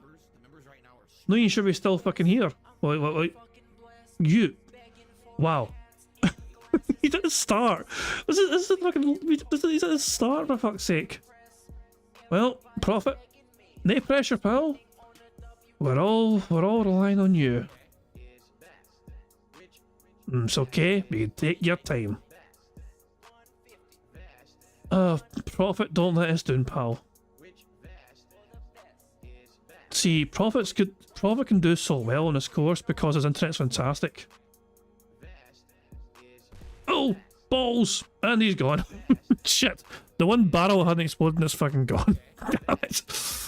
We tried, we failed, we have one more course to go. Now, I'm not sure what to pick here. I was going by the most popular ones we've not played yet. But maybe I should let you guys pick the last one, I don't know. If we're going by popularity, the next most popular course is 99%. Is probably this one here, almost like it counts, but I'm not sure. Actually, but this one here, Weaving Wavy Waters, 144 plays. You know what, I think we're going for this one. I think we're going to go for this one. None of the other ones are... Nah, okay, so I think we're going to do this one. Weaving Wavy Waters by Sir Crispy. I don't recognise it. This one seems new to me. I'm kind of curious to see what it's like. So here we fucking go. So what we got here, we've got the letter E. And a sunset, sunrise, I don't know. Two different courses, a whole bunch of... Is this water? A water effect? Oh, ain't that pretty?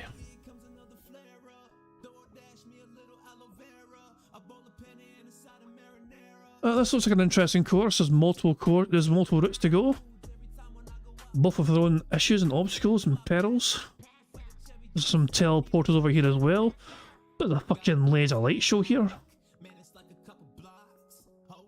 What the fuck is this shit? Jesus Christ, man.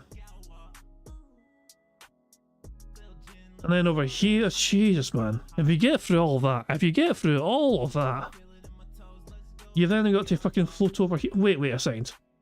You've got to float over here.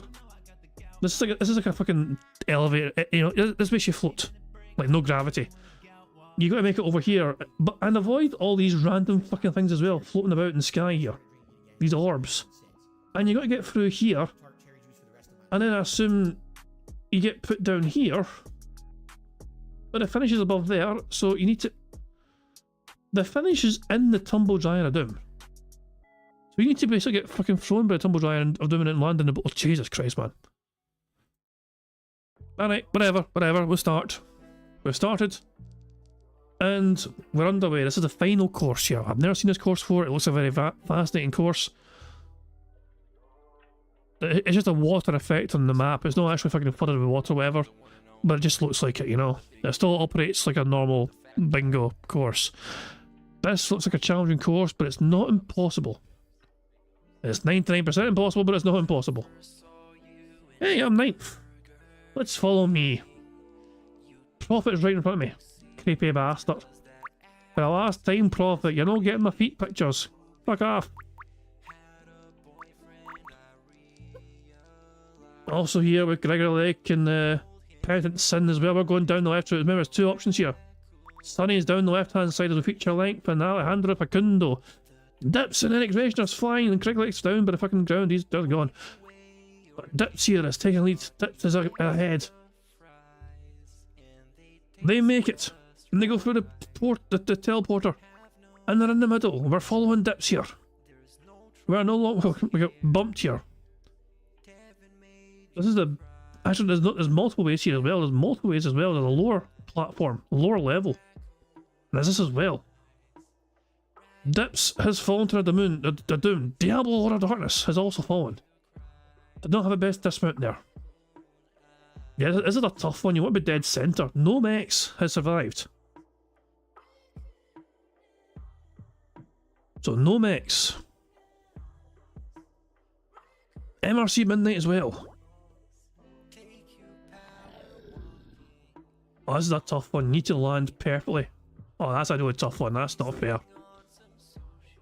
Very close to the end here, but this is tough. You need to land in the right holes perfectly, like the Baron did.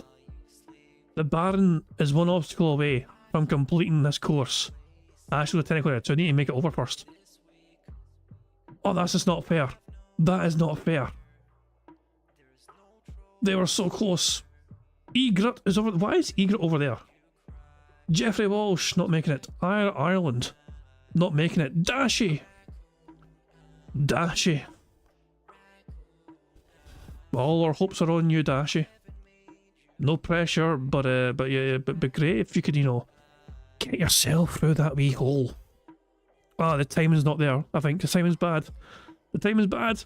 The timing's good, but the aim's bad. Fucking dafty. Dashy. Why? We had our hopes on you, Dashy. But you couldn't fucking aim straight. Ah well. We tried, but we failed. It is what it is, nothing we can do. Bugged bingo mechanics, we couldn't add any more bingo prize. We were close. Multiple times we were close, but we couldn't do it. It is what it is. Nothing we can do. Bugged marble mechanics, dude. Anyway, let's see how Phil's doing, shall we? Let's go to live DSP and see how he's doing before we fuck off.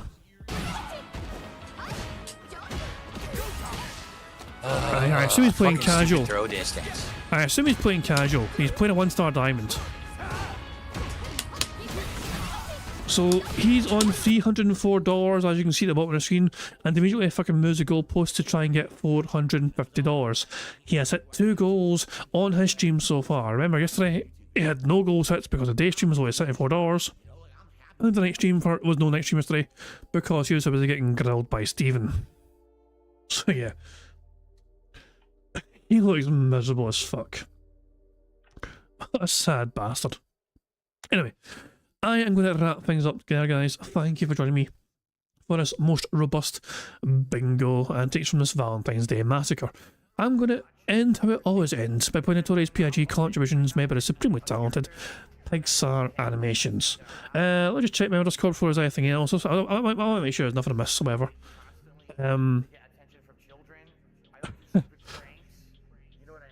Hang on. Diablo wants to make a gif from this picture. It's an interesting picture to say the least. It's like he's singing in a pained expression. I don't know, it's a weird one. But aye, fuck it. Guys, I'm going to wrap up there. I do hope you all enjoyed yourselves. Thank you very much for being here on this bingo whatever. I do hope you enjoy your rest of your Friday, enjoy your weekend as well. I'll return on Sunday for some more robust bingo antics. I'll live, I don't know who's live. Who's live right now to redirect you guys? Is WPIG live? I have a feeling WPIG to be live, dealing with everything that just happened, or did they bail? Are they still live? They fucked off. We have Dark Days Mirror, Raw Phil, and Marked One. You know, we're in Marked One last time, I think. Raw Phil deserves more love, you know. I'm going to send you guys to Raw Phil. How's that? I'll also send you to fucking Raw Phil, so you guys can enjoy watching Phil get his arse smacked in Street Fighter 6. So you might even see Raw Phil beat up Phil. Raw Phil might actually get a chance to beat up Phil again. So yeah, that's it. I'm going to wrap things up there. Thank you for joining me, and yeah. Enjoy your Friday, enjoy your Valentine's Day, enjoy your Saturday as well. Back on Sunday for some more bingo, but until then, have a good one, and I'll catch you all later. Goodbye. On September 14th, a pre-authorized payment of $16.51 from PayPal.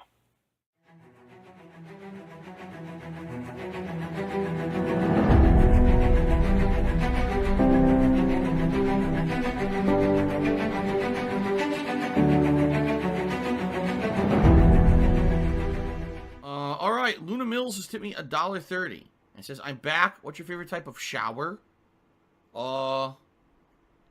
When you're showered in money. When you go outside, and all of a sudden, greenbacks start falling from the sky, and you raise your face up. You're like, oh, you start dancing. You go, oh, money, money, yeah, yeah. All right, I don't know what the hell you're talking about, but thank you for the first tip of the day.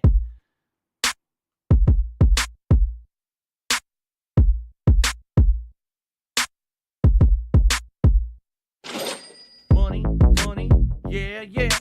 Money, money, oh, money, money, yeah, yeah. Money, money, money, money, yeah, yeah. Money, money, oh, money, money, yeah, yeah. These contributions are mandatory. Money, money, yeah, yeah.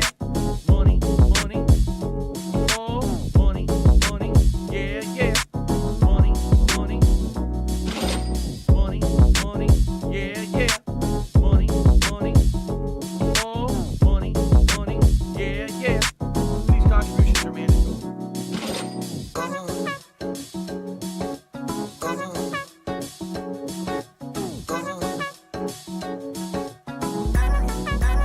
Show me the money.